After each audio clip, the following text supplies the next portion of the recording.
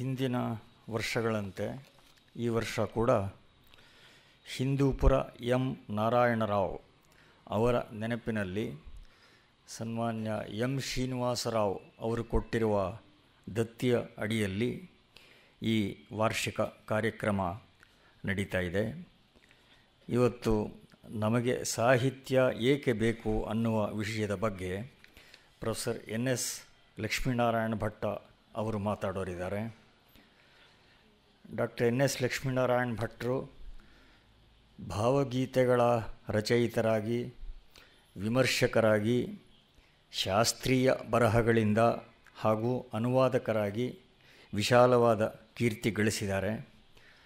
ಕನ್ನಡದಲ್ಲಿ MA, PhD ಪದವಿಗಳನ್ನು ಪಡೆದ ನಂತರ ಬೆಂಗಳೂರು ವಿಶ್ವವಿದ್ಯಾಲಯದಲ್ಲಿ ಅಧ್ಯಾಪಕರಾಗಿ, ಪ್ರಾಧ್ಯಾಪಕರಾಗಿ, ನಿರ್ದೇಶಕರಾಗಿ, ಡೀನ್ ಆಗಿ, ಪ್ರಭಾವಿ ಬೋಧಕರು ಅಂತ ಅಸಂಖ್ಯ ವಿದ್ಯಾರ್ಥಿಗಳ ಮೆಚ್ಚುಗೆಗೆ ಪಾತ್ರರಾಗಿದ್ದಾರೆ. ಉತ್ಕೃಷ್ಟ ಭಾವಗೀತೆಗಳ ಕರ್ತೃ ಆದದ್ದಲ್ಲದೆ ಭಾವಗೀತೆಗಳ ಗಾಯನದ ಪ್ರಸಾರದಲ್ಲಿ ಇವರ ಯೋಗದಾನ ತುಂಬ ಮಹತ್ವದ್ದಿದೆ. ಇವರ ದೀಪಿಕಾ, ನೀಲಾಂಜನ ಮೊದಲಾದ ಕವನ ಸಂಕಲನಗಳ ಗಾಯನದ ಧ್ವನಿ ಸುರುಳಿಗಳು ತುಂಬ ವ್ಯಾಪಕವಾದ ಪ್ರಸಾರ ಪಡೆದಿವೆ. ಗ್ರಂಥ ಸಂಪಾದನೆ ಶಾಸ್ತ್ರ ಕುರಿತು, ವಿಮರ್ಶನ ತಾಂತ್ರಿಕತೆಯನ್ನು ಕುರಿತು, ಕಾವ್ಯತ್ವದ ಅನುಸಂಧಾನ ಕುರಿತು, ಭಾಷೆ ಸಾಹಿತ್ಯ ಕುರಿತು ಇವರ ಶಾಸ್ತ್ರಭಾರತಿ ಮೊದಲಾದ ಕೃತಿಗಳು ಇವರ ಗಾಢ ವಿದ್ವತ್ತಿಗೆ ಸಾಕ್ಷಿಗಳಾಗಿವೆ. ಇತ್ತೀಚೆಗೆ ಪ್ರಕಟವಾದ ಇವರ ಸಾಹಿತ್ಯ ರತ್ನ ಸಂಪುಟ ಕೃತಿಯಲ್ಲಿ ನಮ್ಮ ನವೋದಯ ಆಧ್ವರ್ಯಗಳ ಅನೇಕರ ಸ್ಮರಣೀಯ ವ್ಯಕ್ತಿಚಿತ್ರಣಗಳು ಇವೆ. ಈಗ C. ಅಶ್ವಥ್ ಅವರ ವಾಣಿಯಲ್ಲಿ ಜನಜನಿತವಾಗಿರುವ ಶಿಶುನಾಳ ಶರೀಫರ ತತ್ವಪದಗಳ ಶೋಧನೆ, ಸಂಯೋಜನೆ ಲಕ್ಷ್ಮೀನಾರಾಯಣ ಭಟ್ಟರ ಇನ್ನೊಂದು ಗಣನೀಯ ಕೊಡುಗೆ. ಇವರ ಊರ್ವಶಿ ಗೀತನಾಟಕ ಈ ಪ್ರಾಕಾರದ ನಮ್ಮ ಕಾಲದ ಒಂದು ಅಗ್ರಶ್ರೇಣಿಯ ಕೃತಿ. ಮೃಚ್ಛಕಟಿಕ, ಶೇಕ್ಸ್ಪಿಯರನ 12th ನೈಟ್ ನಾಟಕಗಳಲ್ಲದೆ ಇವರು ನೀಡಿರುವ ಶೇಕ್ಸ್ಪಿಯರನ ಸಾನೆಟ್ಗಳ ಹಾಗೂ T.S. ಎಲಿಯಟ್ ಮತ್ತು ಯೇಟ್ಸ್ ಕವಿಗಳ ಕವನಗಳ ಅನುವಾದಗಳು ಸ್ವತಂತ್ರ ರಚನೆಗಳೆನಿಸುವಷ್ಟು ಮನೋಹರವಾಗಿವೆ. ರಾಜ್ಯ ಸಾಹಿತ್ಯ ಅಕಾಡೆಮಿ ಪ್ರಶಸ್ತಿಗಳು ಹಲವು ಸಲ, ರಾಜ್ಯೋತ್ಸವ ಪ್ರಶಸ್ತಿ, ಶಿವರಾಮ ಕಾರಂತ ಪ್ರಶಸ್ತಿ, NCERTಯಿಂದ ಬಾಲ ಸಾಹಿತ್ಯ ಪುರಸ್ಕಾರ, ಹೀಗೆ ಹಲವಾರು ಗೌರವಗಳು ಇವರಿಗೆ ಸಂದಿವೆ. ಕನ್ನಡ ಸಾಹಿತ್ಯ ಪ್ರಸಾರಕರಾಗಿ ಲಕ್ಷ್ಮೀನಾರಾಯಣ ಭಟ್ರು ದಶಕಗಳುದ್ದಕ್ಕೂ ಮಾಡುತ್ತಾ ಬಂದಿರುವ ಕಾರ್ಯ ತುಂಬ ವಿಶಿಷ್ಟವಾದ್ದು. ವಿದೇಶ ಸ್ಥಿತ ಕನ್ನಡಿಗರ ಬೇಡಿಕೆಯಂತೆ ಅಮೆರಿಕದ ಪ್ರಮುಖ ಪಟ್ಟಣಗಳಲ್ಲಿ ಸಾಹಿತ್ಯಾಭ್ಯಾಸ ಕಮ್ಮಟಗಳನ್ನೂ ನಡೆಸಿದ್ದಾರೆ. ಹೀಗೆ ವಿವಿಧ ವಿಧಾನಗಳ ಮೂಲಕ ಸಾಹಿತ್ಯವನ್ನು ಜನರಿಗೆ ಹತ್ತಿರ ತರುವುದಕ್ಕೆ ಭಟ್ಟರು ಶ್ರಮಿಸಿದ್ದಾರೆ. ಇದು ಕನ್ನಡಕ್ಕೆ ಇವರಿಂದ ಆಗಿರುವ ಒಂದು ಅನುಪಮ ಸೇವೆ ಅಂತ ನಾನು ಭಾವಿಸ್ತೇನೆ. ಅದು ಈಗಲೂ ಮುಂದುವರೆದಿದೆ. ಕಳೆದ ವರ್ಷ ಇದೇ ವೇದಿಕೆಯಲ್ಲಿ ತಮ್ಮ ಗುರುಗಳಾದ ತಾಸು ಶ್ಯಾಮರಾಯರನ್ನು ಕುರಿತು ಇವರು ಮಾಡಿದ ಉಪನ್ಯಾಸ ನಮ್ಮೆಲ್ಲರ ನೆನಪಿನಲ್ಲಿ ಹಸಿರಾಗಿದೆ. ಇವರಿಗೆ ಹಾಗೂ ತಮಗೆಲ್ಲ ಸ್ವಾಗತ ಕೋರ್ತಾ ನಮಗೆ ಸಾಹಿತ್ಯ ಏಕೆ ಬೇಕು ಅನ್ನುವ ವಿಷಯ ಕುರಿತು ತಮ್ಮ ಉಪನ್ಯಾಸವನ್ನು ಆರಂಭಿಸಬೇಕು ಅಂತ ಪ್ರಾರ್ಥನೆ ಮಾಡ್ತೇನೆ. ಅಲ್ಲೇ ಮಾತಾಡ್ಬೋದು.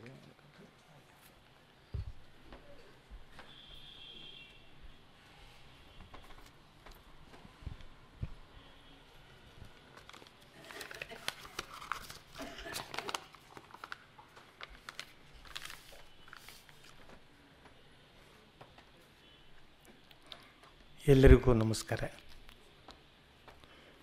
ಈ ಹಾಳೆಗಳನ್ನು ಹೇಗೆ ಬಿಚ್ಚಿದ್ನಲ್ಲ, ಇದು ನಮ್ಮ ಗುರುಗಳು ನಮಗೆ ಮಾಡಿದ್ದ ಒಂದು ಕಟ್ಟಪ್ಪಣೆ. ಪ್ರೊಫೆಸರ್ ತೀನಂಸೇರು ಯಾವುದೇ ತರಗತಿಗೆ ಹೋಗಬೇಕಾದ್ರೆ, ಉಪನ್ಯಾಸಕ್ಕೆ ಹೋಗಬೇಕಾದ್ರೆ ಸಿದ್ಧತೆ ಇಲ್ಲದೆ ಹೋಗಕೂಡದು.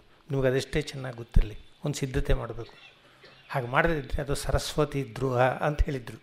ಸೊ ಅದರಿಂದ ಈ ಥರ ಸಿದ್ಧತೆಯ ಈ ಹಾಳೆಗಳನ್ನು ತೆಗೆದ ತಕ್ಷಣ ನನಗೆ ಪ್ರೊಫೆಸರ್ ತೀನಂಸೇವರ ಮಾತು ನೆನಪಾಗುತ್ತೆ.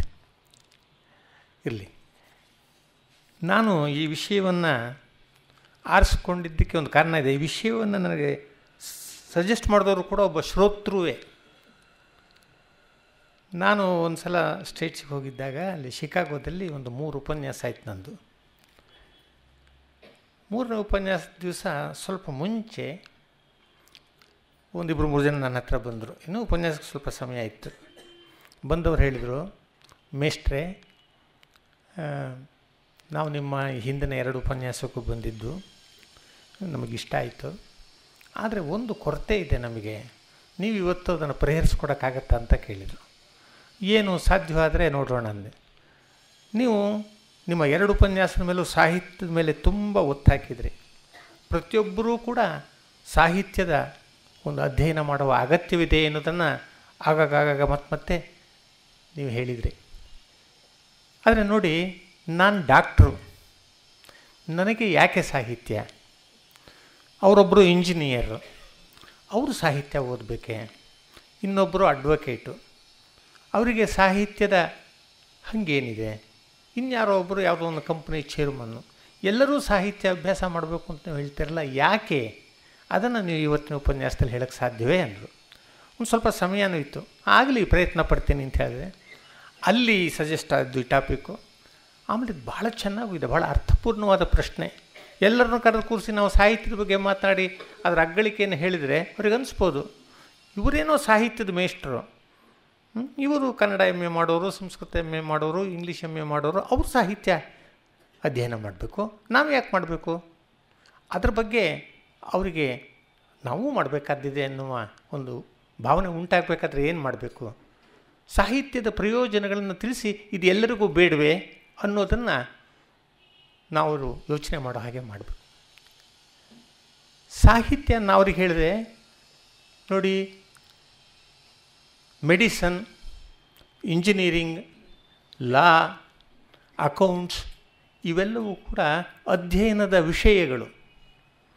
ಸಾಹಿತ್ಯ ಇದೆಯಲ್ಲ, ಸಾಹಿತ್ಯ ಅಥವಾ ಕಲೆಗಳು, ಅವು ಅಧ್ಯಯನದ ವಿಷಯ ಮಾತ್ರವಲ್ಲ, ಅದು ಎಲ್ಲ ಮನುಷ್ಯರಿಗೆ ಅತ್ಯಗತ್ಯವಾಗಿ ಆಗಲೇಬೇಕಾದ ಒಂದು ಸಂಸ್ಕಾರ. ಸಾಹಿತ್ಯ ಅಧ್ಯಯನ ಒಂದು ಸಂಸ್ಕಾರ. ಉಳಿದ ಸಬ್ಜೆಕ್ಟಿಂದ ಆ ವಿಷಯದಲ್ಲಿ ಪರಿಣತಿ ಬರುತ್ತೆ, ಅದ್ರ ಬಗ್ಗೆ ತಿಳುವಳಿಕೆ ಹೆಚ್ಚುತ್ತೆ. ಆದರೆ ಮನಸ್ಸಿಗೆ ಒಂದು ವಿಶಾಲ ರೀತಿಯ ಸಂಸ್ಕಾರ ಆಗತ್ತೆ ಅಂತ ಹೇಳೋಕ್ಕಾಗಲ್ಲ.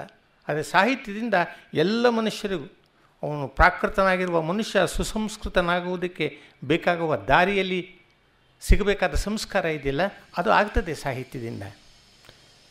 ನಾವು ಬಾಳ್ತೀವಲ್ಲ, ನಮ್ಮ ಜೀವನ ಅನುಭವವನ್ನು ನಾವು ಸಮೀಕ್ಷಿಸಿಕೊಂಡಾಗ ನಾವು ಸಾಹಿತ್ಯ ಓದ್ದವರಾದರೆ ಆ ಅನುಭವದ ಅರ್ಥ ಹೆಚ್ಚು ವಿಶಾಲವಾಗಿ ಕಾಣುತ್ತೆ. ನಮ್ಮ ಜೀವನದ ಅನುಭವವನ್ನೇ ನಾವು ವ್ಯಾಖ್ಯಾನಿಸಿಕೊಳ್ಳೋದಕ್ಕೆ, ಅದನ್ನು ತಿಳ್ಕೊಳ್ಳೋದಕ್ಕೆ, ಅದನ್ನು ಅರ್ಥೈಸಿಕೊಳ್ಳೋದಕ್ಕೆ ಸಾಹಿತ್ಯದ ಅನುಸಂಧಾನದಿಂದ ತುಂಬ ಸಹಾಯ ಆಗುತ್ತೆ. ನಮ್ಮ ದೃಷ್ಟಿ ಚುರುಕಾಗುತ್ತೆ, ಬದುಕನ್ನು ನೋಡುವ ದೃಷ್ಟಿ ಚುರುಕಾಗುತ್ತೆ, ಮನಸ್ಸು ಹರಿತವಾಗುತ್ತೆ. ಮೊದಲು ಕಾಣಿಸದಿದ್ದ ಅನೇಕ ಅಂಶಗಳು ನಾವು ನಮ್ಮ ಅನುಭವವನ್ನು ಕುರಿತು ಯೋಚನೆ ಮಾಡುವಾಗ ಹೊಳೆಯೋಕ್ಕೆ ಶುರುವಾಗುತ್ತೆ. ಇದನ್ನು ನಾವು ಹೀಗೆ ಹೇಳ್ತಾ ಹೋದರೆ ಇದೆಲ್ಲ ಬರೀ ಸ್ಟೇಟ್ಮೆಂಟ್ಸ್ ಆಗಿಬಿಡುತ್ತೆ, ಹೇಳಿಕೆ ನಿಜ ಇರ್ಬೋದು ಅಲ್ಲದೆ ಇರ್ಬೋದು ಅಂತ. ಒಂದು ಸ್ವಲ್ಪ ನಿದರ್ಶನಗಳ ಮೂಲಕ ನಾವು ಇದನ್ನು ನೋಡಬೇಕು. ನೋಡಿ, ನಮ್ಮ ಪ್ರಾಚೀನ ಕಾವ್ಯಗಳು ರಾಮಾಯಣ, ಮಹಾಭಾರತ. ಮಹಾಭಾರತದಿಂದಲೇ ಒಂದು ನಿದರ್ಶನ ನೋಡೋಣ. ಒಬ್ಬ ದೊಡ್ಡ ಕವಿ, ಮಹಾಕವಿ, ಋಷಿಯಾದಂಥ ಕವಿ, ಅವನು ಬದುಕನ್ನು ಹೇಗೆ ನೋಡ್ತಾನೆ, ಎಷ್ಟು ಸೂಕ್ಷ್ಮವಾಗಿ ಆಲೋಚಿಸ್ತಾನೆ, ಇಂಥದ್ದೆಲ್ಲ ಅವನ ಕಾವ್ಯದಲ್ಲಿ ನಮಗೆ ಸಿಗುತ್ತೆ. ಆ ಸೂಕ್ಷ್ಮತೆ ನಮ್ಮ ಮನಸ್ಸಿಗೂ ಒದಗತ್ತೆ. ನಿಧಾನವಾಗಿ ಅವನ್ನ ಓದ್ತಾ ಧರ್ಮರಾಯ ತಮ್ಮಂದರು ಪತ್ನಿ ಸಮೇತನಾಗಿ ವನವಾಸದಲ್ಲಿರೋ ಸಂದರ್ಭ. ತಮ್ಮಂದರಿಗೆ ಮತ್ತು ದ್ರೌಪದಿಗೆ ಧರ್ಮರಾಯನಿಗಿಂತ ಭಿನ್ನ ರೀತಿಯ ಆಲೋಚನೆಗಳು ಇರುತ್ತೆ. ಏನೋ ನಮ್ಮ ಅಣ್ಣ ಹೇಳ್ದ ಅಂತ ನಾವು ಅವನ್ನ ಅನುಸರಿಸಿ ಹೋಗಬೇಕು, ತಂದೆ ಇಲ್ಲದೆ ನಮಗೆ ಅಣ್ಣನೇ ತಂದೆ, ಅದಕ್ಕೋಸ್ಕರ ಬಂದಿದ್ದೀವಿ. ಆದರೆ ಈ ದುರ್ಯೋಧನ ಎಷ್ಟು ಅನ್ಯಾಯ ಮಾಡ್ತಾ ಇದ್ದಾನೆ. ನಮ್ಮ ಅಣ್ಣ ಮಾತ್ರ ಎಲ್ಲ ನ್ಯಾಯಕ್ಕೆ, ನೀತಿಗೆ, ಧರ್ಮಕ್ಕೆ ಕಟ್ಟು ಬಿದ್ದು ನಡ್ಕೋತಾನೆ. ಇಂಥವ್ರನ್ನ ಹೀಗೆ ಎದುರಿಸೋಕ್ಕಾಗುತ್ತೆ?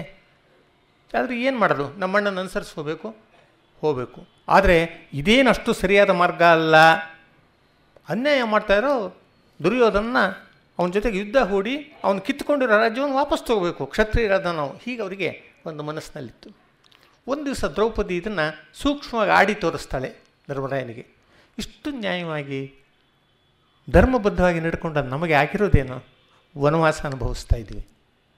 ಆದರೆ ಮಾಡಬಾರ್ದು ಅನ್ಯಾಯ ಮಾಡಿದ ದುರ್ಯೋಧನ ಸಿಂಹಾಸನದಲ್ಲಿ ಕೂತ್ಕೊಂಡು ರಾಜ್ಯ ಆಳ್ತಿದ್ರೆ ನಡ್ಕೊಂಡು ಹೋಗ್ತಾನೆ ಇದೆ, ಸುಖವಾಗೇ ಇದ್ದಾನೆ.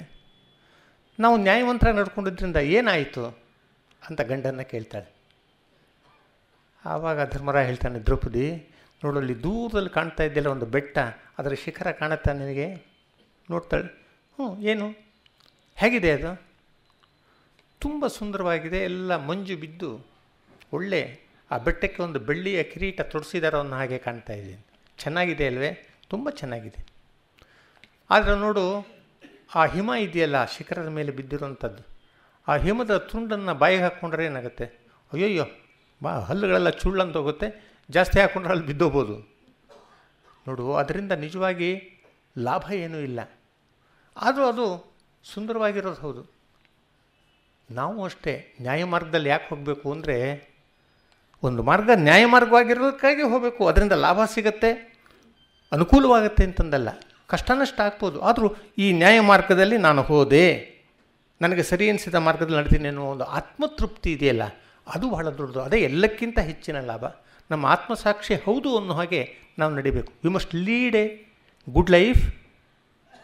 ಇದು ನಾನು ಹೇಳ್ತಾ ಇರೋದು. We must lead A good life not because it is useful. ಲಾಭ ಬರುತ್ತೆ ಅನ್ನೋ ಕಾರಣಕ್ಕೆಲ್ಲ ಹೋಗೋದು ನ್ಯಾಯವಾದ ಮಾರ್ಗದಲ್ಲಿ, but because it is good. We should lead A good life not because it is useful, but because it is good. ಕೆಲವು ಸಲ useful ಆಗ್ಬೋದು, ಕಡೆಯಲ್ಲಿ ಧರ್ಮ ಮಾರ್ಗದಲ್ಲಿ ಹೋದರೆ ಒಳ್ಳೆಯದು ಆಗ್ಬೋದು, ಆಗುತ್ತೋ ಬಿಡುತ್ತೋ. ಆ ಲಾಭವನ್ನು ದೃಷ್ಟಿ ಇಟ್ಕೊಂಡು ನಾವು ಹೋಗೋದಲ್ಲ.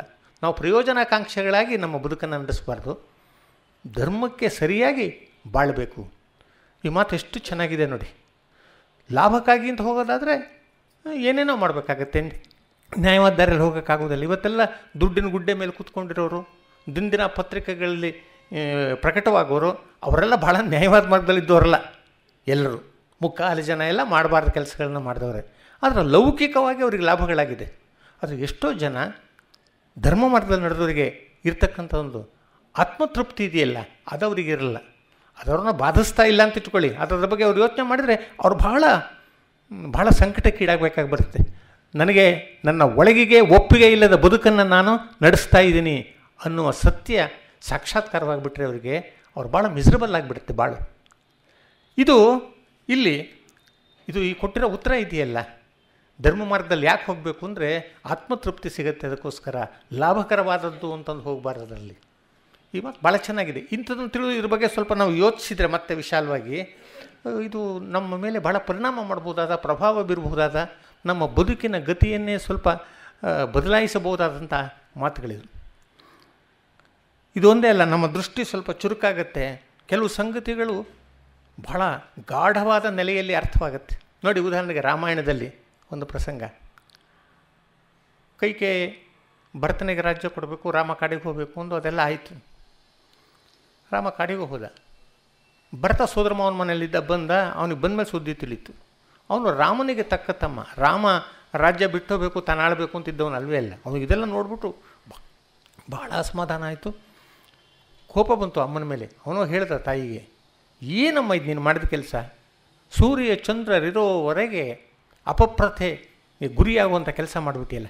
ನೀನು ಹೇಗೆ ಭರತನಿಗೆ ರಾಜ್ಯ ಬೇಕು ಅಂತ ಕೇಳಿದೆ? ನೀನು ಕೇಳಿರ್ಬೋದು, ನಾನು ಒಪ್ಕೋತೀನಿ ತಿಳ್ಕೊಂಡ್ಯಾ ನೀನು? ನೀನು ಮಾಡಿರೋ ಕೆಲಸ ಎಷ್ಟು ಸರಿಯಲ್ಲದ್ದು ಅಂದರೆ ಅದಕ್ಕೆ ಎಣೆಯಾದ್ದೇ ಇಲ್ಲ. ನೋಡು, ದೊಡ್ಡ ಮಂದಿರಿಬ್ಬರು ಹೇಗಿದ್ದಾರೆ, ಎಷ್ಟು ಧರ್ಮಿಷ್ಠರಾಗಿದ್ದಾರೆ, ಅವ್ರು ಗಂಗೆ ಯಮುನೆಯರಾಗಿದ್ದಾರೆ. ನೀನು ಅವ್ರ ಮಧ್ಯ ಒಂದು ಕೊಚ್ಚೆಯ ಹಾಗೆ ಹರಿತಾ ಇದೆಯಾ ಅಂದ್ಬಿಟ್ಟ. ಗಂಗೆ ಯಮುನೆ ಅಂತ ಪವಿತ್ರ ನದಿಗಳ ಮಧ್ಯದಲ್ಲಿ ಹರಿತಾ ಇರೋ ಒಂದು ಕೊಚ್ಚೆ ಗುಂಡಿಯ ಥರ ಇದೆಯಾ ನಿಂದು? ಗಂಗೆಯೋರ್ ಯಮುನೇರ್ ಮಧ್ಯೆ ಕುನದೀವ ಪ್ರವೇಶಿತ, ಕುನದಿಯ ಹಾಗೆ ಇದೆಯಾ ನೀನು? ಅವಳಿಗೂ ಅಷ್ಟೊತ್ತಿಗೆ ಸಾಕಾಗಿತ್ತು, ತಾನು ಮಾಡಿ ತಪ್ಪಾಯಿತು ಅಂತ ಅನಿಸಿತ್ತು ಅಂತ ಕಾಣುತ್ತೆ. ನಾನು ಒಪ್ಕೊಳ್ಳಲ್ಲ ರಾಜ್ಯವನ್ನು. ನೀನು ಕೇಳಿರ್ಬೋದು, ನಾನು ಕಾಡಿಗೆ ಹೋಗೋನು, ಅಣ್ಣನ ಕರ್ಕೊಂಬರೋನು, ಅಣ್ಣನ್ನೇ ಸಿಂಹಾಸನ ಕೂರಿಸು ಅಂತೇಳಿ ಹೊರಟುಬಿಟ್ಟ. ಇಡೀ ಅಯೋಧ್ಯೆಗೆ ಅವನ ಹಿಂದೆ ಹೊರಟು. ಯಾಕಂದ್ರೆ ಇಡೀ ಅಯೋಧ್ಯೆಗೆ ರಾಮ ಬೇಕಾಗಿತ್ತು. ಅಲ್ಲಿ ಹೋದರು. ಅಲ್ಲಿಗೆ ಅವನ್ನ ಚಿತ್ರಕೂಟದಲ್ಲಿ ಕಂಡರು. ಅಣ್ಣ ತಮ್ಮ ನೋಡಿದೆ, ಭಾಳ ದಿವಸವಾಗಿತ್ತು, ಭಾಳ ಪ್ರೀತಿಯವ್ರಿ ಅಣ್ಣ ತಮ್ಮಂದ್ರಲ್ಲ. ಭರತ ಓಡಿ ಹೋಗಿ ರಾಮನ ಅಪ್ಕೊಂಡ. ಇಬ್ಬರಿಗೂ ಆನಂದದಿಂದ ಕಣ್ಣಲ್ಲಿ ನೀರು ಹಿಡ್ತಿದ್ರು. ಮಧ್ಯದಲ್ಲೇ ಆ ಭರತ, ರಾಮನಿಗಿನ್ನೂ ಗೊತ್ತಿರಲಿಲ್ಲ ಈ ಸುದ್ದಿ, ತಂದೆ ತೀರಿ ಸುದ್ದಿ. ಅದನ್ನು ಹೇಳ್ದ, ಅಣ್ಣ ಅಪ್ಪ ತೀರ್ಕೊಂಬಿಟ್ರು ಕಣು.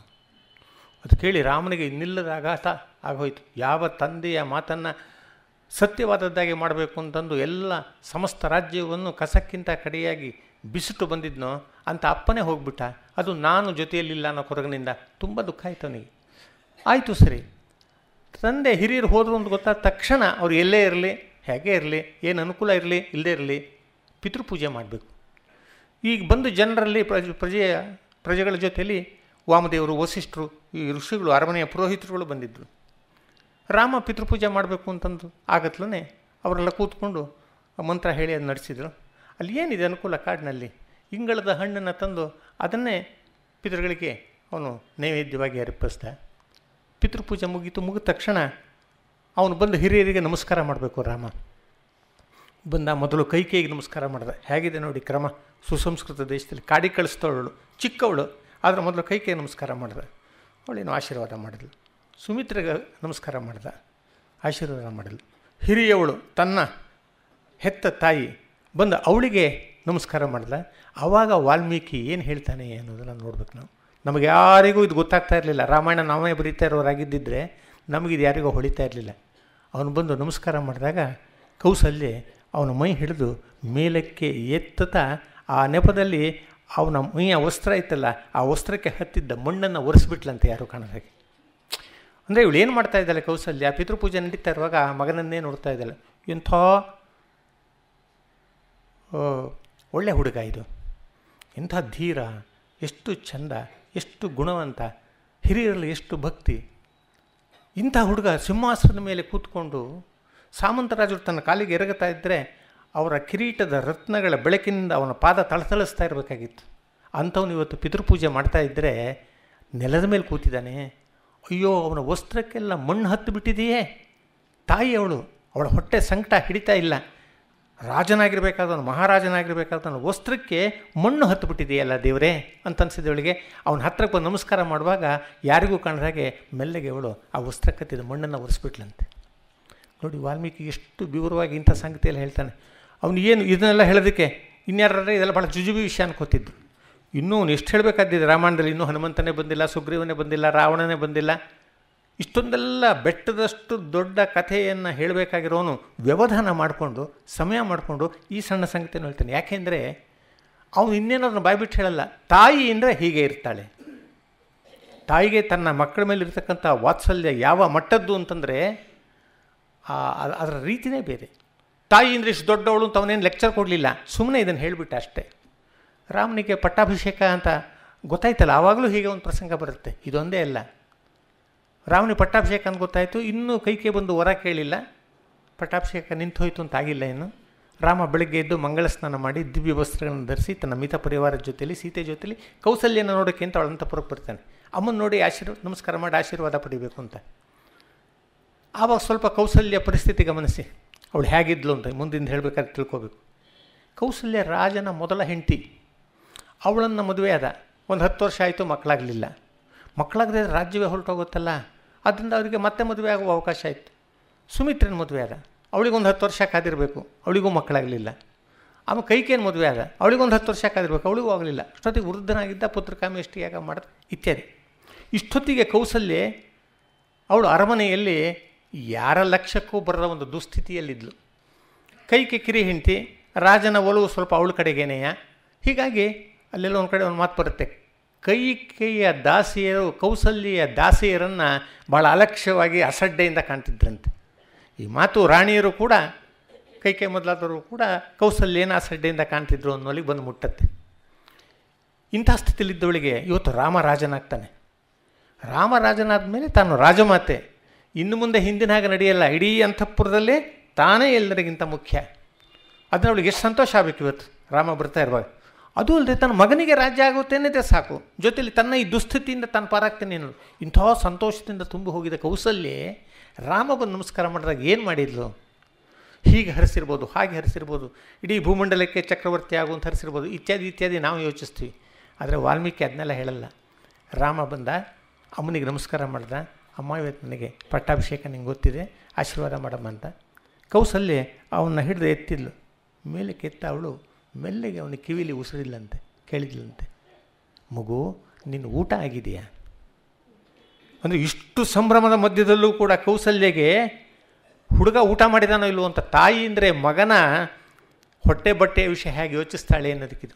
ಇಷ್ಟು ಸಂಭ್ರಮದ ಮಧ್ಯದಲ್ಲಿ ಏನೇನೋ ಅವಳು ಆಶೀರ್ವಾದ ಮಾಡ್ಬೋದಾಗಿತ್ತು, ಅದ್ರ ಮಧ್ಯದಲ್ಲಿ ಅವನು ಊಟ ಆಗಿದೆಯೋ ಇಲ್ಲೋ ಅಂತ. ರಾಮಾಯಣ ಸಣ್ಣ ಹುಡುಗನ ಸಿಂಹಾಸ ಮೇಲೆ ಕೂರ್ಬೇಕಂತ ಹಸುವಾದ್ರೆ ಊಟ ಮಾಡೋಕ್ಕೆ ಅವನಿಗೆ ಗೊತ್ತಾಗಲ್ವಾ?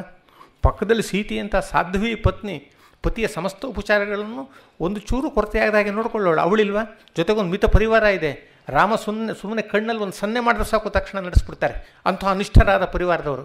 ಇಷ್ಟೆಲ್ಲ ಇದ್ದು ಕೂಡ ತನ್ನ ಮಗು ಊಟ ಮಾಡಿದೆಯೋ ಇಲ್ಲೋ ಅನ್ನೋದು ಅವಳಿಗೆ ಭಾಳ ಮುಖ್ಯವಾಯಿತು. ರಾಮನು ಊಟ ಆಗಿರಲಿಲ್ಲ, ಅವನಲ್ಲಿ ಕೂರಿಸಿ ಬಡಿಸಿದ್ಲು ಅಂತ ಬರುತ್ತೆ. ಅಂದರೆ ತಾಯಿ ಅಂದರೆ ಹೇಗಿರ್ತಾಳೆ ಅನ್ನೋದು ವಾಲ್ಮೀಕಿಗೆ ಎಷ್ಟು ಚೆನ್ನಾಗಿ ಗೊತ್ತಿದೆ. ಇನ್ಯಾರೂ ಇದನ್ನು ಯೋಚನೆ ಮಾಡೋಕ್ಕಾಗಲ್ಲ ಈ ಮಾತನ್ನು. ಅವಳವನು ಊಟದ ಬಗ್ಗೆ ಯೋಚನೆ ಮಾಡಿದ್ಲು ಅಂತ. ಹೀಗೆ ಇದನ್ನೆಲ್ಲ ನೋಡಿದಾಗ ನಮಗೆ ಮಾತೃತ್ವ ಅಂದರೆ ಏನು? ನಮ್ಮೆಲ್ಲರಿಗೂ ತಾಯಿ ಇದ್ದಾರೆ, ಆದರೆ ತಾಯಿತನ ಎಷ್ಟು ಘನವಾದದ್ದು ಅನ್ನೋದ್ರ ಬಗ್ಗೆ ನಾವು ಇಷ್ಟು ಯೋಚಿಸಿರ್ತೀವೋ ಇಲ್ವೋ? ಈ ಸಂಗತಿಗಳೆಲ್ಲ ಒಬ್ಬೊಬ್ಬನ ತಾಯಿತನವನ್ನು ಎಷ್ಟು ದೊಡ್ಡದು ಅನ್ನೋದನ್ನು ಒಳ್ಳೆಯ ಬೆಳಕಿನಲ್ಲಿ ಹಿಡಿದು ತೋರಿಸುವಂಥದ್ದು. ಇದಕ್ಕಾಗಿಯೂ ಸಾಹಿತ್ಯ ಓದಬೇಕು. ನಮ್ಮ ದೃಷ್ಟಿ ಇದರಿಂದ ಚುರುಕಾಗತ್ತೆ, ತೀಕ್ಷ್ಣವಾಗತ್ತೆ, ಇನ್ನೂ ವಿಶಾಲವಾಗಿ ಜಗತ್ತನ್ನು ಅರ್ಥ ಮಾಡ್ಕೊಳ್ಳೋಕ್ಕೆ ಬೇಕಾದ ಬಲವನ್ನು ಕೊಡುತ್ತೆ. ಇನ್ನೊಂದು, ಇದು ಬಹಳ ದೊಡ್ಡ ಸಂಗತಿ. ಸಾಹಿತ್ಯದಿಂದ ಅಥವಾ ಯಾವುದೇ ಕಲೆಯಿಂದ ಒದಗುವಂಥ ಬಹಳ ದೊಡ್ಡ ಸಂಗತಿ, ಬಹಳ ದೊಡ್ಡದು. ನಮಗೆ ಜೀವನದ ಪೂರ್ಣ ದರ್ಶನ ಆಗೋದು ಸಾಹಿತ್ಯದ ಸನ್ನಿಧಿಯಲ್ಲಿ ಅಥವಾ ಕಲೆಯ ಸನ್ನಿಧಿಯಲ್ಲಿ ಮಾತ್ರ. ಕಲೆಯಿಂದಾಗ ನೀವು ಸಿನಿಮಾ, ನಾಟಕ ಅದನ್ನು ಇಟ್ಕೋಬೋದು. ಅವು ಎಲ್ಲ ಸಾಹಿತ್ಯದಾಗೆ ಸಾಹಿತ್ಯದಂತ ಒಂದು ಕಥೆಯನ್ನು ತೊಗೊಂಡು ಸಿನಿಮಾ ಮಾಡಿರ್ತಾರೆ, ನಾಟಕ ಮಾಡಿರ್ತಾರೆ, ಅಲ್ಲೂ ಸಾಹಿತ್ಯ ಇರುತ್ತೆ.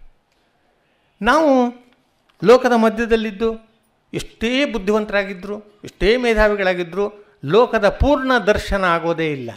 ಇಲ್ಲಿ ನಮಗೆ ಸುಖ ದುಃಖ ಎರಡೂ ಬರುತ್ತೆ. ಈ ಸುಖ ದುಃಖಕ್ಕೆ ಮೀರಿದ ಆನಂದ ಅನ್ನೋದಿದೆಯಲ್ಲ, ಇನ್ನೊಂದು ಆನಂದ ಅನುಭವ, ರಸಾನುಭವ, ಅದು ಇಲ್ಲಿ ಸಿಗೋದೇ ಇಲ್ಲ.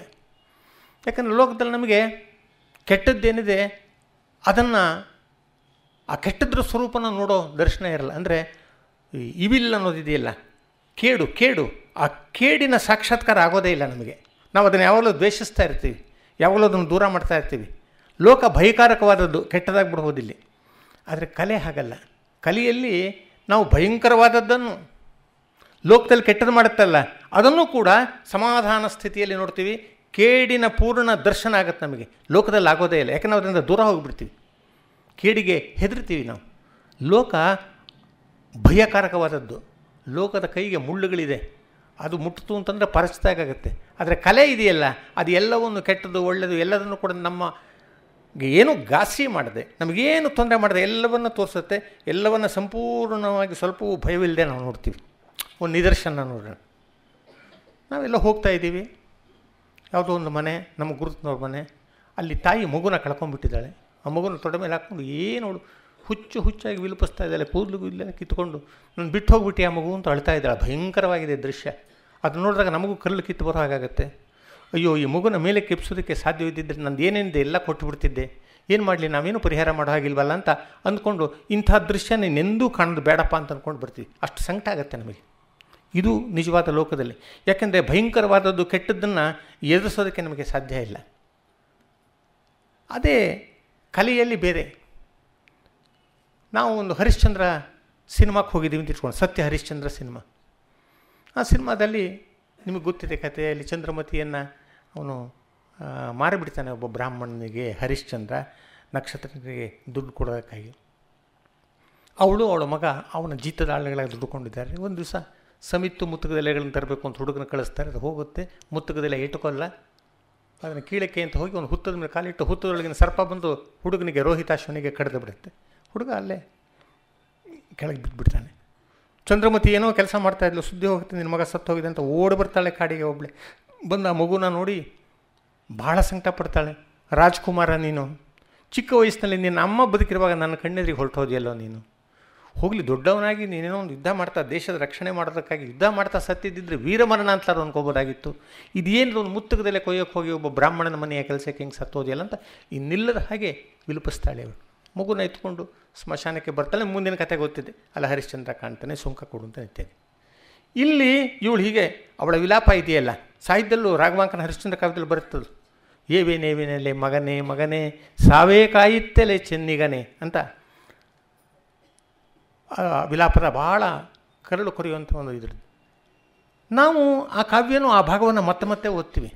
ಸಿನಿಮಾ ಇದನ್ನು ನೋಡಿದ್ವಾ, ಮಾರನೇ ದಿವಸ ಹೋಗಿ ನಮ್ಮ ರಾಮು ಯಾರೋ ಜೊತೆಲಿದ್ದಾನೆ ಸ್ನೇಹಿತ, ಅವನಿಗೆ ಕೇಳ್ತೀವಿ ಹರಿಶ್ಚಂದ್ರ ಸಿನಿಮಾ ನೋಡ್ದೇನೋ, ಇಲ್ಲ ಕಣ ಏನೋ ಪುರಾಣದ ಕಥೆ ನೋಡ್ದೇನೋ ಅಂತ. ಹೋಗಲಿಲ್ಲ. ಅಯ್ಯೋ ಮುಂಡೆದೆ, ಎಷ್ಟು ಸೊಗಸಾಗಿದೆ ಗೊತ್ತಾ, ನೀನು ನೋಡ್ಬೇಕದನ್ನು. ಅದರಲ್ಲೂ ಆ ಚಂದ್ರಮತಿ ದುಃಖ ಪಡುವ ಸನ್ನಿವೇಶ ಇದೆಯಲ್ಲ, ಅದು ಇನ್ನೆಷ್ಟು ಚೆನ್ನಾಗಿ ಆಕ್ಟ್ ಮಾಡಿದಲ್ಲಪ್ಪ ಅವಳು, ನೀನು ನೋಡಲೇಬೇಕು, ಬಾ ನೀನೇನು ನೆಪ ಹೇಳ್ಬೇಡ, ನಾನು ಕರ್ಕೊಂಡು ಹೋಗ್ತೀನಿ ಇವತ್ತು ಅಂತ ಹೇಳಿ ನಾವೇ ಅವನ್ನ ಕರ್ಕೊಂಡು ಅವನಿಗೆ ದುಡ್ಡು ಕೊಟ್ಟು ಒಂದು ಸಲ ನೋಡಿದ್ರು ಮತ್ತೆ ನಮ್ಮ ಸಮಯವನ್ನು ವೆಚ್ಚ ಮಾಡಿಕೊಂಡು ಕ್ಯೂನಲ್ಲಿ ನಿಂತು ಅಂಗಿ ಪಂಗಿ ಹರ್ಕೊಂಡು ಅವನು ಒಳಗಡೆ ಕರ್ಕೊಂಡೋಗಿ ಕೂರಿಸ್ಕೊಂಡು ನಾಟಕ ಸಿನಿಮಾ ನೋಡು ಅಂತೀವಿ. ಆಮೇಲೆ ಅದನ್ನು ಎಷ್ಟು ಏಕಾಗ್ರ ಚಿತ್ತತೆಯಿಂದ ನೋಡ್ತಾ ಇರ್ತೀವಿ ಅಂತಂದರೆ ಪೂರ್ತಿ ಮಗ್ನರಾಗಿ ಹೋಗಿದ್ದೀವಿ ಅದರಲ್ಲಿ. ಎಷ್ಟು ಏಕಾಗ್ರತೆಯಿಂದ ನೋಡ್ತಿದ್ದೀವಿ ಅಂದರೆ ಪಕ್ಕದವ್ರು ಯಾರಾದ್ರು ಮಾತಾಡ್ತಾ ಇದ್ದರೆ ಒಂದು ಸಲ ಆಯಿತು, ಎರಡು ಸಲ ಆಯಿತು, ಆಮೇಲೆ ತಿರುಗಿ ಏನು ರೀ ಮಾತಾಡೋಕ್ಕೆ ಬಂದಿದ್ರೇನ್ರಿ ಇಲ್ಲಿಗೆ, ನೋಡಿರಿ ಸ್ವಲ್ಪ ಸಿನಿಮಾನ ಒಂದು. ಇಷ್ಟು ನಾವು ಅದರಲ್ಲಿ ತಲ್ಲೀನವಾಗಿದ್ದೀವಿ, ಅದಕ್ಕೇನು ಡಿಸ್ಟರ್ಬೆನ್ಸ್ ಆಗಬಾರ್ದು. ಆದರೆ ಹಿಂದಿನ ದಿವಸ ಇದನ್ನು ನೋಡಿಯೂ ಮತ್ತದು ನೋಡೋಕ್ಕೆ ಬಂದಿದ್ದಾನೆ. ಲೋಕದಲ್ಲಿ ಒಬ್ಬಳು ತಾಯಿ ತನ್ನ ಮಗುವನ್ನು ಕಳ್ಕೊಂಡು ದೃಶ್ಯ ನೋಡಿದಾಗ ಇನ್ನೆಂದೂ ಇಂಥ ದೃಶ್ಯ ನನ್ನ ಕಣ್ಣಿಗೆ ಬೀಳದೇ ಇರಲಿ ಅಂತ ಅಂದ್ಕೊಂಡು ನಾವು ಇಲ್ಲಿ ಯಾಕೆ ಮತ್ತೆ ಮತ್ತೆ ಹೋಗಿ ನೋಡ್ತೀವಿ? ಏನು ಅಂದರೆ ಇದು ಅಭಯಕಾರಕವಾದದ್ದು. ಇಲ್ಲಿ ಭಯ ಇಲ್ಲ, ನಮಗೆಲ್ಲೋ ಒಂದು ಕಡೆ ಗೊತ್ತು. ಇಲ್ಲಿ ಸಿನಿಮಾ ಮಂದಿರದಲ್ಲಿ ಚಂದ್ರಮತಿನೂ ಇಲ್ಲ, ಹರಿಶ್ಚಂದ್ರನೂ ಇಲ್ಲ, ರೋಹಿತಾಶ್ವನೂ ಇಲ್ಲ. ಒಂದು ಬಿಳಿ ಪರದೆ ಮೇಲೆ ಬೆಳಕಿನ ಗೊಂಬೆಗಳು ಬೀಳ್ತಾ ಇದೆ ಅಷ್ಟೇ. ಇಲ್ಲಿ ಹುಡುಗ ನಿಜವಾಗಿ ಸತ್ತಿಲ್ಲ, ಅದು ಸುಳ್ಳು. ಅಂದರೆ ಈಗ ತೋರಿಸ್ತಾ ಇರೋದು ಸುಳ್ಳು ಅಂತಲೂ ಗೊತ್ತು. ಸುಳ್ಳು ಅಂದರೆ ಪೂರ್ತಿ ಸುಳ್ಳಾದ್ರೆ ನಾವ್ಯಾಕೆ ನೋಡ್ತಾ ಕೂತ್ಕೋತೀವಿ? ಪಕ್ಕದವ್ರು ಮಾತಾಡೋರಿಗೆ ಗದರಿಸಿ ನೋಡ್ರಿ ಸುಮ್ಮನೆ ಅಂತ ಯಾಕೆ ಹೇಳ್ತೀವಿ? ಅಷ್ಟು ಏಕಾಗ್ರಚಿತ್ತತೆಯಿಂದ ಯಾಕೆ ನೋಡ್ತೀವಿ? ಒಂದು ರೀತಿ ನಿಜಾನೂ ಹೌದು, ಯಾಕಂದರೆ ಲೋಕದಲ್ಲಿ ಇಂಥದ್ದು ನಡೆಯುತ್ತೆ, ಸಂಭಾವ್ಯ, ಇದು ಸಂಭಾವ್ಯ ಸತ್ಯ. ಇಲ್ಲಿ ಈಗ ಈ ಸಿನಿಮಾ ಮಂದಿರದಲ್ಲಿ ನಡೆದಿಲ್ಲದೆ ಇರ್ಬೋದು, ಬಟ್ ಈ ಥರದ್ದು ನಡೆಯುತ್ತೆ ಲೋಕದಲ್ಲಿ. ಆದ್ದರಿಂದ ಅದು ಸತ್ಯ, ಸಂಭಾವ್ಯ ಸತ್ಯ, ಆಗಬಹುದಾದ ನಡೆಯಬಹುದಾದ ಸತ್ಯ. ಆದರೆ ವಾಸ್ತವವಾಗಿ ಇಲ್ಲಿ ಈಗ ನಡೆದಿಲ್ಲ, ಆದ್ದರಿಂದ ಅದೊಂಥರ ಸುಳ್ಳು. ಯಾರೂ ಸತ್ತಿಲ್ಲ ಇಲ್ಲಿ, ಆ ಹುಡುಗ ಸತ್ತಿಲ್ಲ. ಹೀಗೆ ಇದು ಸತ್ಯ ಮತ್ತು ಸುಳ್ಳುಗಳ ಸಂಧಿ ಭೂಮಿಯಲ್ಲಿ ನಮಗೆ ಒದಗತ್ತೆ ಈ ಅನುಭವ. ಒಂದು ರೀತಿ ಇವೆಲ್ಲ ಸುಳ್ಳು ಅಂದರೆ ಇಲ್ಲಿಗೆ ನಡೆದಿಲ್ಲ ಅಂತ, ಸತ್ಯ ಅಂದರೆ ಇಂಥದ್ದೆಲ್ಲ ನಡೆಯುತ್ತೆ, ನಡೆದದ್ದನ್ನು ನೋಡಿಯೇ ಮಾಡಿರೋದು ಇವನ್ನೆಲ್ಲ ಅಂತ. ಹೀಗೆ ಇದು ನಾವು ಅಲ್ಲಿ ಈಗ ಒಂದು ಅಣ್ಣ ತಮ್ಮಂದಿರಿದ್ದಾರೆ, ದಾಯಾದಿಗಳು ಅನ್ನೋಣ, ಅವ್ರಿಗೆ ಜಗಳ ಆಗಿದೆ, ಒಳ್ಳೆ ಬೆಳೆ ಬೆಳೆದಿದ್ದಾನೆ ಅಣ್ಣ. ತಮ್ಮ ಯಾವುದೋ ಒಂದು ಹೊತ್ತಿನಲ್ಲಿ ನಡರಾತ್ರಿಯಲ್ಲಿ ಕದ್ದು ಬಂದು ಕೈಯಲ್ಲಿ ಪಂಜು ಹಿಡ್ಕೊಂಬಂದು ಅವನ ಬಣವೆಗೆ ಬೆಂಕಿ ಹಾಕಕ್ಕೆ ಬರ್ತಿದ್ದಾನೆ ಅಂತ ಇಟ್ಕೊಳ್ಳಿ ಒಂದು ಸಿನಿಮಾದಲ್ಲಿ. ನಾವು ಅದನ್ನು ನೋಡ್ಬಿಟ್ಟು ಬಂದ ಅಯ್ಯೋ ಇನ್ನೇ ಕೊಳ್ಳಿ ಇಟ್ಬಿಡ್ತಾನೆ ಅಂತ ಭಾಳ ಆತಂಕದಿಂದ ನೋಡ್ತೀವಿ ಹೊರತು ಯಾರೂ ಕಿರ್ಚ್ಕೊಳ್ಳಲ್ಲ. ನಿನ್ನ ಮನೆ ಕೊಳ್ಳಿ ಇಡ್ತಾ ಇದ್ದಾನೆ, ಬೇಗ ಹೇಳೋ, ನಿದ್ದೆ ಮಾಡ್ತಿದೆಯಲ್ಲ ಅಂತ ಯಾರೂ ಕಿರ್ಚಲ್ಲ ನಾವು, ಯಾಕಂದ್ರೆ ನಮ್ಗೆ ಗೊತ್ತದು ಸುಳ್ಳು ಅಂತ. ಅಥವಾ ಅವನು ಬೆಂಕಿ ಇಟ್ಟರು ಕೂಡ ಅದು ಏನು ಮುಂದೆ ಕಥೆ ನಡಬೇಕು, ಇದು ಕಥೆ ಅಂತ ಗೊತ್ತು. ಅಂದರೆ ಒಂದು ಸಲ ಒಂದು ಕಡೆ ಇದು ಸತ್ಯ ಅಲ್ಲ, ಒಂದು ಕಡೆ ಇದು ಸತ್ಯ, ಈ ಥರದ್ದು ನಡೆಯುತ್ತೆ. ಹೀಗಿರೋದ್ರಿಂದಾಗಿ ಏನಾಗುತ್ತೆ, ಕಲೆ ನಮಗೆ ಅಭಯವನ್ನು ಕೊಡುತ್ತೆ. ಅಲ್ಲೊಂದು ಹುಲಿ ಬಂತು ಸಿನಿಮಾದಲ್ಲಿ, ನಾವು ಎದ್ದು ಓಡೋ ಹೋಗಲ್ಲ, ಆ ಹುಲಿ ನಮಗೇನು ಮಾಡಲ್ಲ ಅಂತ ಗೊತ್ತು. ನಿಜ ಜೀವನದಲ್ಲಿ ಹಾಗಲ್ಲ. ನಾವು ಬಂಡೀಪುರಕ್ಕೆ ಹೋಗಿದ್ದೀವಿ ಅಂತ ಇಟ್ಕೊಳ್ಳಿ, ಅಲ್ಲಿ ಪ್ರೊಟೆಕ್ಟೆಡ್ ಏರಿಯಾ ಇದೆ, ಅಲ್ಲಿ ಎಲ್ಲ ಕಾಡು ಪ್ರಾಣಿಗಳನ್ನ ನೋಡ್ಬೋದು. ಹಾಗೆ ಒಂದು ಪ್ರೊಟೆಕ್ಟೆಡ್ ಜೀಪ್ನೆಲ್ಲ ಏನೋ ಕರ್ಕೊಂಡು ಹೋಗ್ತಾ ಇರ್ತಾರೆ. ನಾವು ಒಂದು ಕಡೆ ಯಾವುದೂ ಪ್ರಾಣಿಗಳಿಲ್ಲ, ಇಳಿದು ನಡೆಯೋಣ ಬನ್ನಿರಿ ಅಂತೇಳಿ ಜೀಪನ್ನು ಬಿಟ್ಬಿಟ್ಟು ಇಳಿದು ಹೋಗ್ತಿದ್ದೀವಿ ಅಂತ ಇಟ್ಕೊಳ್ಳಿ. ಯಾರೋ ಜೊತೆಲಿದ್ದೊಂದು ದೂರದ ನೋಡಿ, ಸಾರ್ ಹುಲಿ ಬರ್ತಾಯಿದೆ ಸರ್, ಅಲ್ಲಿ ನಿಜವಾದ ಹುಲಿ ಬರ್ತಾಯಿದೆ ಅಂದ ತಕ್ಷಣವೇ ನಾವು ಓಡೋಗಿ ಎಂದೂ ಮರ ಗಿರ ಹತ್ತು ಗೊತ್ತಿಲ್ಲದೆ ಇರೋ ಹತ್ತಿರ ಇರೋ ಮರ ಹತ್ತು ಮೇಲೆ ಕೂತ್ಕೊಂಡ್ಬಿಟ್ಟಿರ್ತೀವಿ. ಯಾರು ಬಂದು ರೀ ಹುಲಿ ಭಾಳ ಸುಂದರವಾಗಿರುತ್ತೆ ರೀ, ನಿಂತ್ಕೊಂಡು ನಿಧಾನ ನಾವು ನೋಡಿ ಅಂದರೆ ನೀನೇ ನೋಡ್ಕೊ ಹೋಗು ಅಂತೀವಿ. ನಾವು ಎದುರಿಸೋದಕ್ಕೆ ತಯಾರಿಲ್ಲ, ಯಾಕಂದರೆ ಭಯ ಇದೆ, ನಮಗೆ ಅಪಾಯ ಇದೆ. ಅದರಿಂದ ಲೋಕ ಅಪಾಯಗಳನ್ನು ಒಡ್ಡುತ್ತೆ. ಕಲೆ ಹಾಗಲ್ಲ, ಅದೊಂದು ಹುಲಿನ ತೋರಿಸಿದ್ರೆ ಆ ಹುಲಿ ನಮಗೇನೂ ಮಾಡಲ್ಲ, ಆದರೆ ಹುಲಿನ ಚೆನ್ನಾಗಿ ನೋಡ್ಬೋದು. ನಾವೊಂದು ಪಂಜರಬದ್ಧ ಸಿಂಹವನ್ನು, ಲೋಕದಲ್ಲೂ ಈ ಸಾಹಿತ್ಯದ ಅನುಭವ ಒದಗೋದುಂಟು. ಒಂದು ಇದಕ್ಕೆ ಹೋಗ್ತೀವಿ ಅಂತ ಇಟ್ಕೊಳ್ಳಿ, ಝೂಗೆ ಕರ್ಕೊಂಡೋಗಿ ನಾವು ನಮ್ಮ ಹುಡುಗರಿಗೆ ತೋರಿಸ್ತಿರ್ತೀವಿ. ಅಲ್ಲಿ ಪಂಜರದಲ್ಲಿ ಹಾಕಿರ್ತಾರೆ, ನೋಡಿದ್ರೆ ಆ ಹುಲಿ ಅಂದರೆ ಹೇಗಿರುತ್ತೆ, ನೋಡೋದ್ರ ಪಂಜು ಹೇಗಿದೆ, ಎತ್ತಿದೆ ನೋಡು ಅದರ ಹಲ್ಲುಗಳು ಎಷ್ಟು ಜೋರಾಗಿದೆ, ಮೈಮೇಲೆಲ್ಲ ಹೇಗೆ ಪಟ್ಟೆ ಇದೆಲ್ಲ ಇದೆ ನೋಡು, ಪಟ್ಟೆಗಳು ಬಣ್ಣದ ಪಟ್ಟೆ ಇದೆ ಅಂತ ಕೇಳಿದಾಗ ಆ ಮಗುನೂ ಒಂದು ಚೆನ್ನಾಗಿ ನೋಡುತ್ತೆ ಹುಲಿ ಅಂದರೆ ಹೇಗಿದೆ ಅಂತ. ಯಾಕಂದರೆ ಇಲ್ಲಿ ಅದು ಹೊರಗೆ ಬಂದು ನಮಗೇನು ಮಾಡಲ್ಲ, ಇಲ್ಲಿ ಅಭಯ ಇದೆ, ಭಯಕಾರಕವಾಗಿಲ್ಲ ಈ ದೃಶ್ಯ. ಆವಾಗ ಮಾತ್ರ ನಾವು ಹುಲಿಯನ್ನು ಸರಿಯಾಗಿ ನೋಡ್ತೀವಿ. ಒಂದು ಯಕ್ಷಗಾನಕ್ಕೆ ಹೋಗಿದ್ದೀವಿ ಅಂತ ಇಟ್ಕೊಳ್ಳಿ, ನಮ್ಮ ಪುಟ್ಟನು ನನ್ನ ಮೊಮ್ಮಗನೂ ಕರ್ಕೊಂಡು ಹೋಗಿದ್ದೇನೆ. ಅವನೊಂದು ರಾಕ್ಷಸ ಪಾತ್ರ ಬಂತು, ಏನು ರಾಕ್ಷಸ ಪಾತ್ರ ನೋಡಿದ್ರೆ ಯಕ್ಷಗಾನದಲ್ಲಿ ಅದಕ್ಕೆ ಆಗ ಅಂತ ಮಾಡಿರೋಂಥ ಅಲಂಕಾರ ಏನು ಯಾವ ಪಾತ್ರಕ್ಕೂ ಇರಲ್ಲ. ದೊಡ್ಡ ಕಿರೀಟ, ಅದಕ್ಕೇನೆಲ್ಲ ಅಲಂಕಾರ, ಆಮೇಲೆ ಭುಜಕಟ್ಟು, ಮುಡಿಕೀರ್ತಿ ಇಂಥವೆಲ್ಲ ಹಾಕಿರ್ತಾರಲ್ಲ, ಎಲ್ಲ ಥರದ ಅಲಂಕಾರ ತೊಟ್ಟು ಬಂದು ಅದು ತನ್ನ ಪರಾಕ್ರಮ ಹೇಳ್ಕೊಂಡು, ತಾನು ಯಾರು ಏನು ಹೇಳ್ಕೊಂಡು ಜೋರಾಗಿ ಕುಣಿಯುತ್ತೆ. ಆ ಮರದ ಅಟಣೆ ಇರುತ್ತಲ್ಲ, ಅದರ ಹಲಿಗೆಗಳು ಮುರಿದೋಬೇಕಂಗೆ ಕುಣಿಯುತ್ತೆ, ದೊಡ್ಡ ನರ್ತನ ಮಾಡಿ ತನ್ನ ಪರಿಚಯ ಮಾಡ್ಕೊಳ್ಳುತ್ತೆ. ಅದನ್ನೆಲ್ಲ ನೋಡ್ತಾ ಇದ್ದಾನೆ ಪುಟ್ಟು. ನೋಡ್ತಾ ಇದ್ದು ಕಡೆಯಲ್ಲಿ ಕೇಳ್ತಾನೆ ತಾತಂಗೆ, ತಾತ ರಾಕ್ಷಸ ಎಷ್ಟು ಎಷ್ಟು ಜೋರಾಗಿದ್ದಾನಲ್ವಾ, ಎಷ್ಟು ಚೆನ್ನಾಗಿದ್ದಾನಲ್ವಾ ಅಂತ. ರಾಕ್ಷಸನ ಭಯಂಕರತೆಯ ಚೆಲುವು. ನಾವು ಭಯಂಕರತೆಯನ್ನು ಲೋಕದಲ್ಲಿ ನೋಡುವಾಗ ಭಯಂಕರವಾದ್ದರಿಂದ ಹೆದರ್ಕೊಂಡು ಓಡೋಗ್ತೀವಿ, ಅದರ ಚೆಲುವು ನೋಡೋಕ್ಕಾಗಲ್ಲ. ರಾವಣ ಪಾತ್ರದ ಚೆಲುವು, ಯಾವುದೋ ರಾಕ್ಷಸ ಪಾತ್ರದ ಚೆಲುವು, ಅದನ್ನು ಮಗು ಕೂಡ ನೋಡಿ ಆನಂದಿಸುತ್ತೆ. ಅಂದರೆ ನಾವು ಒಂದು ಪಾರ್ಶ್ವ ಮಾತ್ರ ನೋಡಿರ್ತೀವಿ ಲೋಕದಲ್ಲಿ, ಅದರ ಇನ್ನೊಂದು ಪಾರ್ಶ್ವವನ್ನು ಯಾವ ಭಯವೂ ಇಲ್ಲದೆ ನೋಡೋಕ್ಕೆ ಸಾಧ್ಯವಾಗೋದು ಕಲೆಯ ಸನ್ನಿಧಿಯಲ್ಲೇ, ಸಾಹಿತ್ಯದ ಸನ್ನಿಧಿಯಲ್ಲಿ. ಸಾಹಿತ್ಯದಲ್ಲಿ ಕಥೆ ಓದ್ತಿರುವಾಗಲೂ ಅಷ್ಟೆಲ್ಲೇನು ಕೇಡಿಂದು ಏನಾದರೂ ಬಂತು ಅಂದರೆ ನಾವು ಅದರಿಂದ ದೂರ ಓಡೋಗಲ್ಲ, ಓದ್ತೀವಿ ಅದನ್ನು. ಅದಕ್ಕೇನೆಯ ಪ್ರೊಫೆಸರ್ ಎಂ ಹಿರಿಯಣ್ಣ ಅಂತ ಬಹಳ ದೊಡ್ಡ ವೇದಾಂತಿಗಳು ಮತ್ತು ಕಾವ್ಯಮೀಮಾಂಸಾಚಾರ್ಯರು ಒಬ್ಬರಿದ್ದರು ಹಿಂದೆ ಮೈಸೂರು ಯೂನಿವರ್ಸಿಟಿಲಿ, ಭಾಳ ದೊಡ್ಡವರು, ಎಲ್ಲರಿಗೂ ಭಾಳ ಜನಕ್ಕೆ ಅವ್ರ ಹೆಸರು ಗೊತ್ತಿದೆ. ಅವ್ರು ಹೇಳ್ತಾರೆ, ಆರ್ಟ್ ಈಸ್ ಲೇ ಮ್ಯಾನ್ಸ್ ಯೋಗ. ಕಲೆ ಅನ್ನೋದು ಸಾಮಾನ್ಯ ಮನುಷ್ಯನ ಯೋಗ. ಕಲೆಯ ಸನ್ನಿಧಿಯಲ್ಲಿ ಕೂತಿದ್ದಾಗ ಇವನಿಗೆ ಯೋಗಿಯ ಮನಸ್ಥಿತಿ ಇರುತ್ತೆ. ಯೋಗಿ ಕೂಡ ಅಷ್ಟೇ, ಈ ಲೋಕ ಸುಳ್ಳು ಅಂತ ಗೊತ್ತು ಯೋಗಿಗೆ, ಬ್ರಹ್ಮಸತ್ಯ ಜಗನ್ಮಿಥ್ಯ ಅಂತ ಗೊತ್ತು ಅವನಿಗೆ. ಆದರೂ ಈ ಜಗತ್ತಿನಲ್ಲಿ ಇದು ಸತ್ಯ ಅನ್ನೋ ಹಾಗೆ ವ್ಯವಹಾರ ಮಾಡ್ತಾನೆ, ಮನಸ್ಸಿನ ಒಳಗಡೆ ಗೊತ್ತು, ಸದಾ ಅವನು ಬ್ರಹ್ಮವನ್ನೇ ಚಿಂತಿಸ್ತಾ ಇದ್ದಾನೆ. ಅವನೇನು ಮಾರ್ಕೆಟಿಗೆ ಹೋದಾಗ ಈ ಲೋಕ ಮಿಥ್ಯ ಅಂತ ಅಂದ್ಕೊಂಡು ಅವಳು ಹೇಳಿದ ಬೆಲೆ ಕೊಟ್ಟು ತರಕಾರಿ ಮಾರೋಳು ಒಂದು ನಿಂಬೆ ಹಣ್ಣಿಗೆ 10 ರೂಪಾಯಿ ಸ್ವಾಮಿ ಅಂದರೆ 10 ರೂಪಾಯಿ ಕೊಟ್ಟು ಬರಲ್ಲ, ಏನಮ್ಮ 1 ರೂಪಾಯಿಗೆ ಎಲ್ಲ ಕಡೆ ಕೊಡ್ತಿದ್ದಾರೆ ಅಂತ ಅವನು ವ್ಯವಹಾರದ ಮಾತೇ ಆಡ್ತಾನೆ. ಆದರೆ ಅವನಿಗೆ ಈ ತರಕಾರಿ ಮಾರೋಳು, ಈ ನಿಂಬೆ ಹಣ್ಣು, ನಾನು, ಈ ಲೋಕ ಎಲ್ಲವೂ ಮಿಥ್ಯ ಅನ್ನೋದು ಗೊತ್ತು. ಆದರೂ ಸತ್ಯ ತಾತ್ಕಾಲಿಕವಾಗಿ ಅಂದ್ಕೊಂಡು ಅದ್ರ ಜೊತೆ ವ್ಯವಹರಿಸ್ತಾನೆ. ಒಬ್ಬ ಯೋಗಿ ಹೇಗೆ ಲೋಕದಲ್ಲಿ ಇದು ಮಿಥ್ಯ ಅಂತ ಗೊತ್ತಿದ್ದು ಸತ್ಯ ಅನ್ನೋ ಹಾಗೆ ನಡ್ಕೋತಾನೆ, ಸಾಮಾನ್ಯ ಮನುಷ್ಯರಾದ ನಾವು ಕಲೆಯ ಸನ್ನಿಧಿಯಲ್ಲಿ ಅದು ಮಿಥ್ಯ ಅಂತ ಗೊತ್ತಿದ್ದು ಕೂಡ ಅದು ಸತ್ಯವಾಗಿದ್ದರೆ ಹೇಗೆ ಅದನ್ನು ಅನುಭವಿಸ್ತೀವಿ. ಅದಕ್ಕೆ ನಮಗೆ ಅಲ್ಲಿ ಯೋಗಿಯ ಮನಸ್ಥಿತಿ ಇರುತ್ತೆ. ನಾವು ಕೋಪತಾಪಕ್ಕೆ, ದುಃಖಕ್ಕೆ, ಸಂಕಟಕ್ಕೆ, ಉದ್ವೇಗಕ್ಕೆ ಒಳಗಾಗಲ್ಲ. ಅಲ್ಲಿ ದುಃಖ ಅನ್ನೋದಿಲ್ಲ, ಸುಖ ದುಃಖ ಅಲ್ಲ ಕಲೆ ಕೊಡೋದು, ಅದು ಆನಂದ, ಅದು ರಸಾನುಭವ. ಲೋಕದಲ್ಲಾಗೋದು ಭಾವಾನುಭವ, ಶೋಕ ಅನ್ನುವ ಭಾವ. ಕಲೆಯ ಸನ್ನಿಧಿಯಲ್ಲಾಗೋದು ಆ ಶೋಕ ಕರುಣ ರಸವಾಗಿ ರಸಾನುಭವ ಆಗುತ್ತೆ. ಹೀಗೆ ಸಾಹಿತ್ಯ ಅಥವಾ ಯಾವುದೇ ಕಲೆ ಮಾತ್ರ ಒದಗಿಸಬಲ್ಲ ಯೋಗಿಯ ಮನಸ್ಥಿತಿಯನ್ನು ನಮಗೆ ಅವು ಕೊಡ್ತವೆ. ಇನ್ನೆಲ್ಲೂ ಮನುಷ್ಯ ಯೋಗಿ ಆಗೋಕ್ಕೆ ಸಾಧ್ಯ. ಅಲ್ಲಿ ಮಾತ್ರ ಅವನು ಯೋಗಿಯ ರೀತಿಯಲ್ಲೇ ತಗೋತಾನೆ ಜಗತ್ತನ್ನು. ಸುಖ ದುಃಖಗಳಿಗೆ ಒಳಪಡದೆ, ಅದರ ತಾಕಲಾಟಕ್ಕೆ, ಉಬ್ಬೇಗಕ್ಕೆ ಸಿಗದೆ ಅದನ್ನು ಪೂರ್ತಿ ತಗೊಳ್ತಾನೆ ಮತ್ತು ಬದುಕಿನ ಪೂರ್ಣ ದರ್ಶನ ಆಗುತ್ತೆ. ಅವನಿಗೆ ಕೇಡಿನ ದರ್ಶನವೂ ಆಗುತ್ತೆ. ರಾಕ್ಷಸ ಭಯಂಕರ, ಆದರೆ ಎಷ್ಟು ಸುಂದರ ಅನ್ನೋದನ್ನು ನೋಡುವ ವ್ಯವಧಾನ ಮನಸ್ಸಿಗಿರುತ್ತೆ. ಇದೆಲ್ಲ ನಮಗೆ ಕಲೆಯಿಂದಾಗಿ ಮಾತ್ರವೇ, ಸಾಹಿತ್ಯದಿಂದಾಗಿ ಮಾತ್ರವೇ ಸಿಗುವಂಥದ್ದು. ಅದರಲ್ಲೂ ನಾವು ಯಾಕೆ ಸಾಹಿತ್ಯವನ್ನು ನಮಗೆ ಯಾಕೆ ಬೇಕು ಅಂದರೆ ಇಂಥದಕ್ಕೆ ಬೇಕು. ಇಂಥ ಒಂದು ರಸಾನುಭವವನ್ನು ಬ್ರಹ್ಮಾನಂದ ಸೋದರ ಅಂತ ಹೇಳ್ತಾರೆ. ಬ್ರಹ್ಮಾನುಭವ ಅಂತ ಏನು ಹೇಳ್ತಾರೆ, ಅದಕ್ಕೆ ಕೊಂಚವೇ ಕಡಿಮೆ ಅಂತ ಕಾವ್ಯಾನುಭವ, ಕಾವ್ಯದ ರಸಾನುಭವ. ಅಂಥ ರಸಾನುಭವ ನಮಗೆ ಸಿಗೋದು ಸಾಹಿತ್ಯದಿಂದಲೂ ಕೂಡ. ಆಮೇಲೆ ನಾವು ಮಾತಾಡ್ತೀವಲ್ಲ, ಭಾಷೆ ಹುಟ್ಟಿದಾಗಿಂದ ಮಾತಾಡ್ತಾ ಇದ್ದೀವಿ, ಸಾಯೋವರೆಗೂ ಮಾತಾಡ್ತೀವಿ.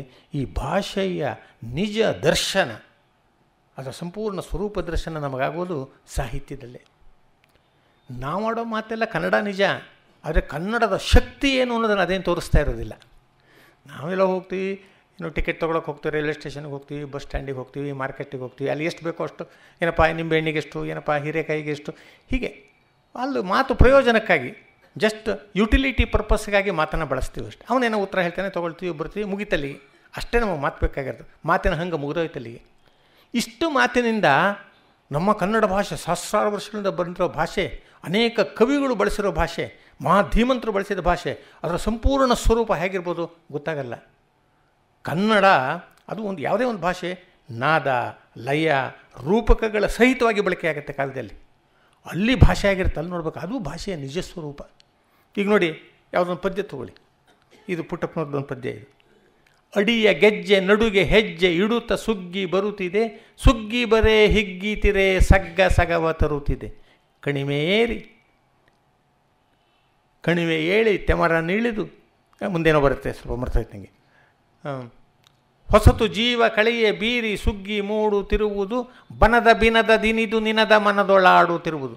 ಇಲ್ಲಿ ಇದು ಈ ಕನ್ನಡ ಮೂರು ಮಾತ್ರೆಯ ಲಯದಲ್ಲಿ ತಕ್ಕ ತಾಳ ಸಮೇತವಾಗಿ, ನಾದ ಸಮೇತವಾಗಿ, ಲಯಬದ್ಧವಾಗಿ, ಒಳ್ಳೆಯ ಸೊಗಸಾದ ಸಮರ್ಪಕವಾದ ಮಾತನಾಡದೆ ಪ್ರತ್ಯಕ್ಷವಾದಾಗ ಈ ಪದ್ಯದಲ್ಲಿ ನಮಗೆ ಭಾಷೆಯ ನಿಜವಾದ ಚೆಲುವು ಕಾಣುತ್ತೆ. ನಾವು ಆಡೋ ಮಾತಿನಲ್ಲಿ ಈ ಚೆಲುವೆಲ್ಲ ಕಾಣಲ್ಲ. ಅಡಿಯ ಗೆಜ್ಜೆ, ಅಡಿಯ ಗೆಜ್ಜೆ, ನಡುಗೆ ಹೆಜ್ಜೆ, ಅಡಿಯ ನಡುಗೆ, ಡಕಾರದ ಪುನರಾವರ್ತಿ ನೋಡಿ, ರಿಪಿಟೇಷನ್. ಅಡಿಯ ಗೆಜ್ಜೆ, ಗೆಜ್ಜೆ ಹೆಜ್ಜೆ, ಅದರ ಪುನರಾವರ್ತಿ ನೋಡಿ. ಅಡಿಯ ಗೆಜ್ಜೆ ನಡುಗೆ ಹೆಜ್ಜೆ ಇಡುತ್ತ ಸುಗ್ಗಿ, ಅಲ್ಲಿ ಇಡುತ್ತ ಅಡಿಯ ನಡುಗೆ ಇಡುತ್ತ ಸುಗ್ಗಿ ಬರುತ್ತಿದೆ, ಸುಗ್ಗಿ ಬರೇ ಹಿಗ್ಗಿತಿರೆ, ಸುಗ್ಗಿ ಹಿಗ್ಗಿ ಬರೇ ತಿರೆ, ಎಷ್ಟು ನಾದಮಯವಾಗಿದೆ. ಸುಗ್ಗಿ ಬರೆ ಹಿಗ್ಗಿತಿರೆ ಸಗ್ಗ ಸಗವ ತರುತ್ತಿದೆ, ಕಣಿವೆ ಇಳಿದು ತೆಮರನೇರಿ ತರುಗಳಲ್ಲಿ ತಳಿರ ಹೇರಿ, ತರುಗಳಲ್ಲಿ ತಳಿರ ಹೇರಿ, ತಕಾರ ರಿಪಿಟೇಷನ್. ಕಣಿವೆ ಇಳಿದು ತೆಮರನೇರಿ ತರುಗಳಲ್ಲಿ ತಳಿರ ಹೇರಿ, ಹೊಸತು ಜೀವ ಕಳೆಯ ಬೀರಿ, ಹೇರಿ ಬೀರಿ, ಹೊಸತು ಜೀವ ಕಳೆಯ ಬೀರಿ ಸುಗ್ಗಿ ಮೂಡುತ್ತಿರುವುದು. ಇಷ್ಟು ನಾದಮಯವಾಗಿದ್ದರೂ ಕೂಡ ಇನ್ನೂ ಸಾಲದು ಅನಿಸಿ ನಿಮಗೆ ಮುಂದಿನ ಸಾಲು ಬರುತ್ತೆ ನೋಡಿ. ಬನದ ಬಿನದ ದಿನಿದು ನಿನದ ಮನದೊಳಾಡುತ್ತಿರುವುದು. ಬನದದ ಬಿನದದ ಇನಿದಾದ ನಿನದವು ಮನದೊಳು, ದಕಾರದ ರಿಪಿಟೇಷನ್ ಆಗಿದೆ. ಇದೆಲ್ಲ ಏನಾಗುತ್ತೆ, ಕಿವಿಯಲ್ಲಿ ಯಾವುದೋ ಒಂದು ತಂಬುರಿ ಝಂಕಾರ ಮಾಡ್ತಾ ಇದೆ ಅಂತ ಅನಿಸುತ್ತೆ. ಲಯಬದ್ಧವಾಗಿ ಬರ್ತಂದ್ರೆ ಆ ತಾಳದ ಪ್ರಭಾವ ಇರುತ್ತೆ. ಕವಿ ಬಳಸ್ತಾ ಇರೋ ಮಾತು, ಕವಿ ಒಂಥರ ಮಾತಿನ ಪ್ರಭು, ಅವನು ಭಾಳ ಸಮರ್ಪಕವಾದ ಮಾತನ್ನು ಬಳಸ್ತಿರ್ತಾನೆ. ಆಮೇಲೆ ಸುಗ್ಗಿ ಒಂದು ಮನುಷ್ಯನಾಗೆ ಬರ್ತಾ ಇರೋ ಒಂದು ರೂಪಕ, ಇದೆಲ್ಲ ಸೇರಿಕೊಂಡು ಇದು ನಮ್ಮ ಕನ್ನಡನ ಎಷ್ಟು ಚೆನ್ನಾಗಿದೆ ಇದು ಅಂತ ಅನಿಸುತ್ತೆ. ಭಾಷೆಯ ನಿಜವಾದ ಸೌಂದರ್ಯ ಗೋಚರವಾಗೋದು ಒಬ್ಬ ಶ್ರೇಷ್ಠ ಕವಿಯ ಕವಿತೆಯಲ್ಲೋ ಮತ್ತೊಂದರಲ್ಲೂ. ಅಡಿಗರಲ್ಲೂ ಒಂದು ಕಡೆ ಬರುತ್ತೆ ನೋಡಿ, ಅದು ಸ್ವರ್ಗ ಮತ್ತು ಭೂಮಿ, ಆಕಾಶ ಮತ್ತು ಭೂಮಿಯ ಮಿಲನದ ಒಂದು ದೃಶ್ಯವನ್ನು ಅವ್ರು ಕಲ್ಪಿಸಿಕೊಡ್ತಾರೆ. ನೀಲತಮಾಲ ಛಾಯೆ, ಇದರ ನಾದ ಗಮನಿಸಿ, ಲಯ ಗಮನಿಸಿ ಮತ್ತು ರೂಪಗಳನ್ನು ಗಮನಿಸಿ. ನೀಲತಮಾಲ ಛಾಯೆ ಮೈ ಚಾಚಿದೆ ಚಂದ್ರಿಕಾ ಮಾಯೆ, ಕಸುಕು ಗಾಳಿ ಕಸುವಿಸಿಗಿದೆ ಸೋರೆ. ಯಾಕೋ ಮತ್ತವಶ್ಯವಾಯಿತು, ವಯಸ್ಸಾಗಿಬಿಟ್ಟಿದೆ.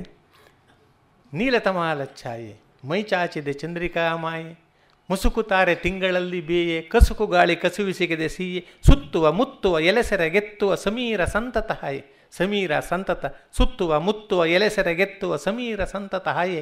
ತಾರೆ ತೀರದಲ್ಲಿ, ತಾರೆ ತೀರ, ತಾರೆ ತೀರದಲ್ಲಿ ಮರಿ ಮುರಿ ಮೋಡ ಬೆಳಕು ಚುಮುಕಿನಲ್ಲಿ ತೋಯೆ, ದಡದ ಕದಕ್ಕೆ ಕೈ ಹಚ್ಚಿ ಯಮುನೆ ನಿಶಬ್ದ ನಿಂತು ಕಾಯೆ. ಹೀಗೆಲ್ಲ ಬಂದು ಕಡೆಯಲ್ಲಿ ಬೆಳುದಿಂಗಳ ಮಂಗಳ ರಂಗಸ್ಥಳದಲ್ಲಿ ಬಳೆಗಳ ಉಲುಹು, ಬೆಳುದಿಂಗಳ ಮಂಗಳ ರಂಗಸ್ಥಳದಲ್ಲಿ ಬಳೆಗಳ ಉಲುಹು, ಧಿಮಿ ಧಿಮಿ ತದ್ಧಿಮಿ ತಾಳ ತುಡಿಯುತ್ತಿದೆ ಅಗೋರಂಗನಲವು. ಬೆಳುದಿಂಗಳ ಮಂಗಳ ರಂಗಸ್ಥಳದಲ್ಲಿ ಬಳೆಗಳುಲುಹು, ಧಿಮಿ ಧಿಮಿ ತದ್ಧಿಮಿ ತಾಳ ತುಡಿಯುತ್ತಿದೆ ಅಗೋರಂಗನಲವು. ಈ ಸಾಲುಗಳಲ್ಲೇ ಒಂದು ಮೃದಂಗವನ್ನು ಇಟ್ಬಿಟ್ಟಿದ್ದಾರೆ ಕವಿಯನ್ನು, ಹಾಗೆ ಅವುಗಳ ಮೃದಂಗ ನುಡಿಸ್ತಾ ಇದ್ದಾರೆ ಅನ್ನೋ ಹಾಗೆ ಇದೆ. ಇದೆಲ್ಲ ಬರೋದ್ರಿಂದಾಗಿ ಭಾಷೆ ತನ್ನ ಸಮಸ್ತ ಚೆಲುವಿನಲ್ಲಿ ಪ್ರತ್ಯಕ್ಷವಾಗುತ್ತೆ ಕವಿತೆಯಲ್ಲಿ. ಎಂತೆಂಥ ಕವಿಗಳು, ಪ್ರಾಚೀನ ಕವಿಗಳು ಎಷ್ಟು ಚೆನ್ನಾಗಿ ಭಾಷೆಯನ್ನೆಲ್ಲ ಬಳಸಿದ್ದಾರೆ. ಅದೆಲ್ಲ ನಾವು ಕಾವ್ಯ ಓದೋದ್ರಿಂದಲೇ ಗೊತ್ತಾಗೋದು. ಒಂದು ಕಡೆ ರನ್ನನ ಗದಾಯುದ್ಧದಲ್ಲಿ ಅವನು ಬರೀ ಅನುಕರಣ ಪದಗಳನ್ನು ಬಳಸಿ, ಅನುಕರಣ ಪದಗಳು ಅಂದರೆ ನಿಜವಾದ ಪದಗಳೇ ಅಲ್ಲ, ಅವಕ್ಕೆ ಡಿಕ್ಷನರಿಲಿ ಅರ್ಥ ಇರಲ್ಲ. ಉದಾಹರಣೆಗೆ ಕುಂಬಳಕಾಯಿ ದೊಪ್ಪನೆ ಬಿತ್ತು ಅಂತೀವಿ, ದೊಪ್ಪನೆ ಅನ್ನೋದು ಅನುಕರಣ ಪದ. ದೊಪ್ಪನೆ ಅನ್ನೋಕ್ಕೆ ಏನು, ಅದು ಬಿದ್ದಾಗ ಕುಂಬಳಕಾಯಿ ಆದ ಶಬ್ದ ಅಷ್ಟೇ, ಅದಕ್ಕೆ ದೊಪ್ಪನೆ ಅಂತ ಹೇಳ್ಬಿಟ್ಟು ಡಿಕ್ಷನರಿಲಿ ಒಂದು ಅರ್ಥ ಕೊಟ್ಟಿರಲ್ಲ, ಇಡೀ ಪದ ಅಲ್ಲ ಅದು. ಇಂಥ ಅನುಕರಣ ಪದಗಳನ್ನೇ ಸೇರಿಸಿ ಅವನು ಕಂದ ಪದ್ಯ ಮಾಡಿಬಿಡ್ತಾನೆ. ಅದು ಸಂದರ್ಭ, ಭೀಮ ಮತ್ತು ದುರ್ಯೋಧನ ಇಬ್ಬರು ಎದುರು ಬದರಾಗಿದ್ದಾರೆ, ಅವನು ಕೊಳದಲ್ಲಿ ಎಡಕೊಂಡಿದ್ದ, ಇವರೆಲ್ಲ ಮುಂದೆ ಹಂಗಿಸಿ ಮೂದಲಿಸಿ ಮಾತಾಡಿದರು. ಏನು ಮಾಡಬಾರ್ದೆಲ್ಲ ಮಾಡಿಬಿಟ್ಟು ಈಗ ಹೋಗ್ಬಿಟ್ಟು ನೀರಿನಲ್ಲಿ ಅಡಕೊಂಡಿದೆಯಾ, ಮೀನಿನ ಹಾಗೆ ಮೊಸಳೆ ಹಾಗೆ, ನೀನೊಬ್ಬ ಕ್ಷತ್ರಿಯ ಏನೋ, ಬಾ ಹೊರಗಡೆಗೆ ಯುದ್ಧ ಮಾಡು, ಹಿಂದೆಲ್ಲ ಅನ್ಯಾಯ ಮಾಡೋದಾಗಲ್ಲ ಅಂತ. ಹೀಗೆ ಅದು ಭೀಮ ಬಂದು ಮೂದಲಿಸಿ ಕರೆದಾಗ ಅವನು ನೀರೊಳಗಿರ್ದುಂಬೆ ಮರ್ತನು ಉರಗ ಪತಾಕನು. ಆ ಉರಗ ಪತಾಕ ಅವನು ಅಂದರೆ ದುರ್ಯೋಧನ ನೀರೊಳಗಿದ್ದು ಕೂಡ ಬೆವರು ಬಿಟ್ಟನಂತೆ. ಆ ಭೀಮ ಬಂದು ತನ್ನ ಹಿಂಗೆ ಹಂಗಿಸಿ ಕರಿತಾ ಇದ್ರೆ ತಡ್ಕೊಳಕ್ಕಾಗಿಲ್ಲ, ನೀರೊಳಗಿದ್ದಾನೆ ಆದರೆ ಬೆವರು ಬಿಟ್ಟನಂತೆ. ತಕ್ಷಣ ಅವನು ಗದೆನ ಎತ್ಕೊಂಡು ಎಲ್ಲಿದ್ದಾನೆ ಆ ಭೀಮ ಅಂತಂದು ಹೇಳಿ ಹೊರಗಡೆಗೆ ಬರ್ತಾನೆ. ಬಂದಾಗ ಇಬ್ಬರಿಗೂ ಗದಾಯುದ್ಧ ಶುರುವಾಗತ್ತೆ. ಅದು ಒಬ್ಬರನ್ನ ನೋಡ್ತಾ ಅವರ ಕಾಲಗತಿಗಳು ಮತ್ತೊಂದು ಹೇಗೆ ಒಬ್ಬರು ಇನ್ನೊಬ್ಬರನ್ನ ಹೊಂಚಿ ಹೊಡಿಬೇಕು, ಇದನ್ನೆಲ್ಲರನ್ನ ಭಾಳ ಬ್ಯೂಟಿಫುಲ್ ಸುಂದರವಾಗಿ ವರ್ಣಿಸ್ತಾ ಕಡೆಯಲ್ಲಿ ಹೇಳ್ತಾನೆ, ದಪ್ಪರಿ ಧಟ್ಟುಂ ಪೊಟ್ಟೆನೆ, ಅವ್ರು ಗದೆ ಹೊಡಿತಾ ಇದ್ದರೆ ದಪ್ಪರಿ ಧಟ್ಟುಂ ಪೊಟ್ಟೆನೆ ದೊಪ್ಪ ದೊಗಪ್ಪೆನೆ ದಿಧಿಲ್ ಬುಧಿಲ್ಲೆನೆ. ಅವ್ರದ್ದು ಶಬ್ದ ಹೊಡಿತಾ ಇದ್ದರೆ ಪರಸ್ಪರ. ಇವೆಲ್ಲ ಅನುಕರಣ ಪದಗಳು. ಅನುಕರಣ ಪದಗಳಲ್ಲೇ ಒಂದೊಂದು ಪದ್ಯವನ್ನು ಮಾಡಿಬಿಟ್ಟಿದ್ದಾನೆ. ದಪ್ಪರಿ ಧಟ್ಟುಂ ಪೊಟ್ಟೆನೆ ದೊಪ್ಪ ದೊಗಪ್ಪೆನೆ ದಿಧಿಲ್ ಬುಧಿಲ್ಲೆನೆ, ಸೊಪ್ಪು ಸವಡಪ್ಪಿನ ಮೈ. ಒಂದು ಏಟು ಮೈಗೆನ್ನಾರು ಬಿತ್ತು ಮೈ ಸೊಪ್ಪು ಸವಡಕ್ಕೆ ಹೋಗ್ಬಿಡ್ಬೇಕು. ಸೊಪ್ಪು ಸವಡಪ್ಪಿನ ಮೈ ತಪ್ಪದೆ ಬಡಿದರ ಕಲಿಗಳು ಒರ್ವರನ್ನೊರ್ವರು. ಇಬ್ಬರು ಕೂಡ ಈ ಕಲಿಗಳು ಒಬ್ಬರನ್ನೊಬ್ಬರು ಹೇಗೆ ಬಡಿದ್ರು ಅಂದರೆ, ಇವನು ಹೊಡೆದ ಏಟನ್ನು ಅವನ ಗದೆಯಿಂದ ತಡೆದು, ಅವನು ಹೊಡೆದ ಏಟನ್ನು ಇವನ ಗದೆಯಿಂದ ತಡೆದು. ಆ ಶಬ್ದ ಹೇಗಾಗ್ತಿತ್ತು ಅಂದರೆ, ದಪ್ಪರಿ ಧಟ್ಟುಂ ಪೊಟ್ಟೆನೆ ದೊಪ್ಪ ದೊಗಪ್ಪೆನೆ ದಿಧಿಲ್ ಬುಧಿಲ್ಲೆನೆ, ಸೊಪ್ಪು ಸವಡಪ್ಪಿನ ಮೈ ತಪ್ಪದೆ ಬಡಿದರ ಕಲಿಗಳು ಒರ್ವರನ್ನೊರ್ವರು. ಇದೆಲ್ಲ ಇಷ್ಟು ಚೆನ್ನಾಗಿದೆ ಭಾಷೆ. ಅರ್ಥವೇ ಇಲ್ಲದ ಪದಗಳನ್ನು ಕವಿ ಒಂದು ಪದ್ಯ ಮಾಡಿ ಹಾಕಿಬಿಟ್ಟಿದ್ದಾನೆ. ಅದು ಕೊಡುವಂಥ ಅನುಭವ ಇದೆಯಲ್ಲ, ಅರ್ಥವಿರುವ ಪದಗಳನ್ನು ಹೆಣೆದು ಮಾಡಿದರೂ ಬಹುಶಃ ಕೊಡೋದಕ್ಕೆ ಕಷ್ಟವಾಗುವ ಅನುಭವವನ್ನು ಈ ಅರ್ಥವಿಲ್ಲದ ಪದಗಳಿಂದಲೇ ಕೊಡೋ ರೀತಿ ಕವಿ ಕಸರತ್ತು ಮಾಡಿದ್ದಾನೆ. ಇದೆಲ್ಲ ನಮಗೆ ಸಾಹಿತ್ಯದಲ್ಲೇ ಗೊತ್ತಾಗೋದು. ಬೇರೆ ಲೋಕದಲ್ಲಿ ಇಂಥದ್ದೆಲ್ಲ ಹೇಗೆ ಸಿಗುತ್ತೆ? ನಮ್ಮ ವ್ಯವಹಾರದ ಭಾಷೆ ಇದೆಯಲ್ಲ, ಅದು ಒಂದು ಹರಕು ಚಿಂದಿ ಬಟ್ಟೆ ಇದ್ದಾಗೆ, ನೆಲ ಒರೆಸೋ ಬಟ್ಟೆ ಇದ್ದಾಗೆ, ವ್ಯವಹಾರದ ಭಾಷೆ. ಬಾರೋ, ಹೋಗೋ, ಕೂತ್ಕೊಳ್ಳೋ, ಹೇಳೋ, ಇಷ್ಟರಲ್ಲಿ ಮುಗಿದೋಗುತ್ತೆ. ಏನೋ ಒಂದು ಪರಸ್ಪರ ವರ್ತಿಸೋದಕ್ಕೋಸ್ಕರ ಬಳಸುವಂಥದ್ದು. ಆದರೆ ಕಾವ್ಯದ ಭಾಷೆ ಇದೆಯಲ್ಲ, ಅದು ಒಳ್ಳೆ ರೇಷ್ಮೆ ಪತ್ತಲ ಇದ್ದ ಹಾಗೆ. ಆ ರೇಷ್ಮೆ ಪತ್ತಲ ನೋಡಿದಾಗಲೇ ಬಟ್ಟೆ ಯಾವ ಯೋಗ್ಯತೆಗೆ ಏರ್ಬೋದು, ಎಷ್ಟು ಮೆಟ್ಲು ಹತ್ಬೋದು ಅನ್ನೋದು ನಮಗೆ ಗೊತ್ತಾಗುವಂಥದ್ದು. ಒಂದೊಂದು ಸಲ ವ್ಯವಹಾರದಲ್ಲೂ ಇದು ಬಂದುಬಿಡುತ್ತೆ. ಯಾಕೆಂದರೆ ಕಾವ್ಯ ಇರೋದು ವಕ್ರೋಕ್ತಿಯಿಂದ. ವಕ್ರೋಕ್ತಿ ಅಂದರೆ, ವಕ್ರ ಅಂದರೆ ಸೊಟ್ಟ ನಿಜ, ಆದರೆ ಅಲ್ಲಿ ಸುಂದರ ಅನ್ನೋ ಅರ್ಥ. ವಕ್ರೋಕ್ತಿ ಅಂದರೆ ಸುಂದರೋಕ್ತಿ, ಸೌಂದರ್ಯೋಕ್ತಿ. ಕವಿತೆಯಲ್ಲಿ ಅಲಂಕಾರಗಳನ್ನ ಬಳಸಿರ್ತಾರೆ, ಬೇರೆ ಬೇರೆ ಅಲಂಕಾರಗಳನ್ನು, ಉಪಮೆ, ರೂಪಕ, ಯಮಕ ಇತ್ಯಾದಿ. ಆ ಅಲಂಕಾರಗಳೆಲ್ಲ ನೇರವಾಗಿ ಮಾತಾಡುವಂಥವಲ್ಲ, ವಕ್ರವಾಗಿ ಮಾತಾಡುವಂಥ. ವಕ್ರತೆಯಿಂದಲೇ ಸೌಂದರ್ಯ ಇರ್ತಾನೆ. ಈಗ ನಮ್ಮ ಮುಖ ಸುಮ್ಮನೆ ಬರೀ ಒಂದು ಸ್ಲೇಟ್ ಇದ್ದಾಗ ಇದ್ಬಿಟ್ಟಿದ್ರೆ ಏನು ಚೆನ್ನಾಗಿರೋದು. ಆದರೆ ಎಲ್ಲೋ ಒಂದು ಕಡೆ ಉಬ್ಬು, ತಗ್ಗು ಇದೆಲ್ಲ ಇರೋದ್ರಿಂದಲೇ ಮುಖ ಸುಂದರವಾಗಿರೋದು. ಹಾಗೆ ವಕ್ರತೆ ಅನ್ನೋದು ಸೌಂದರ್ಯಕ್ಕೆ ಕಾರಣವಾಗೋದು ಉಂಟು. ಹಾಗೆ ಇಲ್ಲಿ ವಕ್ರೋಕ್ತಿ, ಆ ವಕ್ರೋಕ್ತಿ ವ್ಯವಹಾರದಲ್ಲೂ ಒಂದು ಸಲ ಬಂದುಬಿಡುತ್ತೆ. ಅದು ಏನು, ಈ ಮನುಷ್ಯರು ಆವೇಶದಿಂದ ಒಬ್ರಿಗೊಬ್ರಿಗೆ ಬೈದಾಡ್ತಿರುವಾಗ ಅಥವಾ ಇನ್ನೇನೋ ಅತಿಶಯೋಕ್ತಿ ಮಾಡಿ ಹೇಳುವಾಗ, ಈಗ ಯಾರೋ ಒಬ್ಬರು ಮನೆಗೆ ಕರೆದಿರ್ತಾರೆ, ಮನೆಗೆ ಹೋಗ್ತೀವಿ, ಉರಿ ಬಿಸಿಲು, ತಲೆಯೆಲ್ಲ ಕಾದು ಹೋಗಿದೆ. ಹೋದ ತಕ್ಷಣ ಹೇಳ್ತೀವಿ, ಏನು ಬಿಸಿಲಪ್ಪ, ಇಷ್ಟು ದೂರದಲ್ಲಿ ಮನೆ ಮಾಡಿದೆಯಾ, ತಲೆಯೆಲ್ಲ ಕಾದು ಹೋಗ್ಬಿಟ್ಟಿದೆ, ಒಂದು ಪಾವು ಅಕ್ಕಿ ಇಟ್ಟರೆ ಅನ್ನ ಆಗಿ ಹೋಗ್ಬಿಡತ್ತೆ. ತಲೆ ಮೇಲೆ ಒಂದು ಪಾವು ಅಕ್ಕಿ ಇಟ್ಟರೆ ಅನ್ನ ಆಗಿಬಿಡತ್ತೆ, ಆಗಲ್ಲ. ಅಂದರೆ ಎಷ್ಟು ನೊಂದಿದೆ ನನ್ನ ಬಿಸಿಲಲ್ಲಿ, ಎಷ್ಟು ತಾಪವಾಗಿದೆ ಅಂದರೆ ಒಂದು ಪಾವು ಅಕ್ಕಿ ಇಟ್ಟರೆ ಅನ್ನ ಆಗೋಷ್ಟು ಬಿಸಿಲಿದೆ ಅಂತ ತನ್ನ ಮಾತಿನ ಅರ್ಥವನ್ನು, ಅಂದರೆ ಉರಿ ಬಿಸಿಲು ಅನ್ನೋದನ್ನು ಮನಸ್ಸಿಗೆ ದಾಟಿಸೋದಕ್ಕೆ ಬಳಸಿದ ಒಂದು ವಕ್ರೋಕ್ತಿ ಅದು. ಏನು ದೂರದಲ್ಲಿ ಮನೆ ಮಾಡಿದೆಯೋ, ನಡೆದು ಕಾಲೇ ಬಿದ್ದೋಯ್ತು, ಕಾಲೇನು ಬಿದ್ದೋಗಿರಲ್ಲ, ಕಾಲು ಬಿದ್ದೋಯ್ತೋ ಅನ್ನೋಷ್ಟು ಸುಸ್ತಾಗಿ ಹೋಯ್ತು ಅಂತ. ಇದೆಲ್ಲ ವಕ್ರೋಕ್ತಿ. ಆದರೆ ಅವು ಭಾಳ ಪರಿಣಾಮಕಾರಿಯಾಗಿ ಏನು ಹೇಳಬೇಕೋ ಅದನ್ನು ಹೇಳ್ತೀವಿ. ಇದು ಕಾವ್ಯದಲ್ಲಿ ಇದು ಅಕಸ್ಮಾತ್ತಾಗಿ ವ್ಯವಹಾರದಲ್ಲಿ ವಕ್ರೋಕ್ತಿ ಬರುತ್ತಲ್ಲ, ಹಾಗಲ್ಲ. ಕಾವ್ಯದ ವ್ಯಾಪಾರವೇ ಬರೀ ವಕ್ರೋಕ್ತಿಯಿಂದ ಇರುವಂಥದ್ದು. ಅದಕ್ಕೆ ಅದು ಅಷ್ಟು ಸುಂದರವಾಗಿರುತ್ತೆ. ಈ ಮಾತು ಅಷ್ಟೇ, ನಿಮ್ಮ ಮನೆಗೆ ಬಂದು ನನಗೆ ಭಾಳ ಸುಸ್ತಾಯಿತು ಅನ್ನೋದು ಹೇಗೆ, ನಡೆದು ಕಾಲು ಬಿದ್ದೋಯ್ತು ಅನ್ನೋದು ಹೇಗೆ ಅಲ್ವೇ, ಭಾಳ ತಲೆ ಕಾದೋಗಿದೆ ಅಂದರೆ ಹೇಗೆ, ತಲೆ ಎಷ್ಟು ಕಾದೋಗಿದೆ ಅಂದರೆ ಒಂದು ಪಾವು ಅಕ್ಕಿ ಇಟ್ಟರೆ ಅನ್ನಾಗಿ ಹೋಗ್ಬಿಡುತ್ತೆ ಅನ್ನೋದು ಹೇಗೆ. ಹೀಗೆ ಈ ವಕ್ರೋಕ್ತಿ ವ್ಯವಹಾರದಲ್ಲಿ ಆಗೀಗ ಕ್ವಚಿತ್ತಾಗಿ ಕಾಣಿಸ್ಕೊಳ್ಬಹುದಾದ ವಕ್ರೋಕ್ತಿ ನಿಜವಾಗಿ ಸಾಹಿತ್ಯದ ನಿರಂತರವಾದ ಭಾಷಾ ರೀತಿ ಅದರದ್ದು. ಅಂಥದ್ದೆಲ್ಲ ನಮಗೆ ಸಾಹಿತ್ಯದಲ್ಲೇ ಸಿಗೋದು. ಇನ್ನೊಂದಿದೆ ನೋಡಿ, ಬರೀ ನಾದಾಲಯ ಮಾತ್ರ ಅಲ್ಲ, ರೂಪಕ ಶಕ್ತಿ ಇದೆಯಲ್ಲ, ರೂಪಕ ಭಾಳ ದೊಡ್ಡದು. ಅದೇ ನಿಜವಾದ ಸೃಷ್ಟಿ. ನಮ್ಮ ಅರಿಸ್ಟಾಟ್ಲ್ ಅಂತವರೆಲ್ಲ ಆಗಲೇ ಭಾಳ ಕ್ರಿಸ್ತಪೂರ್ವದಲ್ಲೇ ಹೇಳಿದ್ದಾರೆ, ಯಾರು ಪೊಯೆಟ್ ಅಂದರೆ ಯಾರು ಮೆಟಫರ್ನ ಬಳಸ್ತಾನೆ ಅವನೇ. A poet is he who uses the metaphor.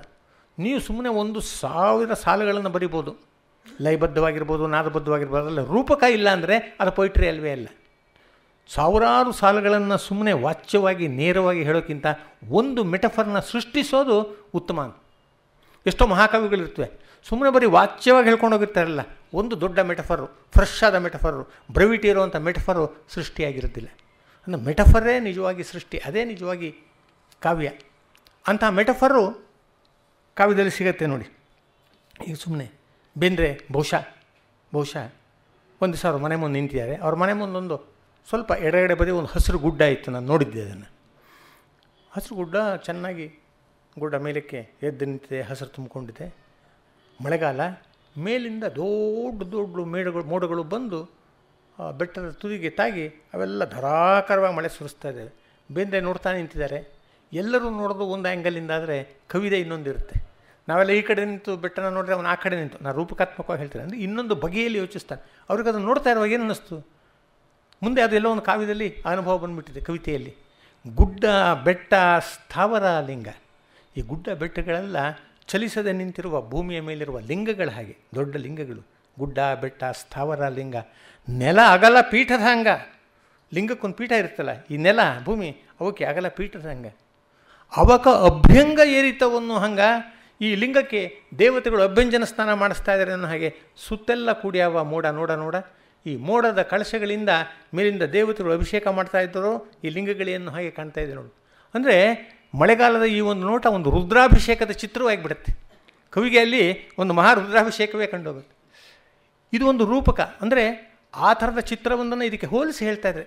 ಮಳೆಗಾಲದ ಮಧ್ಯಾಹ್ನದ ದಿನ ಹೀಗಿತ್ತು, ರುದ್ರಾಭಿಷೇಕವಾದ ರೀತಿಯಲ್ಲಿತ್ತು.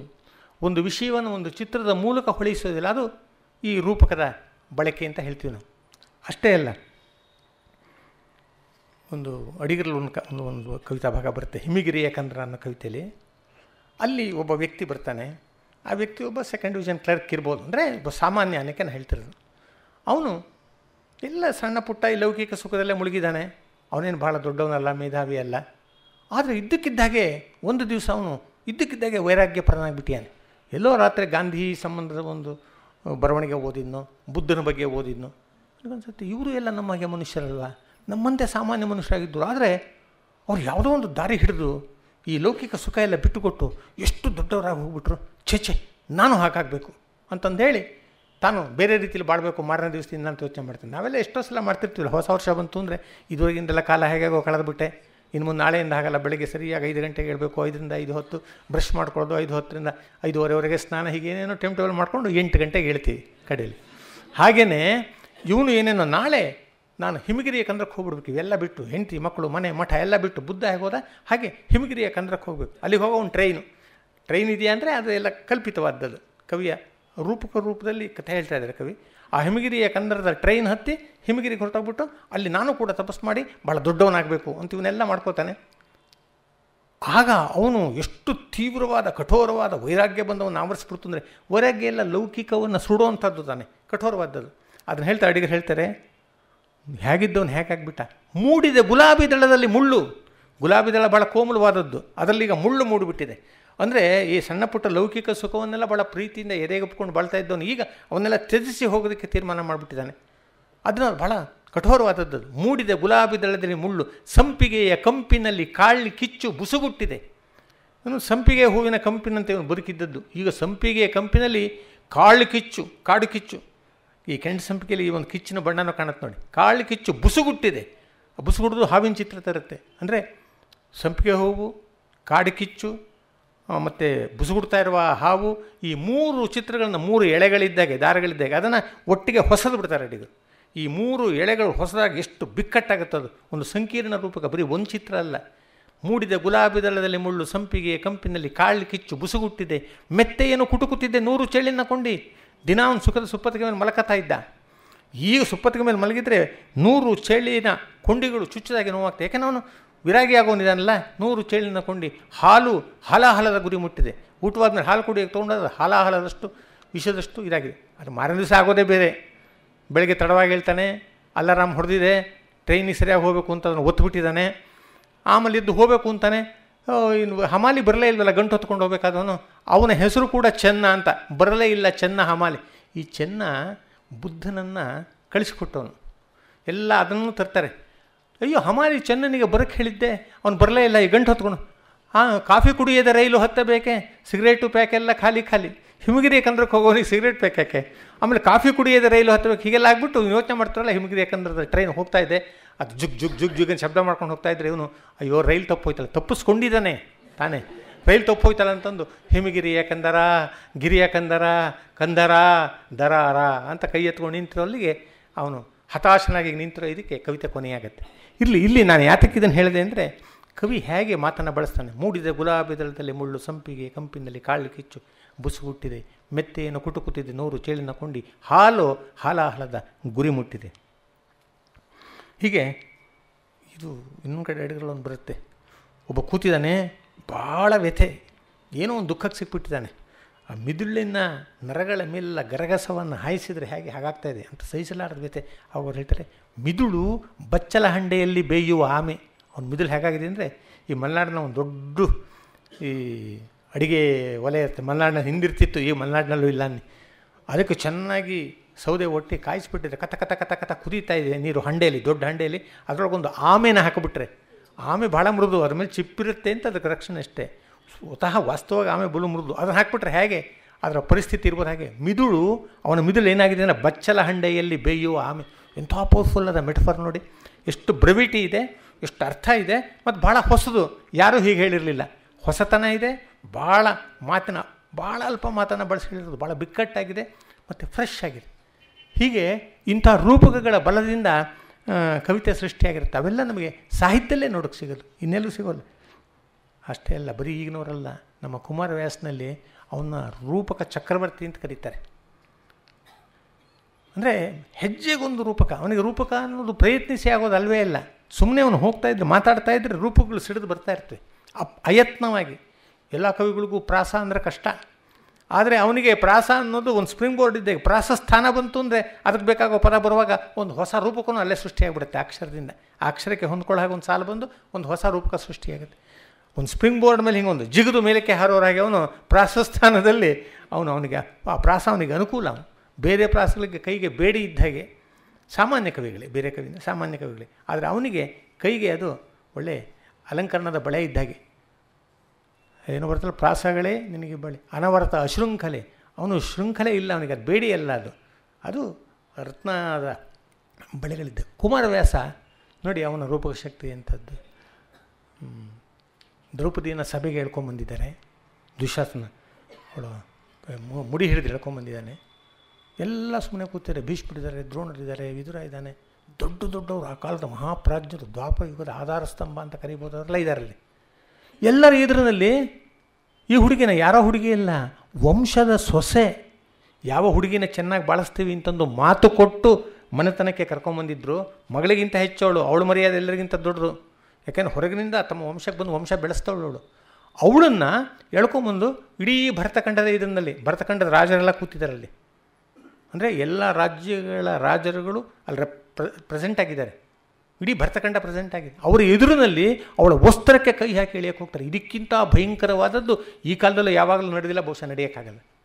ಅಂತಹ ಒಂದು ಅಕೃತ್ಯ ಅದು. ಆವಾಗ ಅವಳು ಕಿರ್ಚ್ಕೋತಾಳೆ ತನ್ನ ವಸ್ತ್ರನ ಬಿಗಿಯಾಗಿ ಹಿಡ್ಕೊಂಡು. ಯಾರೂ ಉತ್ತರ ಕೊಡ್ತಾ ಇಲ್ಲ. ಅವಳು ಎಂಥ ಮಾತಾಡ್ತಾಳೆ ಅಂದರೆ ಅದೆಲ್ಲ ನಾವು ಸುಮ್ಮನೆ ಓದ್ಕೊಂಡು ಹೋಗ್ಬಿಡ್ತೀವಿ. ಮಾತು ಭಾಳ ಪವರ್ಫುಲ್ ಆಗಿ. ಹಿರಿಯರಿಲ್ಲದ ಸಭೆ, ಮನುಷ್ಯರ ನೆರವಿ. ಯಾರೂ ಉತ್ತರ ಕೊಡ್ತಾ ಇಲ್ಲ. ಎಂತೆಂಥ ದೊಡ್ಡವ್ರು ಕೂತಿದ್ದೀರಿ, ಇವನು ಇಂಥ ಅನ್ಯಾಯ ಮಾಡ್ತಾ ಇದ್ದಾನೆಲ್ಲ ತಾಳ್ಕೊಂಡು ನೋಡ್ಕೊಂಡು ಕೂತಿದ್ದೀರಾ ನೀವು? ಯಾರು ಇವನ್ನ ಶಿಕ್ಷೆ ಮಾಡೋರಿಲ್ವಾ? ಹಿರಿಯರಿಲ್ಲದ ಸಭೆ. ನಿಜವಾದ ಹಿರಿಯರು ವಯಸ್ಸಾದವ್ರು ಮಾತ್ರ ಅಲ್ಲ, ತಿಳುವಳಿಕೆ ಇದ್ದವರು, ಪ್ರಾಜ್ಯರು. ಹಿರಿಯರಿಲ್ಲದ ಸಭೆ, ಮನುಷ್ಯರ ನೆರವಿ. ಅದು ಬರೀ ಜನಗಳ ಗುಂಪು ಅಷ್ಟೇ. ಈ ರಸ್ತೆಯಲ್ಲಿ ನಿಂತಿರಲ್ವ ಆ ಗುಂಪು, ಏನೋ ಆ ಕಾಡಾಟ ಕೊಚ್ಕೊಂತಾರೆ, ಆ ಥರದ್ದಷ್ಟೇ. ಇದು ರಾಜಸಭೆ. ಇಲ್ಲಿ ಹಿರಿಯರಿದ್ದಾರೆ ಅಂದ್ಕೊಂಡಿದ್ದೆ, ಆದರೆ ಯಾರೂ ಮಾತಾಡ್ತಿಲ್ಲ. ಹಿರಿಯರಿಲ್ಲದ ಸಭೆ, ಮನುಷ್ಯರ ನೆರವಿ. ಆ ನೆರವಿನದು ಏನು ಜೋರಾಗಿದೆ. ಬರೀ ಮನುಷ್ಯರದೊಂದು ಗುಂಪಷ್ಟೆ, ಮನುಷ್ಯರ ನೆರವಿ. ಹಿರಿಯರಲ್ಲ. ಮಾತಾಡದೆ ಕೂತಿರೋರು ಇದ್ದಾರಲ್ಲ, ಅಕೃತ್ಯ ನಡೀತಿರುವಾಗಲೂ ಅವರು ಹಿರಿಯರಲ್ಲ. ಯಥಾರ್ಥ ಭಾಷಣ ಭೀತ ಚೇತನರು. ಯಥಾರ್ಥ ಅಂದರೆ ಏನು ನ್ಯಾಯವಾದದ್ದು ಅಂಥ ಮಾತನಾಡೋದಕ್ಕೆ, ಯಥಾರ್ಥ ಭಾಷಣಕ್ಕೆ ಭೀತರಾದ ಚೇತನರು. ಸತ್ಯ ಯಾವುದು, ನ್ಯಾಯ ಯಾವುದು ಅದನ್ನು ಹೇಳೋದಕ್ಕೆ ಹೆದರ್ಕೊಂಡು ಕೂತಿದ್ದಾರಲ್ಲ, ಇದು ಹಿರಿಯರ ಸಭೆಯೇ. ಹೀಗೆಲ್ಲ ಹೇಳ್ಕೊಂಬರ್ತಾ ಕಡೆಯಲ್ಲಿ ವಿದುರ ಒಬ್ಬ ಮಾತ್ರ ಎದ್ದು ನಿಲ್ತಾನೆ. ಹೊರಟೆ, ದುಶಾಸನ ಏನು ಮಾಡ್ತಾಯಿದ್ದೀನಿ ನೀನು? ಎಂಥ ಕೃತ್ಯ ಅನ್ನೋದು ಪರಿವೇ ಇದೆಯೇನೋ ದಡ್ಡ. ಅವಳು ಅಶ್ವಮೇಧ ಇದರಲ್ಲಿ ರಾಜಸೂಯ ಯಾಗದಲ್ಲಿ ಅವಭೃತ ಸ್ನಾನ ಮಾಡಿ ಅಭಿಷೇಕ ಮಾಡಿಸ್ಕೊಂಡವಳು. ಅಂಥವಳ ಮುಡಿ ಅದು, ಭಾಳ ಪವಿತ್ರವಾದ ಮುಡಿ. ಆ ಮುಡಿಗೆ ಕೈ ಹಾಕಿ ಅವಳೊಂದು ಸಭೆಗೆ ಹೇಳ್ಕೊಂಬರ್ತಾ ಇದೆಯಾ ನೀನು? ಎಂಥ ಕೃತ್ಯ ಮಾಡ್ತಾಯಿದ್ದೀನಿ, ನಿನ್ನ ವಂಶವೇ ಇದರಿಂದ ನಿರ್ನಾಮವಾಗಿ ಹೋಗ್ಬಿಡುತ್ತೆ, ಗೊತ್ತಾ ನಿನಗೆ ಹುಡುಗ ಅಂತಂದು ಹೇಳಿ ಅವಾಗ ಹೇಳ್ತಾನೆ. ಸಿಡಿಲ ಪೊಟ್ಟಣ ಕಟ್ಟಿ ಶಾಖವ ಕೊಡುವರೆ. ನೋಡಿ ರೂಪಕ್ಕಾಗಿದೆ. ಏನು ಮಾಡ್ತಿದ್ರು, ಸಿಡಿಲಿನ ಪೊಟ್ಟಣ ಕಟ್ಟಿ ಅದಕ್ಕೆ ಶಾಖ ಕೊಡ್ತಾರೇನೋ, ಅದು ಬಡ್ಡಂತು ಅಂತಂದು ಎಲ್ಲ ನಿರ್ನಾಮವಾಗಿ ಹೋಗ್ತೀರಾ. ಸಿಡಿಲ ಪೊಟ್ಟಣ ಕಟ್ಟಿ ಶಾಖವ ಕೊಡುವರೆ, ಹೆಡತಲೆಯ ತುರಿಸುವರೆ ಹಾವಿನ. ಹಾವು, ಒಂದು ದೊಡ್ಡ ಹಾವೊಂದು ಬಂದು ಹೆಡೆ ಎತ್ಕೊಂಡು ಹಿಂಗೆ ನಿಂತಿದ್ರೆ ಎಷ್ಟು ಚೆನ್ನಾಗಿದೆ ಅಂತ. ಆದರೆ ಹೆಡೆನ ತುರ್ಸೋಕ್ಕೆ ಹೋದವರಾಗೆ ಅದು ಒಂದು ಸಲ ಪಟ್ಟಂತ ಹೊಡಿತು ಅಂದ್ರೆ ಮುಗಿತು ಒಂದು ಕತೆ. ಹೆಡತಲೆಯ ತುರಿಸುವರೆ ಹಾವಿನ, ಕಾಲಕೂಟದ ತೆರೆಗಳಲ್ಲಿ ಜಲಕೇಳಿಯೇ. ಕಾಲಕೂಟ ವಿಷದ ಸಮುದ್ರ ಇದೆ ಅಂತ ಇಟ್ಕೊಳ್ಳಿ, ಅದರಲ್ಲಿ ಹೋಗಿ ಯಾರಾದ್ರು ಜಲಕೇಳಿ ಆಡ್ತಾರ, ಮುಟ್ಟಿದ್ರೆ ಸತ್ತೋಗ್ತಾರೆ ಅದನ್ನು, ಮೈಗೆ ಟಚ್ ಆದರೆ. ಅಂಥದ್ರಲ್ಲಿ ಹೋಗೋದ್ರಲ್ಲಿ ಮುಳುಗಿ ಹಾಕಿದ ಗತಿ ಏನು? ಇಲ್ಲೆಲ್ಲ ಒಂದೊಂದು ಸಾಲಿಗೆ ಒಂದೊಂದು ರೂಪಕ ಬರುತ್ತೆ. ಅದೇನು ಶಕ್ತಿ ಅವನದ್ದು ಅಂತ ಅನಿಸುತ್ತೆ. ಅದರಿಂದ ನಮಗಾಗೋ ಪರಿಣಾಮ, ನೀನು ಈ ಥರ ಮಾಡಿದರೆ ನಿನ್ನ ವಂಶಕ್ಕೆ ಕೆಟ್ಟದಾಗತ್ತೆ ಅನ್ನೋ ಮಾತಲ್ಲಿ ಕಾಲಕೂಟದ ತೆರೆಗಳಲ್ಲಿ ಜಲಕೇಳಿಯೇ, ಸಿಡಿಲ ಪೊಟ್ಟಣ ಕಟ್ಟಿ ಶಾಖವ ಕೊಡುವರೆ, ಹೆಡತಲೆಯ ತುರಿಸುವರೆ ಹಾವಿನ. ಈ ಮಾತುಗಳೇ ಆಗಿದೆ. ರೂಪಕ ಇಂಥ ಶಕ್ತಿಯನ್ನು ಮಾತಿಗೆ ತಂದು ಕೊಡುತ್ತೆ. ಇದೆಲ್ಲಕ್ಕಿಂತ ಹೆಚ್ಚು ಇನ್ನೊಂದು ಕಡೆ ನನಗೆ ಇದನ್ನು ಓದಿದಾಗ ಮೊದಲನೇ ಸಲ, ನಾನು ಅವಾಗಿನ್ನೂ ಹುಡುಗ ಅನ್ನಿಸ್ನಲ್ಲಿ ಓದಿದಾಗ ಅರ್ಥ ಆದಾಗ ಅದು ನನ್ನ ಮೈ ಜುಮ್ಮಂದು ಹೋಯಿತು.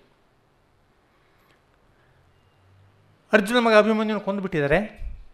ಸಂಜೆ ಸಂಸಪ್ತಕರ ಜೊತೆಯಲ್ಲಿ ಯುದ್ಧಕ್ಕೆ ಹೋಗಿದ್ದ ಅರ್ಜುನ ವಾಪಸ್ ಬರ್ತಾನೆ. ಯಾರೂ ಮಾತಾಡಿಸ್ತಾ ಇಲ್ಲ ಅವನ್ನ, ಎಲ್ಲ ತಲೆ ತೆಗೆಸ್ಕೊತಾರೆ. ಅಭಿಮನ್ಯು ಸತ್ತೋದ. ಹುಡುಗ ಯುದ್ಧಕ್ಕೆ ಹೋಗ್ತಿದ್ದು ನಾವು ಎಷ್ಟು ತಡೆದು ಹೋಗ್ಬಿಟ್ಟಿದೆ ಅದು. ನಾವು ಅವನ್ನ ರಕ್ಷಿಸ್ಕೊಳ್ಳಿಲ್ಲ ಅಂತ ಹೇಗೆ ಹೇಳೋದು ಅರ್ಜುನಿಗೆ? ಸುಭದ್ರೆಯಲ್ಲಿ ಅವನು ಒಬ್ಬನೇ ಮಗ, ಅವನು ಹೇಗೆ ಹೇಳೋದು ಅರ್ಜುನಿಗೆ ಇದನ್ನು? ಯಾರೂ ಮಾತಾಡ್ತಾ ಇಲ್ಲ. ಎಲ್ಲರಿಗೂ ಹೇಳಿದ್ರಿ ಏನಾಗಿದೆ ನಿಮಗೆಲ್ಲ, ಯಾಕೆ ಯಾರೂ ಮಾತಾಡ್ತಾ ಇಲ್ಲ, ಯಾಕೆಲ್ಲ ತಲೆ ತೆಗೆಸ್ಕೊಂಡಿದ್ರಿ? ಅರ್ಜುನ ಸಿಡುಕ್ತಾನೆ. ಕಡೆಯಲ್ಲಿ ಧರ್ಮರಾಯ ಅದನ್ನು ಹೇಳ್ತಾನೆ, ಹೀಗೆ ಬೇಡ ಅಂದ್ವಪ್ಪ ಅಭಿಮನ್ಯುಗೆ, ನೀನು ಚಿಕ್ಕ ಹುಡುಗ ಅಂತ. ಆದರೂ ಕೇಳಲಿಲ್ಲ. ಹುಡುಗ ಹಠ ಮಾಡ್ಕೊಂಡು ಹೋಗ್ಬಿಡ್ತು. ಭೀಮನನ್ನು ಜೊತೆ ಕಳಿಸ್ತು ರಕ್ಷಣೆಗಿಂತ. ಭೀಮನನ್ನು ಚಕ್ರವ್ಯೂಹದ ಬಾಗಲಲ್ಲಿ ಆ ಸೈಂಧವ ತಡೆದು ಬಿಟ್ಟ ಜಯದ್ರಥ. ಭೀಮ ಒಳಗೆ ಹೋಗಿದ್ದರೆ ಏನಾರು ಅವ್ನು ಬದುಕೋತಿದ್ದೇನು? ಅದು ಕೇಳಿದ ತಕ್ಷಣ ಈ ಭಾಳ ಶೂರರಾದವರಿಗೆ ಸಂಕಟ ಬಂದಾಗ ಅವರಿಗೆ ಕೋಪ ಬರುತ್ತೆ. ಹೇಡಿಗಳಿಗೆ ಕಣ್ಣೀರು ಬರುತ್ತೆ.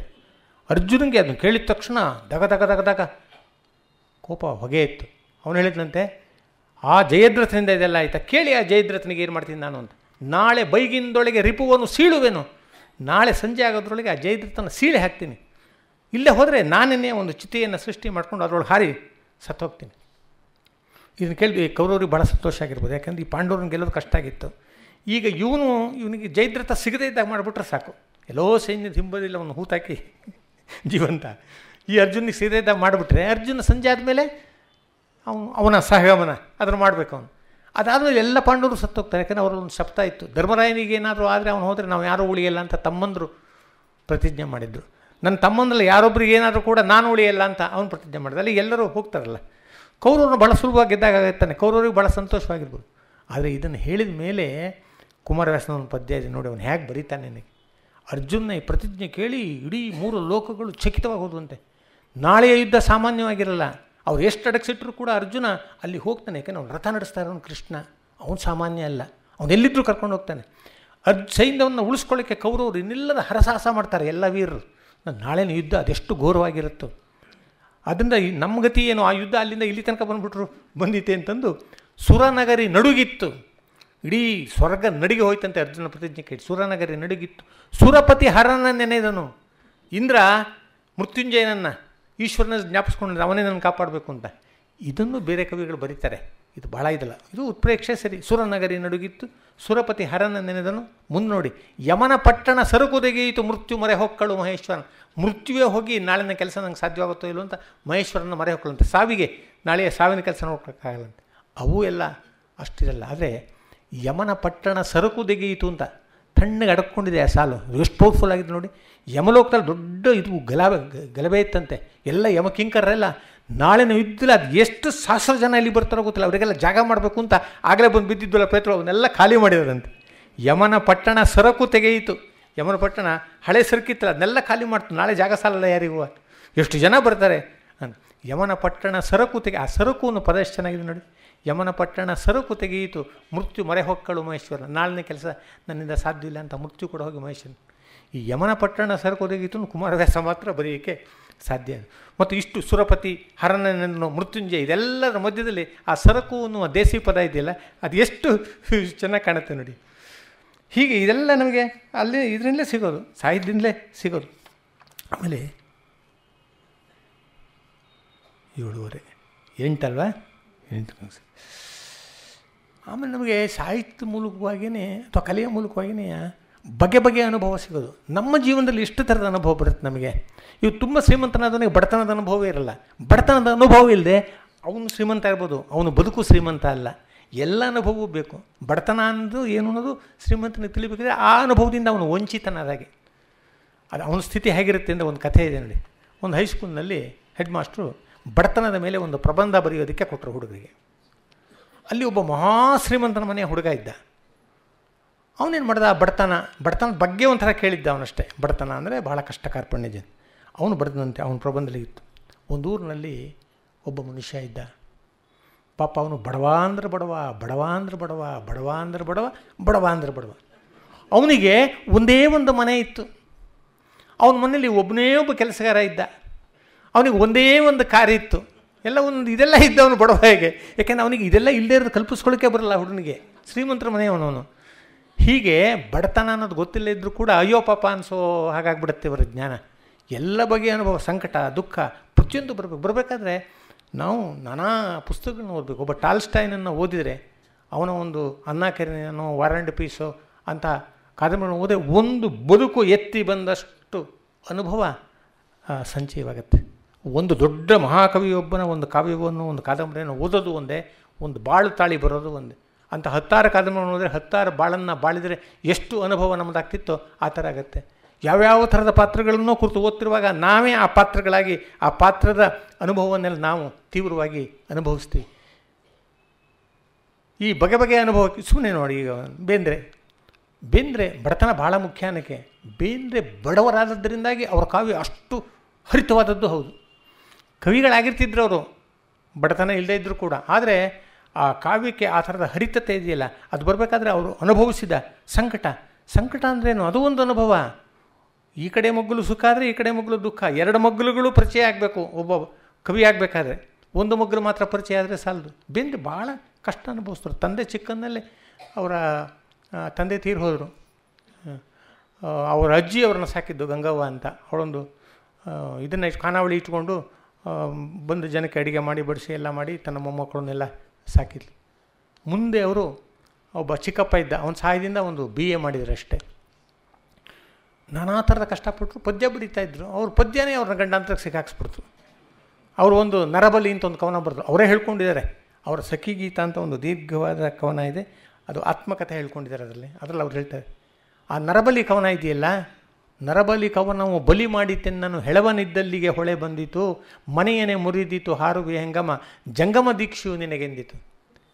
ಈ ನರಬಲಿ ಅನ್ನೋ ಕವನ ಇದೆಯಲ್ಲ, ಅದು ಬ್ರಿಟಿಷರು ನಡೆಸಿದ ನರಮೇಧ ಇದೆಯಲ್ಲ, ಅದನ್ನು ಅತ್ಯಂತ ತೀಕ್ಷ್ಣವಾಗಿ ವಿಡಂಬಿಸಿ ಹೇಳುವ ಕವಿತೆ ಅದು. ಇದುವೇ ಕಾಳಿಯ ಪೂಜೆಯು ಶುದ್ಧ, ಹುಂಬರು ಎಂಬರೋ ಇದಕ್ಕೆ ಯುದ್ಧ. ಇದನ್ನೇನು ಇದು ನರಮೇಧ ಅಂತ ಹೇಳ್ತಿರಲ್ಲ, ಇದು ನಿಜವಾದ ಕಾಳಿ ಪೂಜೆ. ಅದು ಬ್ರಿಟಿಷರ ದೃಷ್ಟಿಯಲ್ಲಿ ಇದುವೇ ಕಾಳಿಯ ಪೂಜೆಯು ಶುದ್ಧ, ಹುಂಬರು ಎಂಬರೋ ಇದಕ್ಕೆ ಯುದ್ಧ. ಅವಾಗ ವರ್ಲ್ಡ್ ವಾರದೆಲ್ಲ ನಡೀತಲ್ಲ, ಅದನ್ನೆಲ್ಲ ಮನಸ್ಸಲ್ಲಿಟ್ಟು ಬರೀತಿದ್ದಾರೆ. ಮತ್ತು ಇಲ್ಲಿ ಅವರು ನಡೆಸ್ತಾ ಇದ್ದಂಥ ನರಮೇಧ ಒಂದು ರೀತಿ ಪರೋಕ್ಷವಾಗಿ ಇದೆಲ್ಲ ಭಾಳ ಪ್ರತಾಪವತ್ತಾಗಿ ಬರುತ್ತೆ ಅದರಲ್ಲಿ. ಆವಾಗ ಇಲ್ಲಿ ಮೂಮೆಂಟ್ ನಡೀತಾ ಇತ್ತಲ್ಲ, ಇಂಡಿಪೆಂಡೆನ್ಸ್ ಮೂಮೆಂಟ್ ನಡೀತಿತ್ತು, ಸ್ವಾತಂತ್ರ್ಯ ಸಂಗ್ರಾಮ.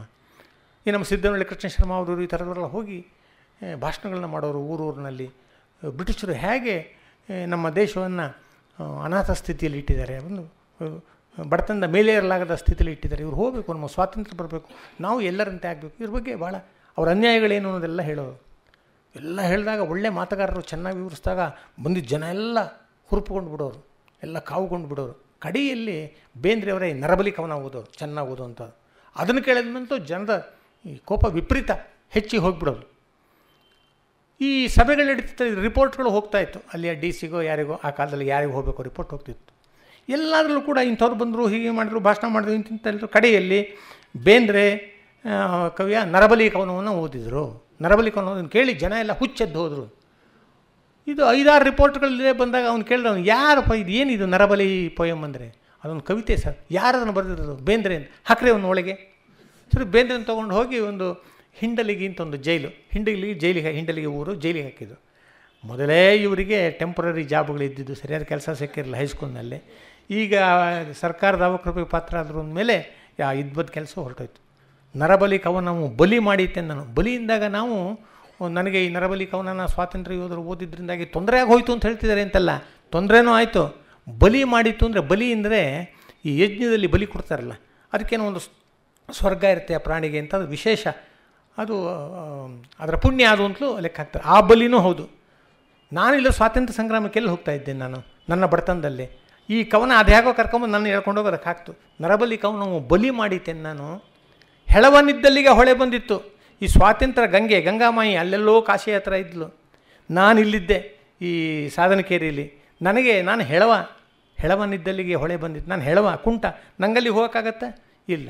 ಆದರೆ ಆ ಸ್ವಾತಂತ್ರ್ಯ ಗಂಗೆಗೆ ಈ ಮಗನ ಮೇಲೆ ಅದು ಏನು ಪ್ರೇಮ ಉಕ್ಕಿಬಿಡ್ತೋ, ಸೀದಾ ದಡ ದಡ ದಡ ದಡ ಹರ್ಕೊಂಡು ಬಂದಳು ಸಾಧನಕೇರಿಗೆ, ಧಾರವಾಡಕ್ಕೆ.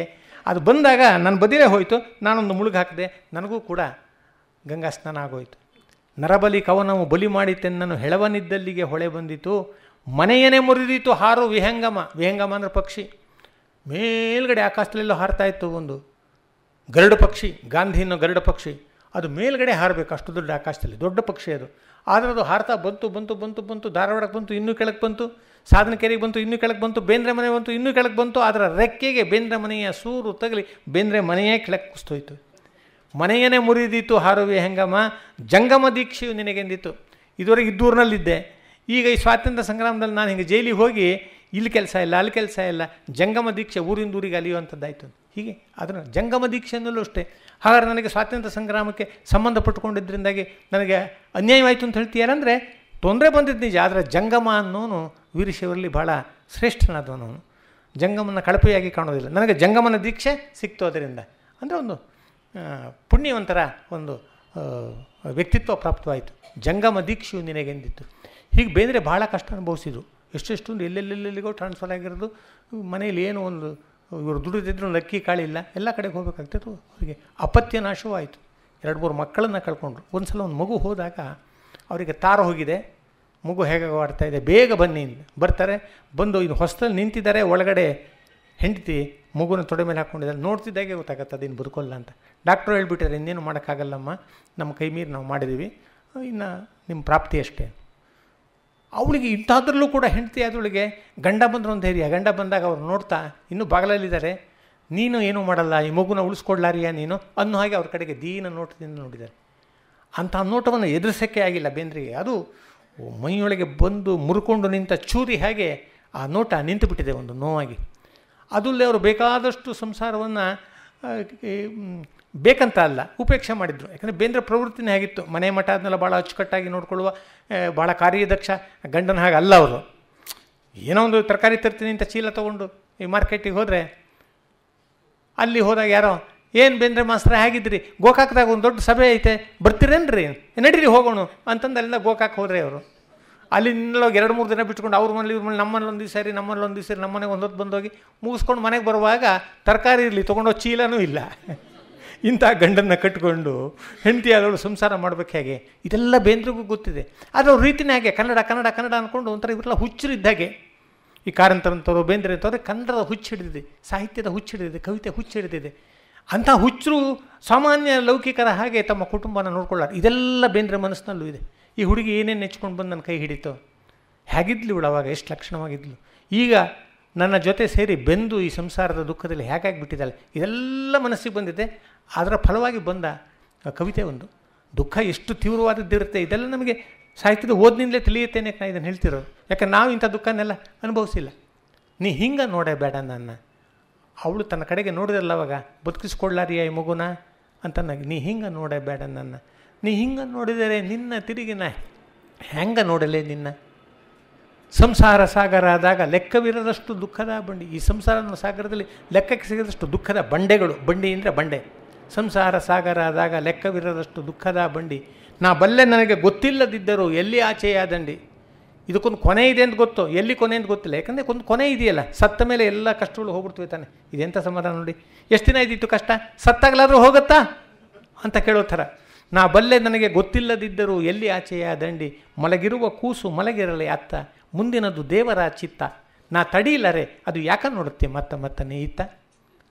ಮುಂದೆ ಬರುತ್ತೆ ನೋಡಿ, ಇಂಥ ಸಾಲನ್ನು ಯಾವ ಕವಿ ಬರೆದಿದ್ದಾನೆ. ದಾರಿಯಲ್ಲಿ ನೆನದ ಕೈ ಹಿಡಿದ ನೀನು ತಣ್ಣಗ ಅಂತ ನಾ ತಿಳಿದು. ನಾನು ಬೆಂಕಿ ಅಂತ ಮನುಷ್ಯ ಅಂತ ನಿಂಗೆ ಗೊತ್ತಾಗಲಿಲ್ಲ. ನನಗೇನೇನೋ ವ್ರತಗಳು, ಕನ್ನಡದ ವ್ರತಗಳು, ಸಂಸಾರದ ಕಡೆಗೆ ಲಕ್ಷ್ಯ ಕೊಡಲಾಗದಷ್ಟು. ದಾರಿಯಲ್ಲಿಂದ ಧಾರೆ ಎರಿಯುವಾಗ ನಿಮ್ಮಪ್ಪ, ಇನ್ನೂ ನನ್ನ ಪರಿಚಯ ಇಲ್ಲ ನನಗೆ. ಬೆಂಕಿ ಅಂತ ಮನುಷ್ಯ, ಅವನು ಸುಟ್ಟು ಹೋಗ್ತೀನಿ ನಾನು, ಇವನ ಜೊತೆ ಕುಟುಂಬ ಹುಡಿದೆ ಅಂತ ಗೊತ್ತಾಗಲಿಲ್ಲ. ದಾರಿಯಲ್ಲಿ ನೆನೆದ ಕೈ ಹಿಡಿದೆ ನೀನು ತಣ್ಣಗ ಅಂತ ನಾ ತಿಳಿದು. ದಾರೆ ನೀರು ಕೈ ಮೇಲೆ ಹಾಕಿದ್ನಲ್ಲ ನಿಮ್ಮಪ್ಪ, ಅಂದ ಕೈ ತಣ್ಣಗಿತ್ತು, ಮುಟ್ಟಿದಾಗ ಇವನು ಪರವಾಗಿಲ್ಲ ಎಲ್ಲರಂತ ಅನ್ಕೊಂಡ್ಬಿಟ್ಟು. ಬೆಂಕಿ ಅಂತ ಮನುಷ್ಯ ಅಂತ ಗೊತ್ತಲ್ಲ, ಕೈ ಸುಡಲಿಲ್ಲ, ಯಾಕೆಂದರೆ ದಾರೆ ನೀರು ಬಿದ್ದಿತ್ತು. ಏನ್ರಿ ಇದು, ದಾರಿಯಲ್ಲಿ ನೆನೆದ ಕೈ ಹಿಡಿದೆ ನೀನು ತಣ್ಣಗ ಅಂತ ನಾ ತಿಳಿದು. ಬಿಡುವಲ್ಲಿ ಇನ್ನೂ ಬೂದಿ ಮುಚ್ಚಿದ ಕೆಂಡ ಇದಂತ ಹೊಳೆದು. ಈಗ ಗೊತ್ತಾಗಿದೆ, ಇದು ಈ ಕೆಂಡಕ್ಕೆ ಬೂದಿ ಮುಚ್ಚಿತ್ತಷ್ಟೇ ನಂಗೆ ಗೊತ್ತಾಗಲಿಲ್ಲ. ಇದು ಬೂದಿ ಮುಚ್ಚಿದ ಕೆಂಡ ಇದಂತ ಈಗ ಹೊಳೆದಿದೆ. ಹೊಳೆದು ಬಿಡಲಾರೆ ಇನ್ನೂ ನೀ ಬೂದಿ ಮುಚ್ಚಿದ ಕೆಂಡ ಇದಂತ ಹೊಳೆದು. ಮದುವೆ ಆದ ಮೇಲೆ ಗಂಡನೇ ಸರ್ವಸ್ವ, ಅವನು ಹೇಗಿದ್ರು ಅವನ ಜೊತೆಲಿ ಬಾಳಬೇಕು. ಮುಗಿಲಾನ ಕಪ್ಪರಿಸಿ ನೆಲಕ ಬಿದ್ದರ ನೆಲಕ ನೆಲೆಯಲ್ಲಿನ. ಆಕಾಶ ಕಳ್ಚ್ಕೊಂಡು ಬಿದ್ದರೆ ಭೂಮಿ ಇದೆ, ಭೂಮಿನ ಕಳ್ಚ್ಕೊಂಡು ಬಿದ್ದರೆ ಯಾವ್ದ ಮೇಲೆ ಬೀಳಬೇಕು. ಯಾರ ಕಷ್ಟ ಕೊಟ್ಟರೆ ಗಂಡನ ಹತ್ರ ಹೇಳ್ಕೋಬೇಕು, ಗಂಡನೇ ಕಷ್ಟ ಕೊಡ್ತಾ ಇದ್ದರೆ ಯಾರ ಹತ್ರ ಮೊರೆ ಇಡಬೇಕು. ಮುಗಿಲಾನ ಕಪ್ಪರಿಸಿ ನೆಲಕ ಬಿದ್ದರ ನೆಲಕ ನೆಲೆಯಲ್ಲಿನ. ಈ ಗಾದಿ ಮಾತ ನಂಬಿ ನಾನು ದೇವರಂತ ತಿಳಿದಿಯೇನು ನಿನ್ನ. ಭಾರತೀಯ ಹೆಣ್ಮಕ್ಳೆಲ್ಲ ಗಂಡ ಅಂದರೆ ದೇವರು ಅನ್ನೋ ಹಾಗೆ. ಅವ್ನ ಕೈ ಹಿಡ್ದು ಏನೇನು ಪಾಠ ಪಡ್ಬೇಕಾಗಿ ಬಂದರೂ ಕೂಡ ಅದೆಲ್ಲ ಭಗವಂತ ಕೊಟ್ಟ ಪ್ರಸಾದ ಅಂತ ತಾಳ್ಕೊಳ್ಳೋವಂಥದ್ದು. ಆ ಗಾದಿ ಮಾತ ನಂಬಿ ನಾನು ದೇವರಂತ ತಿಳಿದಿಯೇನ ನೀನನ್ನು. ಇದು ಈ ಪದ್ಯ ಹೇಗೆ ಕೊನೆ ಮುಟ್ಟತ್ತೆ ಅಂದರೆ, ಒಳ್ಳೆ ಕಾಯಿಸಿದ ರತ್ನ ಇದ್ದಾಗಿದೆ. ರತ್ನವೇ ಅದು ಚೆನ್ನಾಗಿ ಕೆಂಡುವಾಗೋ ಹಾಗೆ ಕಾಯಿಸಿರುವ ರತ್ನದಂಥ ಪದ್ಯ ಅದು. ನೋಡಿ ಕಡೆಯಲ್ಲಿ, ನಿನ್ನ ಕಣ್ಣಿನ್ಯಾಗ ಕಾಲೂರಿ ಮಳೆಯು, ಅದಕ್ಕೂ ಮುಂಚೆ ಒಂದು ಬರುತ್ತೆ, ಹುಣ್ಣಿಮೆ ಚಂದ್ರನ ಹೆಣ ಬಂತು ಮುಗಿಲಾಗತ್ತೆ ಇಲ್ಲತ್ತ. ಹಾಗಲ್ಲ, ಮದುವೆಗೆ ಮುಂಚೆನೇ ಏನು ಸುಂದರವಾಗಿದ್ದೆ, ಎಷ್ಟು ಲಕ್ಷಣವಾಗಿದ್ದೆ.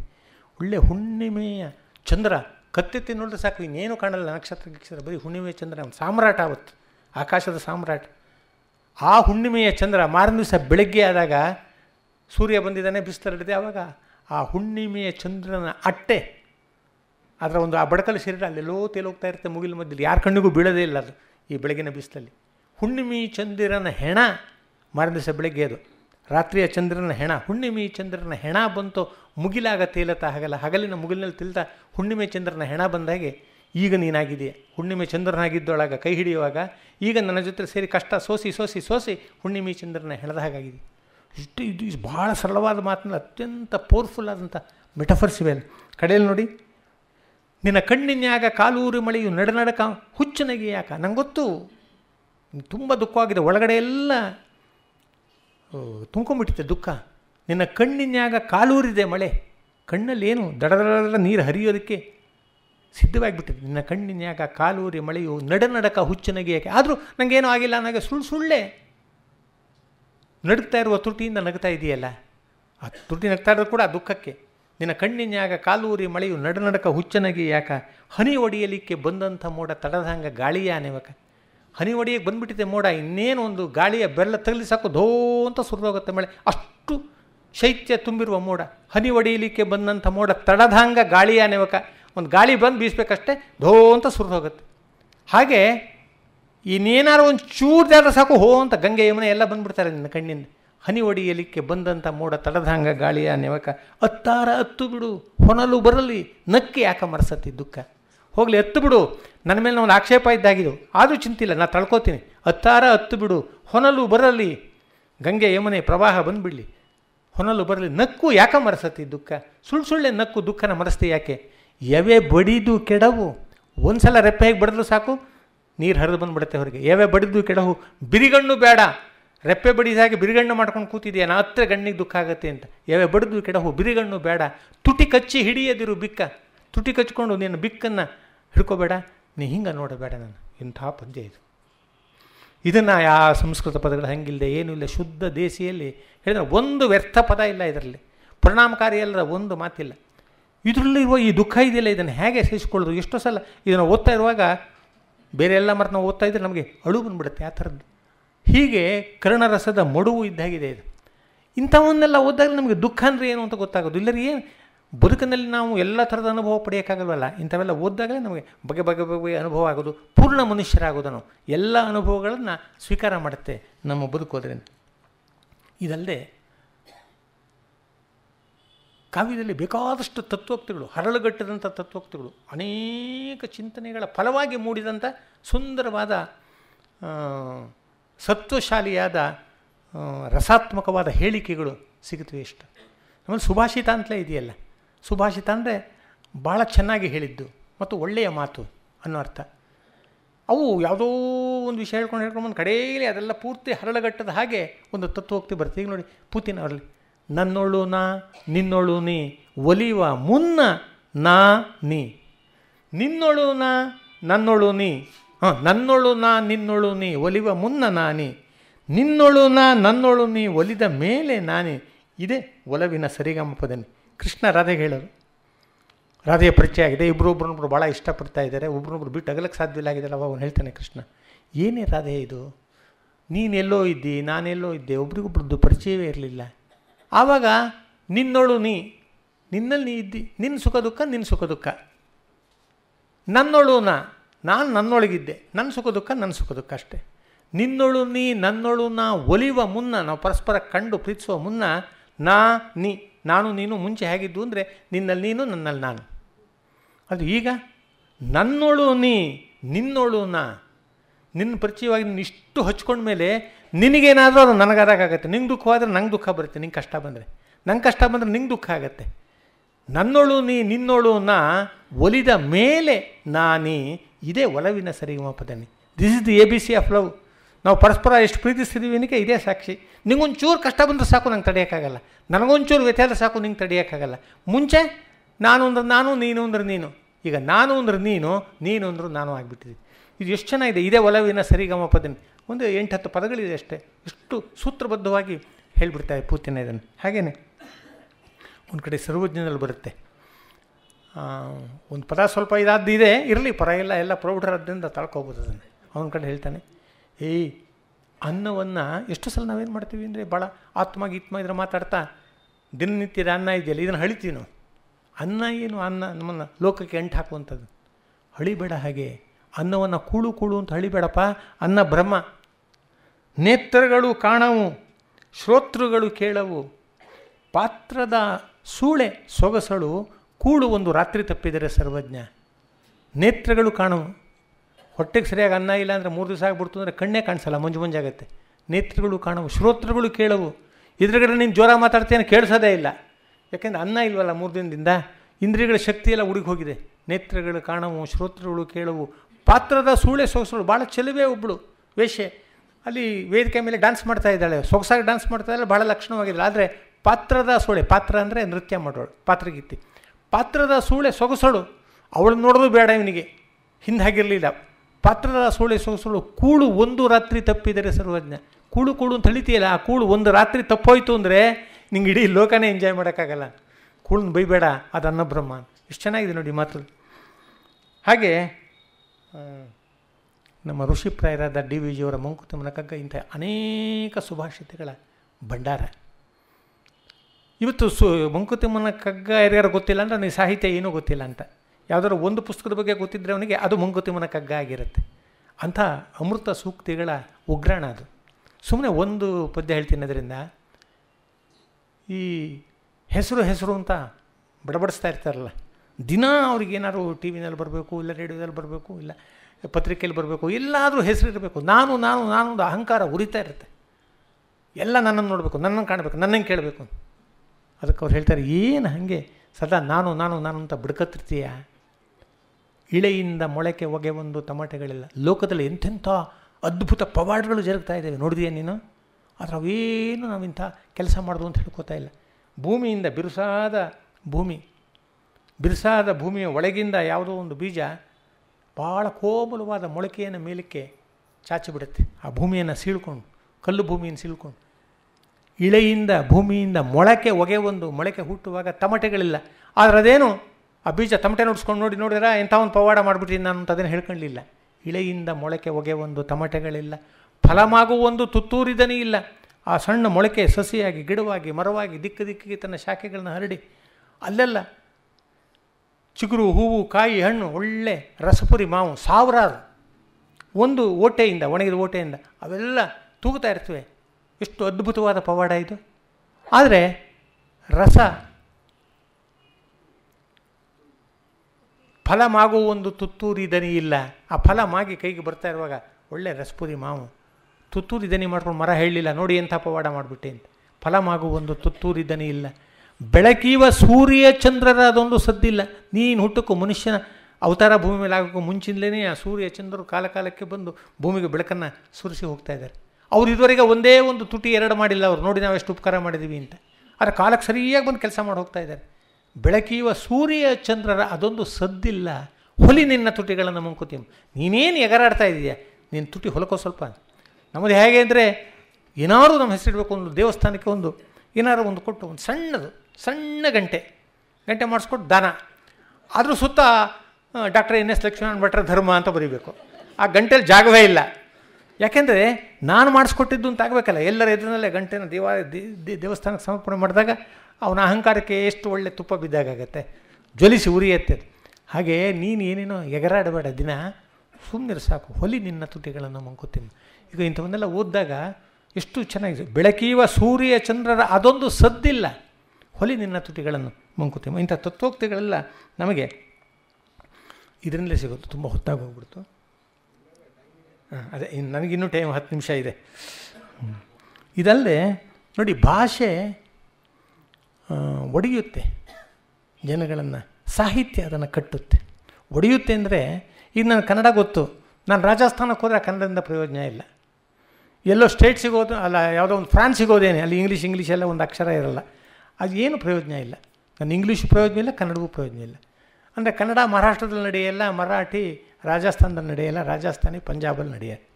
ಜನಗಳನ್ನು ಬೇರೆ ಮಾಡುತ್ತೆ. ಆದರೆ ಸಾಹಿತ್ಯ, ಅವುಗಳಲ್ಲಿ ಸೃಷ್ಟಿಯಾದ ಸಾಹಿತ್ಯ ಈ ಜನಗಳನ್ನು ಕಟ್ಟುತ್ತೆ. ಅಂದರೆ ಇವಾಗ ನೋಡಿ, ಬಂಗಾಳದಲ್ಲಿ ಬೇಕಾದಷ್ಟು ದೊಡ್ಡ ಇವರು ಸಾಹಿತ್ಯವನ್ನು ಸೃಷ್ಟಿ ಮಾಡಿದರು. ಇವ್ರದ್ದು ಇದು ಬಂಕಿಂಚಂದ್ರರ ಆನಂದ ಮಠ, ದೇವಿ ಚೌಧರಾಣಿ ಇಂಥ ಕಾದಂಬರಿಗಳನ್ನೆಲ್ಲ ವೆಂಕಟಾಚಾರ್ಯರು ಅನುವಾದ ಮಾಡಿದರು ಕನ್ನಡಕ್ಕೆ. ಅನುವಾದ ಬಂದಾಗ ಅದು ಆ ಭಾಷೆಯ ಕರೆಕ್ಟವನ್ನು ಭೇದಿಸ್ಕೊಂಡು ಒಳಗಿನ ಸಾಹಿತ್ಯ ಎಲ್ಲ ಬಂತು. ಸಾಹಿತ್ಯ ಅದೇ ಅವ್ರು ಬರೆದದ್ದೇ, ಬಂಕಿಂಚಂದ್ರ ಬರೆದದ್ದೇ, ಭಾಷೆ ಕನ್ನಡದಲ್ಲಿ ಬಂತು. ಆ ಸಾಹಿತ್ಯ ನಾವು ಎಂಜಾಯ್ ಮಾಡಿದ್ವಿ. ಅಂದರೆ ಭಾಷೆಯ ಕಟ್ಟನ್ನು ಭೇದಿಸ್ಕೊಂಡು ಬಂದಾಗ ಸಾಹಿತ್ಯ ಮಾತ್ರ ಅದು ಬಂಗಾಳದಲ್ಲಿ ರಚಿತವಾದದ್ದು ಕೂಡ ಕರ್ನಾಟಕದಲ್ಲೂ ಅದು ಸ್ವೀಕಾರಾರ್ಹ. ಯಾಕೆಂದರೆ ಅದು ಮನುಷ್ಯನ ಕಥೆ, ಎಲ್ಲ ಕಡೆಯೂ ಮನುಷ್ಯ ಇದ್ದಾನೆ. ಸಾಹಿತ್ಯ ಮನುಷ್ಯನ ಕಥೆ ಆದ್ದರಿಂದಾಗಿ ತನ್ನನ್ನು ತಡೆಯತಕ್ಕಂಥ ಭಾಷೆಯನ್ನು ಭೇದಿಸ್ಕೊಂಡು ಬಂದರೆ, ಅನುವಾದದ ಮೂಲಕ ಬಂದುಬಿಟ್ರೆ ಎಲ್ಲರಿಗೂ ಸಲ್ಲುತ್ತದೆ. ಭಾಷೆ ಒಡೆಯುತ್ತೆ, ಸಾಹಿತ್ಯ ಜನಗಳನ್ನು ಕಟ್ಟುತ್ತೆ. ಹಾಗೆ ಈ ಗಳಗನಾಥರು ಹರಿನಾರಾಯಣ ಆಪ್ಟೆಯವರ ಮರಾಠಿ ಕಾದಂಬರಿಕಾರರು, ಅವರು ಕೆಲವೆಲ್ಲ ಐತಿಹಾಸಿಕ ಕಾದಂಬರಿಗಳನ್ನು ಬರೆದರು. ವಿಶೇಷವಾಗಿ ಶಿವಾಜಿ ಬಗ್ಗೆ, ಶಿವಛತ್ರಪತಿ, ಮರಾಠರ ಅಭ್ಯುದಯ, ಆಮೇಲೆ ಕ್ಷಾತ್ರತೇಜ ರಾಜಪುತ್ರದ್ದು, ಇಂಥವೆಲ್ಲ ಬರೋದು. ಅವನ್ನೆಲ್ಲ ಸ್ವಾತಂತ್ರ್ಯ ಸಂಗ್ರಾಮ ನಡೀತಾ ಇದ್ದ ಕಾಲ ಜನಗಳಲ್ಲಿ ದೇಶಭಕ್ತಿ ಉಕ್ಕಿ ಹರಿತಾ ಇತ್ತು. ಜನ ಅದನ್ನು ಒಂದೇ ಸಮಯ ಓದಿದ್ರು. ಅವು ಬೇರೆ ಭಾಷೆವಾದರೂ ಕೂಡ ಭಾಷೆ ಕಟ್ಟು ದಾಟ್ಕೊಂಡು ಬಂದಾಗ ಇಡೀ ಭಾರತಕ್ಕೆಲ್ಲ ಇದಾಗು. ಭಾರತ ಇಡೀ ಟ್ಯಾಗೂರರ ಗೀತಾಂಜಲಿ ಇಡೀ ಪ್ರಪಂಚವನ್ನೇ ಆವರಿಸ್ತು. ಮೊದಲು ಬರೆದದ್ದು ಬಂಗಾಳಿಲಿ, ಬಂಗಾಳಿಗಳು ಬಿಟ್ಟು ಬೇರೆ ಯಾರು ಅದನ್ನು ಎಂಜಾಯ್ ಮಾಡೋಕ್ಕೆ ಸಾಧ್ಯ ಇರಲಿಲ್ಲ. ಆಮೇಲೆ ಅದು ಇಂಗ್ಲೀಷಿಗೆ ಬಂದಮೇಲೆ ಭಾಷೆಯ ಕಟ್ಟನ್ನು ದಾಟ್ಕೊಂಡು ಬಂದಮೇಲೆ ಎಲ್ಲ ಕಡೆಗೆ ಪ್ರಚಾರವಾಯ್ತದು. ವಿಶ್ವಕವಿ ಆದವರು ಕೂತಲ್ಲೇ ಬಂಗಾಳಿ ಕವಿ ವಿಶ್ವಕವಿ ಆದರು. ಎಲ್ಲಕ್ಕಿಂತ ಹೆಚ್ಚು ಅಂದರೆ ಆನಂದ ಮಟ್ಟದಲ್ಲಿ ಬಂದ ಒಂದೇ ಮಾತ್ರ ಅನ್ನುವ ಗೀತೆ ರಾಷ್ಟ್ರಗೀತೆ ಅದು. ಅದನ್ನು ಹೇಳಿಕೊಂಡು ಲಕ್ಷಾಂತರ ಯುವಕರು ಭರತಖಂಡದಲ್ಲಿ ಬ್ರಿಟಿಷರ ಗುಂಡಿಗೆ ಎದೆಯನ್ನು ಒಡ್ಡಿ ಕೈಯಲ್ಲಿ ಧ್ವಜ ಹಿಡಿದು, ರಾಷ್ಟ್ರಧ್ವಜ ಹಿಡಿದು, ಬಾಯಲ್ಲಿ ಗೀತೆಯನ್ನು ಹಾಡ್ತಾ ಪ್ರಾಣದ ಹಂಗು ತೊರೆದು ಹೋರಾಡಿದರು. ಇಷ್ಟೆಲ್ಲ ಶಕ್ತಿಯನ್ನು ಒಂದು ಬಂಗಾಳಿ ಗೀತೆ ಅವರಿಗೆ ಕೊಟ್ಟಿದ್ದು. ಅದು ಬಂಗಾಳಿ ಅನ್ನೋದು ಅಡ್ಡಿಯಾಗಲಿಲ್ಲ. ಅದು ಹಾಗೆ ಸಾಹಿತ್ಯ ಭಾಷೆಯ ಕಟ್ಟನ್ನು ದಾಟ್ಕೊಂಡು ಎಲ್ಲರನ್ನೂ ಮುಟ್ಟಬಲ್ಲದ್ದು. ಸಾಹಿತ್ಯದ ಇದು ಹೇಗೆ ಅಂದರೆ ಅದು ರಾಷ್ಟ್ರದ ರಕ್ಷಣೆಯನ್ನು, ಐಕ್ಯವನ್ನು ಕಾಪಾಡಬಲ್ಲದ್ದು. ಭಾಷೆ ಒಡೆದ್ರೆ ಸಾಹಿತ್ಯ ರಕ್ಷಣೆ ಮಾಡೋದು. ಒಂದು ಕಥೆ ಕೇಳಿದ್ದೇನೆ ನಾನು. ಒಂದು ಹೈಸ್ಕೂಲು, ಅಲ್ಲೊಬ್ಬರು ಹೆಡ್ ಮಾಸ್ಟ್ರು ಒಂದು ಸ್ಪರ್ಧೆ ಇಟ್ಟರು, ಹುಡುಗರನ್ನೆಲ್ಲ ಕರೆದ್ರು. ಸ್ಪರ್ಧೆ ಬಂದು ಹುಡುಗರಿಗೆ ಅವ್ರು ಹೇಳಿದ್ರು, ನೋಡಪ್ಪ, ಇವಾಗ ನಾವು ನಿಮ್ಮ ಒಬ್ಬೊಬ್ಬರು ಕೈಗೂ ಕೂಡ ಒಂದು ಮ್ಯಾಪು, ಒಂದೇ ಮ್ಯಾಪು, ಅದರದ್ದು ಅನೇಕ ಕಾಪೀಸ್ ಇದೆ. ಒಂದೊಂದು ಕಾಪಿಯನ್ನು ಹರಿದು ತುಂಡು ಮಾಡಿ ಅದನ್ನು ತುಂಡು ಕಟ್ಟಿ ನಿಮ್ಮ ಕೈಗೆ ಕೊಡ್ತೀವಿ. ನೀವು ಒಬ್ಬೊಬ್ಬರು ತೊಗೊಂಡೋಗಿ ದೂರ ದೂರ ನಿಂತ್ಕೊಂಡು ಆ ತುಂಡುಗಳನ್ನೆಲ್ಲ, ಆ ಕಟ್ಟನ್ನು ಬಿಚ್ಚಿ ಆ ತುಂಡುಗಳನ್ನೆಲ್ಲ ಸರಿಯಾಗಿ ಜೋಡಿಸ್ಬೇಕು. ಆ ಮ್ಯಾಪ್ ಸರಿಯಾಗೋ ಹಾಗೆ. ಯಾರು ಮೊದಲು ಜೋಡಿಸ್ತಾನೆ ನನಗೆ ಫಸ್ಟ್ ಪ್ರೈಸು, ಆಮೇಲೆ ನನಗೆ ಸೆಕೆಂಡ್ ಪ್ರೈಸು, ಆಮೇಲೆ ಥರ್ಡ್ ಪ್ರೈಸಿಗೆ. ಹುಡುಗರು ಆಗಲಿ ಸರ್ ಅಂದರು. ಹೆಡ್ ಮಾಸ್ಟ್ರು ಸ್ಪರ್ಧೆಗೆ ಬಂದ ಎಲ್ಲ ಹುಡುಗರ ಕೈಗೆ ಒಂದು ಮ್ಯಾಪನ್ನು ಹರಿದು ಮಾಡಿದ ತುಂಡುಗಳ ಕಟ್ಟನ್ನು ಕೊಟ್ಟರು. ಅವರೆಲ್ಲ ತೊಗೊಂಡು ನಿಂತ್ಕೊಂಡು ಜೋಡಿಸ್ತಾರೆ. ಒಂದು 10 ನಿಮಿಷ ಆಗಿದೆ. ಒಬ್ಬ ಹುಡುಗ ಓಡಿ ಬಂದ, ಲೇಟ್ ಆಗಿಬಿಟ್ಟಿದೆ ಅವನಿಗೆ ಕಾಂಪಿಟೇಷನಿಗೆ ಬರೋಕ್ಕೆ. ಹೆಡ್ ಮಾಸ್ಟ್ರು ಅವ್ನು ನೋಡಿದ್ರು, ಅವರಿಗೆ ಮೈಯೆಲ್ಲ ಉರಿದೋಯ್ತು. ದಡ್ಡ ಮುಂಡೆ ಗಂಡ ಅಂದರೆ ದಡ್ಡ ಮುಂಡೆ ಗಂಡ. ಅವನು ಕ್ಲಾಸಿಗೆ ಸರಿಯಾಗಿ ಬರ್ತಿರಲಿಲ್ಲ. ಇವನಿಗೆ ಏನೂ ಗೊತ್ತಿಲ್ಲ, ಇನ್ನು ಜಿಯೋಗ್ರಫಿ ಗೊತ್ತಾ ಅವನಿಗೆ. ಇವನು ಮ್ಯಾಪ್ ಜೋಡಿಸ್ತಾನೆ, ಬಂದಿದ್ದಾನೆ ನೋಡಿ ತನಗೆ ಪ್ರೈಸ್ ಬರ್ಬೋದು ಅಂತಂದು ಅವರಿಗೆ. ಆದರೂ ಅವನಿಗೆ ಬರಬೇಡ ಅನ್ನೋಗಿಲ್ಲ, ಯಾಕೆಂದರೆ ರೋಲ್ ಕಾಲ್ನಲ್ಲಿ ಅವನ ಹೆಸರು ಇದೆಯಲ್ಲ, ಅವ್ರು ಬರಬೇಡ ಅನ್ನೋಗಿಲ್ಲ. ಅವನ ಹತ್ರ ಬಂದು ಅವ್ರು ಹೇಳಿದ್ರು, ಹೌದೌದು, ನೀನು ಭಾಳ ದೊಡ್ಡ ಸರಸ್ವತಿ ಮುರುಕು, ನೀನು ಇದ್ರಲ್ಲಿ ಗೆದ್ದುಬಿಡ್ತೀಯಲ್ಲ, ಆಯಿತು ತಗೋ ಅಂತಂದೇಳಿ ಸಿಟ್ಟಿನಿಂದ ಆ ತುಂಡುಗಳ ಕಟ್ಟು ಅಂದ್ರೆ ಅವ್ನ ಕೈ ಕುಕ್ಕಿದ್ರು, ತೊಗೊಂಡೋದು. ಅವನು ಹೋದ ಒಂದು ಕಡೆ ನಿಂತ್ಕೊಂಡು ಜೋಡಿಸ್ತಾ ಇದ್ದಾನೆ. ಒಂದು 5 ನಿಮಿಷ ಆಗಿರ್ಬೋದು, ವಾಪಸ್ ಓಡಿ ಬಂದ. ಈ ಅರ್ಧ ಗಂಟೆ ಆಗತ್ತಲು ಪ್ರಶ್ನೆ ಪತ್ರಿಕೆ ತೊಗೊಂಡು ಹೊರಗಡೆ ಬರ್ತಾರೆ ನೋಡಿ ಹುಡುಗರು, ಉತ್ತರ ಬರೀಲಾರ ಹಾಗೆ. ಅವರು ಹೆಡ್ ಮಾಸ್ಟರ್ ಹೇಳಿ, ನಂಗೆ ಗೊತ್ತಿತ್ತು ಕೊಣ ನಿನ್ನ ಯೋಗ್ಯತೆ ಏನು ಅಂತ, ಬೃಹಸ್ಪತಿ ಮುರುಕು ನೀನು, ನಿನ್ನ ಕೈಲಿ ಆಗಲಿಲ್ಲ ತಾನೆ, ತತ್ತ ಆ ತುಂಡುಗಳೆಲ್ಲ ಕೊಡು. ಅವಳು, ಇಲ್ಲ ಸರ್, ನಾನೇನೋ ಜೋಡಿಸಿದ್ದೀನಿ, ಅದು ಸರಿ ಇದ್ರೂ ಇರ್ಬೋದು ಅಂತ ನಂಗೆ ಅನ್ನಿಸ್ತಾ ಇದೆ, ನೀವೇ ನೋಡಿ ಸರ್ ಅಂತಂದು ತೋರಿಸ್ತಾನೆ. ಹೆಡ್ ಮಾಸ್ಟ್ರು ನೋಡ್ತಾರೆ, ಹಾಳಾದವನು ಕರೆಕ್ಟಾಗಿ ಜೋಡಿಸ್ಬಿಟ್ಟಿದ್ದಾನೆ. ಹೆಡ್ ಮಾಸ್ಟ್ರಿಗೆ ಇನ್ನೂ 10 ನಿಮಿಷ ಆದರೂ ಹಂಗೆ ಜೋಡ್ಸೋಕ್ಕೆ ಸಾಧ್ಯ ಇರಲಿಲ್ಲ. ಇವನು ಹೇಗೆ ಮಾಡ್ದ? ಅವ್ರು ಭಾಳ ಆಶ್ಚರ್ಯ ಕೇಳಿದಂತೆ, ಹೌದು ಕರೆಕ್ಟಾಗಿ ಜೋಡಿಸಿದೀಯಾ, ಹೇಗೋ ಜೋಡಿಸ್ತಿದ್ದನ ಅಂದರೆ, ಸರ್ ನನಗೇನು ಈ ಭೂಪಟದ ಬಗ್ಗೆ ಗೊತ್ತಿಲ್ಲ, ನಾನು ಏನೋ ಕುಳ್ಳಾಮಿಳ್ಳಿ ಒಂದು ಪ್ರೈಸ್ ಬಂದರೆ ಬರಲಿ ಅಂತ ಬಂದೆ. ನೀವು ಕೊಟ್ಟ ತುಂಡುಗಳ ಕಟ್ಟು ತೊಗೊಂಡೋದೆ, ಅದನ್ನು ಬಿಚ್ಚಿದೆ, ಒಂದು 3-4 ತುಂಡು ಕೆಳಗಡೆ ಬಿದ್ದುಬಿಡ್ತು. ಬಿದ್ದಾಗೆಲ್ಲ ತಲೆಗೆಳಕಾಗಿ ಬಿದ್ದು, ಒಂದರಿಂದ ಕೈದು ಚಿತ್ರ ಇತ್ತು, ಒಂದರಿಂದ ಕಾಲಿನ ಚಿತ್ರ, ಒಂದರಿಂದ ಕಣ್ಣು, ಒಂದರಿಂದ ಕೆನ್ನೆ, ಎಲ್ಲದನ್ನು ತಲೆಕೆಳಗೆ ಮಾಡಿ ಕೆನ್ನೆ, ಕಣ್ಣು, ಕಿವಿ, ಕೈ, ಕಾಲು ಎಲ್ಲ ಜೋಡಿಸಿದೆ. ಮನುಷ್ಯನ ಚಿತ್ರ ಸರಿಯಾಯಿತು. ತಿರುಗಿಸಿ ನೋಡಿದರೆ ಮ್ಯಾಪಿನ ಚಿತ್ರವೂ ಸರಿಯಾಗಿತ್ತು. ಹಾಗೆ ಈ ತುಂಡುಗಳಿದಾವಲ್ಲ, ಆ ತುಂಡು ಕೂಡ ಯಾವುದೋ ಒಂದು ರಕ್ಷಾಸೂತ್ರ ಇತ್ತು ಅಂದರೆ ಬಿಡುಬಿಡಿಯಾಗಿದ್ದ ತುಂಡುಗಳೆಲ್ಲ ಏಕವಾಗಿ ಒಂದು ವ್ಯಕ್ತಿಯಾಗಿ ಹೋಗುತ್ತೆ. ಸಾಹಿತ್ಯ ಹೀಗೆ ಇಡೀ ಭಾರತವನ್ನು ಕಟ್ಟಬಲ್ಲದ್ದು. ಮರಾಠಿ, ರಾಜಪೂತ, ಕನ್ನಡಿಗ, ಮರಾಠಿ, ತಮಿಳು, ತೆಲುಗು ಇವೆಲ್ಲ ಹೋಗಿ ಎಲ್ಲ ನಾವು ಭಾರತೀಯರನ್ನಾಗಿ ಮಾಡಬಲ್ಲಂಥದ್ದು. ನಮ್ಮೆಲ್ಲರಿಗೂ ನಮಗೆ ರಾಜಸ್ಥಾನದ ಕಾದಂಬರಿ, ಮರಾಠಿ ಕಾದಂಬರಿ, ಬಂಗಾಳಿ ಕಾದಂಬರಿ ಅಂತ ಬೇರೆ ಆಗಲಿಲ್ಲ. ಅದು ನಮ್ಮೆಲ್ಲರ ಕಥೆಯೂ ಆಯಿತು. ನಮ್ಮನ್ನೆಲ್ಲ ಎಲ್ಲ ಈ ರಾಜ್ಯಗಳ ಜೊತೆಲಿ ಬೆಸೀತು ನಮ್ಮನ್ನು. ಸಾಹಿತ್ಯದಿಂದ ಇದೆಲ್ಲ ಆಗೋದಕ್ಕೆ ಸಾಧ್ಯ ಇದೆ. ತುಂಬ ಹೊತ್ತು ಮಾಡಿಬಿಟ್ಟೆ ನಾನು. ಕಡೆಯದು ಒಂದೇನು ಅಂದರೆ, ಇದು ಸಾಹಿತ್ಯ ಕಾಂತ ಸಂಹಿತ. ನಮ್ಮ ಹಿಂದಿನವ್ರು ಏನು ಮಾಡಿದರೆ, ನಮ್ಮ ಈ ಜ್ಞಾನ ಏನಿದೆ ಆ ಜ್ಞಾನವನ್ನು 3 ಭಾಗ ಮಾಡಿದ್ದಾರೆ. ಒಂದು ಪ್ರಭು ಸಂಹಿತ, ಇನ್ನೊಂದು ಮಿತ್ರ ಸಂಹಿತ, ಇನ್ನೊಂದು ಕಾಂತಾ ಸಂಹಿತ ಅಂತ. ಪ್ರಭು ಸಂಹಿತ ಅಂದರೆ ಪ್ರಭು ಬಾಸನ ಥರ ಮಾತಿರೋರು. ವೇದಶಾಸ್ತ್ರ ಎಲ್ಲ ಆಗಿರುತ್ತೆ. ಸತ್ಯಂ ವದ, ಸತ್ಯವನ್ನು ಹೇಳು, ಧರ್ಮಂ ಚರ, ಧರ್ಮದಲ್ಲಿ ನಡೆ, ಹೀಗೆಲ್ಲ ಒಂಥರ ಒಂದು ಶಾಸನ ಇದ್ದಾಗೆ ವಿಧಾಯಕವಾದ ಮಾತುಗಳು. ಪ್ರಭು ಇದ್ದಾಗ ಬಾಸ್ ಹೇಳ್ತಾನಲ್ಲ, ಈ ಬರ ಇಲ್ಲಿ ಕಾಫಿ ಫ್ಲಾಸ್ಕ್ ತೊಗೊಂಬ, ಎಲ್ಲ ಲೋಟಕ್ಕೂ ಹಾಕು, ಎಲ್ರಿಗೂ ಕುಡಿದ್ಮೇಲೆ ತೊಗೊಂಡೋಗು, ತುಳಿ, ಹೀಗೆ ಬಾಸನ ಮಾತಿದ್ದಾಗ ಅಪ್ಪಣೆ. ಅದು ಯಾವಾಗಲೂ ಸ್ವಲ್ಪ ಬಿರ್ಸಾಗಿರುತ್ತೆ. ಬಾಸನ ಮಾತು ಒಂಚೂರು ಹೆಚ್ಚು ಕಡಿಮೆ ಆದರೂ ಬೈಗಳೇ ಇರುತ್ತೆ. ಶಾಸ್ತ್ರಗಳು ಅಷ್ಟೇ, ಹೀಗೆ ಮಾಡಬೇಡ, ಹಾಗೆ ಮಾಡಬೇಡ, ಹೀಗೆ ಮಾಡಬೇಕು ಹೇಳ್ತೀವಿ. ಅದು ಪ್ರಭು ಸಂಹಿತ, ಆ ಥರದ ಮಾತಲ್ಲ ವೇದಶಾಸ್ತ್ರವೆಲ್ಲ. ಇನ್ನೊಂದು ಮಿತ್ರ ಸಂಹಿತ, ಪುರಾಣಗಳು ಅವೆಲ್ಲ ಸ್ನೇಹಿತ ಮಾತಾಡ್ತೀವಿ. ಇದು ಸ್ವಲ್ಪ ವಾಸಿ ಪ್ರಭುವಿನ ಮಾತಿಗಿಂತ. ಈ ಪುರಾಣಗಳಲ್ಲಿ ಕತೆ ಗೀತೆ ಆ ಥರದ್ದು ಸ್ವಲ್ಪ ಇರುತ್ತೆ, ಬೇರೆದೂ ಇರುತ್ತೆ. ಆ ಮಿತ್ರ ಮಾತಾಡ್ದಾಗಿರುತ್ತೆ, ಸ್ವಲ್ಪ ಹೆಚ್ಚು ಸಹ್ಯವಾದ್ದಿದ್ದು. ಇನ್ನೊಂದಿದೆ, ಮೂರನೇದು ಕಾಂತಾ ಸಂಹಿತ. ಇದು ಎಲ್ಲಕ್ಕಿಂತ ದೊಡ್ಡ ಜ್ಞಾನದಲ್ಲಿ ಈ ಕಾಂತಾ ಸಂಹಿತ ಜ್ಞಾನ ಇದೆಯಲ್ಲ, ಇದು ಭಾಳ ಪ್ರಿಯವಾದದ್ದು ಯಾರಿಗೂ ಕೂಡ. ಕಾಂತಾ ಸಂಹಿತ ಅಂದರೆ ಪತ್ನಿಯ ಮಾತಿನಷ್ಟು ಸವಿಯಾದ ಬರವಣಿಗೆ ಅಂತ. ಅದು ಸಾಹಿತ್ಯ, ಕವಿತೆನೋ ಕಾದಂಬರಿನೋ ಎಲ್ಲ. ಈ ಕಾದಂಬರಿ ಓದ್ತಾ ಕೂತಿರೋರು ಎಷ್ಟೋ ಸಲ ತಂದೆ ತಾಯಿ ಬೈತಿರ್ತಾರೆ, ಏನು ಬೆಳಗ್ಗೆಯಿಂದ ಕೂತ್ಕೊಂಡು ಆ ಕತೆ ಓದ್ತಾ ಕೂತಿದ್ದೆ, ಆ ಕಾದಂಬರಿ ಓದ್ತಾ, ಸ್ನಾನ ಮಾಡಲಿಲ್ಲ, ತಿಂಡಿ ತಿನ್ನಲಿಲ್ಲ, ಕಾಫಿ ಕುಡಲಿಲ್ಲ, ಸ್ಕೂಲಿಗೆ ಓದ್ತಾಯಿತ್ತು ಅಂತಲೂ ಪರವಾಗಿಲ್ವ ಅಂತ ಕೈಯಿಂದ ಪುಸ್ತಕ ಕಿತ್ಕೋಬೇಕು, ಹಾಗೆ ಆಸಕ್ತಿನ ಹಿಡಿದಿಳಿದಿರುತ್ತೆ. ಇವೆಲ್ಲ ಕಾಂತಾ ಸಂಹಿತ. ಈ ಕಾದಂಬರಿ ಕವಿತೆ ಇವೆಲ್ಲ ಕಾಂತಾ ಸಂಹಿತಕ್ಕೆ ಪತ್ನಿಯ ಮಾತಿನಷ್ಟು ಸವಿಯಾದದ್ದು ಅಂತ ಅರ್ಥ ಮಾಡ್ತಾರೆ. ಆದರೆ ಕಾಂತ ಅಂದರೆ ಪತ್ನಿ ಅಂತಲ್ಲ, ಕಾಂತ ಅಂದರೆ ಮನೋಹರೇ. ಎಲ್ಲ ಗಂಡಂದ್ರಿಗೂ ಅವರ ಪತ್ನಿಯರೇ ಮನೋಹರಿಯರು ಅಂತ ನಾವು ಹೇಗೆ ಹೇಳೋಣ? ಅವನಿಗೆ ಯಾರು ಮನೋಹರಿಯೋ ಅವಳ ಮಾತಿನಷ್ಟು ಅವಳ ಮಾತನ್ನು ಒಂದನ್ನು ತೆಗೆದುಹಾಕಲ್ಲ. ಅಷ್ಟೇ ಅಲ್ಲ, ಅವಳ ಮಾತನ್ನು ತಾನು ನಡೆಸ್ಕೊಡ್ತಾ ಇದ್ದೀನಿ ಅನ್ನೋದು ಗೊತ್ತಿರಲ್ಲ, ನಡೆಸ್ತಿರ್ತಾನೆ. ಅವಳ ಅಜ್ಞಾನವರ್ತಿನಿಯಾಗೇ ನಡ್ಕೋತಿರ್ತಾನೆ, ಆದರೆ ಅದೂ ಗೊತ್ತಿರಲ್ಲ ಅವನಿಗೆ, ಅವಳು ಹೇಳಿದ್ದೆಲ್ಲ ಮಾಡ್ತಿದ್ದೀನಿ ಅಂತ. ಒಂದು ಸಂಸ್ಕೃತದಲ್ಲಿ ಒಂದು ಸುಭಾಷಿತ ಇದೆ, ಭಾಳ ಚೆನ್ನಾಗಿ ಹೇಳ್ತದೆ ಇದನ್ನು. ಯದೇವ ರೋಚತೆ ಮಹ್ಯಂ ತದೇವ ಕುರುತೆ ಪ್ರಿಯ, ಯದೇವ ರೋಚತೆ ಮಹ್ಯಂ ತದೇವ ಕುರುತೆ ಪ್ರಿಯ ಇತಿ ವೇತ್ತಿ ನ ಜಾನಾತಿ ತತ್ಪ್ರಿಯಂ ಯತ್ ಕರೋತಿ ಸಾ. ಒಬ್ಬ ಯುವಕ ಇದ್ದಾನಂತೆ, ಪ್ರಾಯದವನು, ಮದುವೆಗೆ ಬಂದಿದ್ದಾನೆ. ಎಲ್ಲ ಒಂದು ಹುಡುಗಿನ ನೋಡಿದ್ರು, ಭಾಳ ಹುಡುಕಿ, ಮದುವೆ ಆಯಿತು. ಅವನು ಬಂದ, 1 ತಿಂಗಳು ಮನೇಲೇ ಇದ್ಬಿಟ್ಟಿದ್ದ. ಆಮೇಲೆ ಹೊರಗಡೆ ಸ್ನೇಹಿತರು ನೋಡೋಕೆ ಹೋದ. ಅವ್ನು ಹೇಳ್ತಾನಂತೆ ತನ್ನ ಸ್ನೇಹಿತರಿಗೆ, ನೋಡೋ ಚಂದ್ರು, ನನ್ನ ಹುಡುಗಿ ಇದ್ದಾಳಲ್ಲ ಇವಳು, ಈ ಮಾಧವಿ, ಇವಳದು ಇನ್ನೇನು ಜಾಣೆ ಅಂತೀಯ, ಅದೇನು ತಿಳುವಳಿಕೆ ಅಂತೀಯ, ನಂಗೆ ಆಶ್ಚರ್ಯವಾಗುತ್ತೆ. ನಂಗೆ ಇವಳು ಮುಂಚೆ ಏನೂ ಗೊತ್ತಿಲ್ಲ, ನನ್ನ ಸಾಪಾಟಿ ಎಲ್ಲ, ನನ್ನ ಮೂರನವಳೆಲ್ಲ ಏನೂ ಅಲ್ಲ, ಪರಿಚಯವೇ ಇರಲಿಲ್ಲ.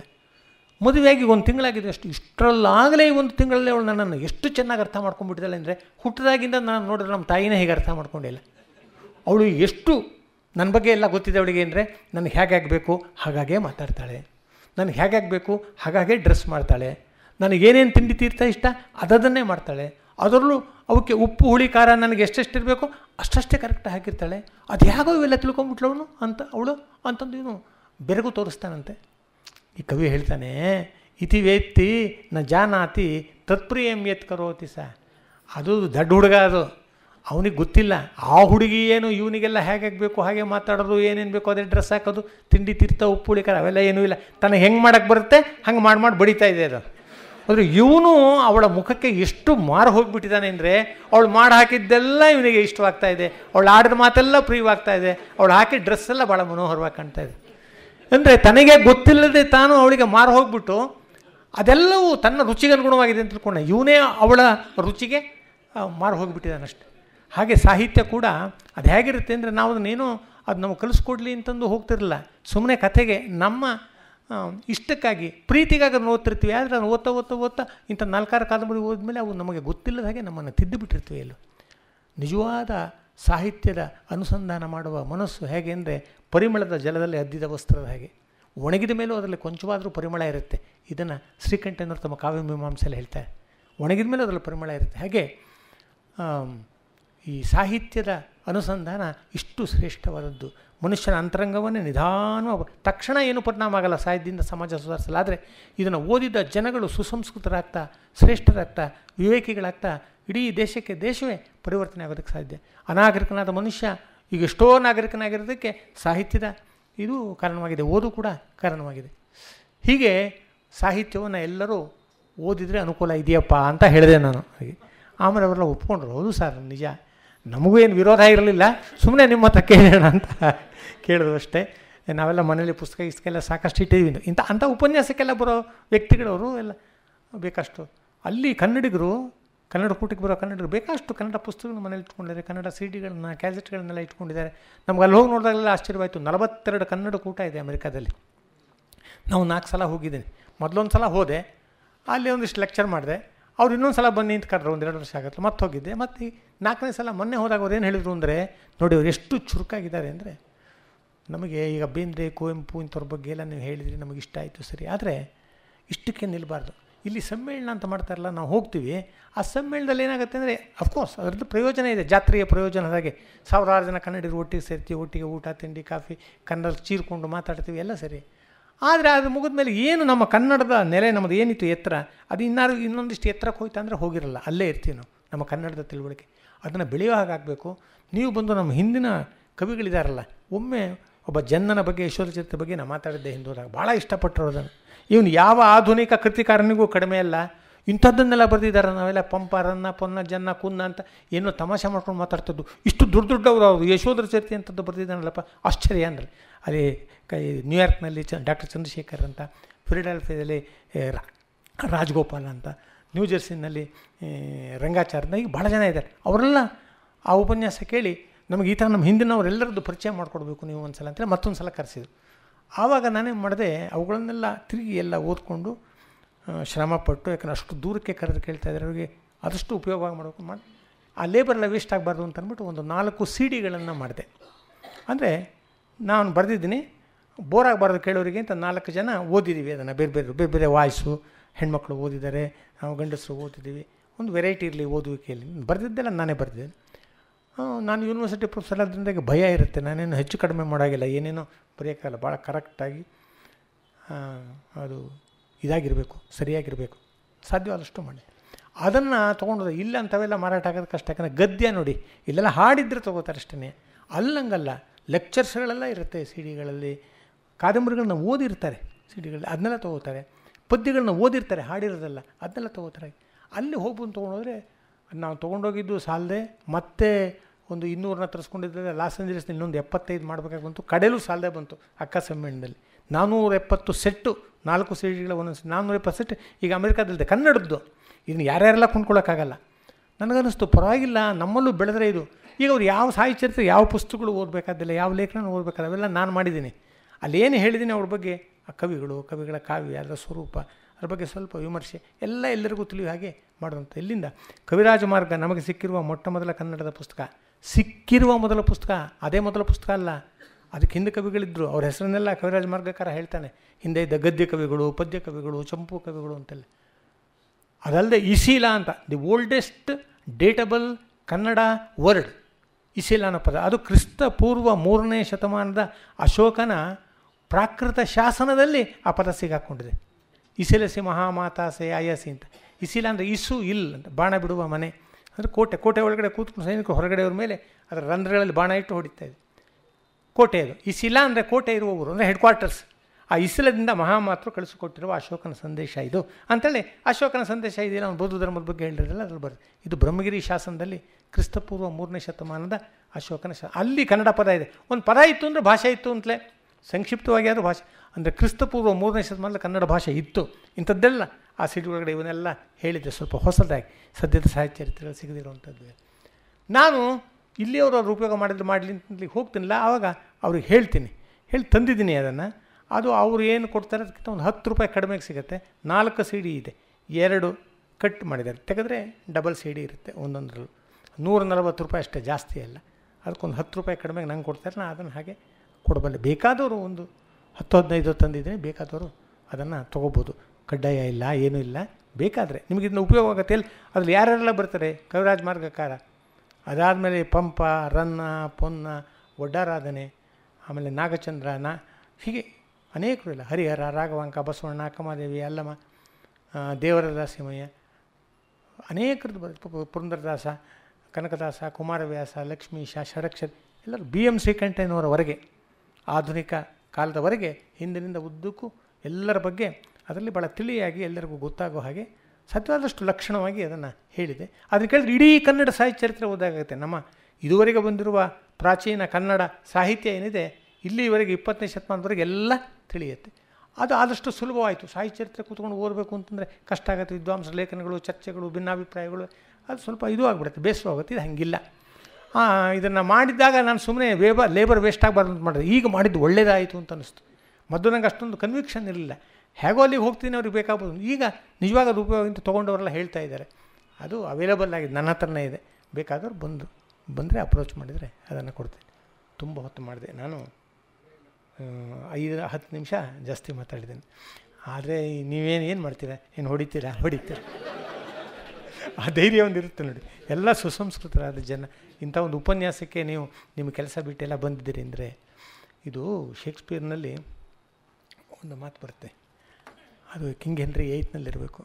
ನಾಟಕ ಮುಗೀತು, ಜನ ಎಲ್ಲ ಇದ್ದರು, ಹೋಗ್ತಾಯಿದ್ರೆ ಒಂದು ಡ್ವಾರ್ಫ್, ಒಂದು ಕುಳ್ಳ ಪಾತ್ರ, ನಾಟಕದಲ್ಲಿ ಇಂಥವೆಲ್ಲ ಇಟ್ಕೊಂಡಿರ್ತಾರೆ ನಗ್ಸಕ್ಕೆ, ಈ ಸರ್ಕಸ್ನಲ್ಲಿ ನಕಲಿಗೆ ಇಟ್ಕೊಂಡಿರ್ತಾರೆ. ಅದು ಓಡಬರುತ್ತೆ ಸೈಡ್ ವಿಂಗಿಂದ ಬಂದುಬಿಟ್ಟು ನಿಲ್ಲಿ ಅಂತ ಎಲ್ಲರನ್ನೂ ಕೂತ್ಕೊಳ್ಳಿ ಅಂತ ಹೇಳುತ್ತೆ. ಜನ ಎಲ್ಲ ತಿರುಗಿ ನೋಡ್ತಾರೆ, ಈ ನಾಟಕ ಮುಗೀತಲ್ಲ, ಏನೋ ಹೇಳುತ್ತಲ್ಲ ಅಂತ ನೋಡ್ತಾರೆ. ಅದು ಹೇಳುತ್ತೆ, ಶೇಕ್ಸ್ಪಿಯರ್ನ ಮಾತೇ ಇದು. It is 10-1. This play can never please all that are here. Some come to take their ease and sleep an act or two, but those I fear we have frightened with our trumpets. ಶೇಕ್ಸ್ಪಿಯರ್ನಿಗೆ ಏನಾಗಿತ್ತು ಅಂದರೆ, ಅವನ ತನ್ನ ನಾಟಕದಲ್ಲಿ ಎಲ್ಲಿ ಭಾಳ ಒಳ್ಳೆಯ ಸಾಲುಗಳಿವೆ, ಇದು ಜನಗಳನ್ನ ಭೇದಿಸ್ಕೊಂಡು ಹೋಗುತ್ತೆ ಈ ಸಾಲು ಅಂತ ಅಂದ್ಕೊಂಡಿರ್ತಿದ್ದ.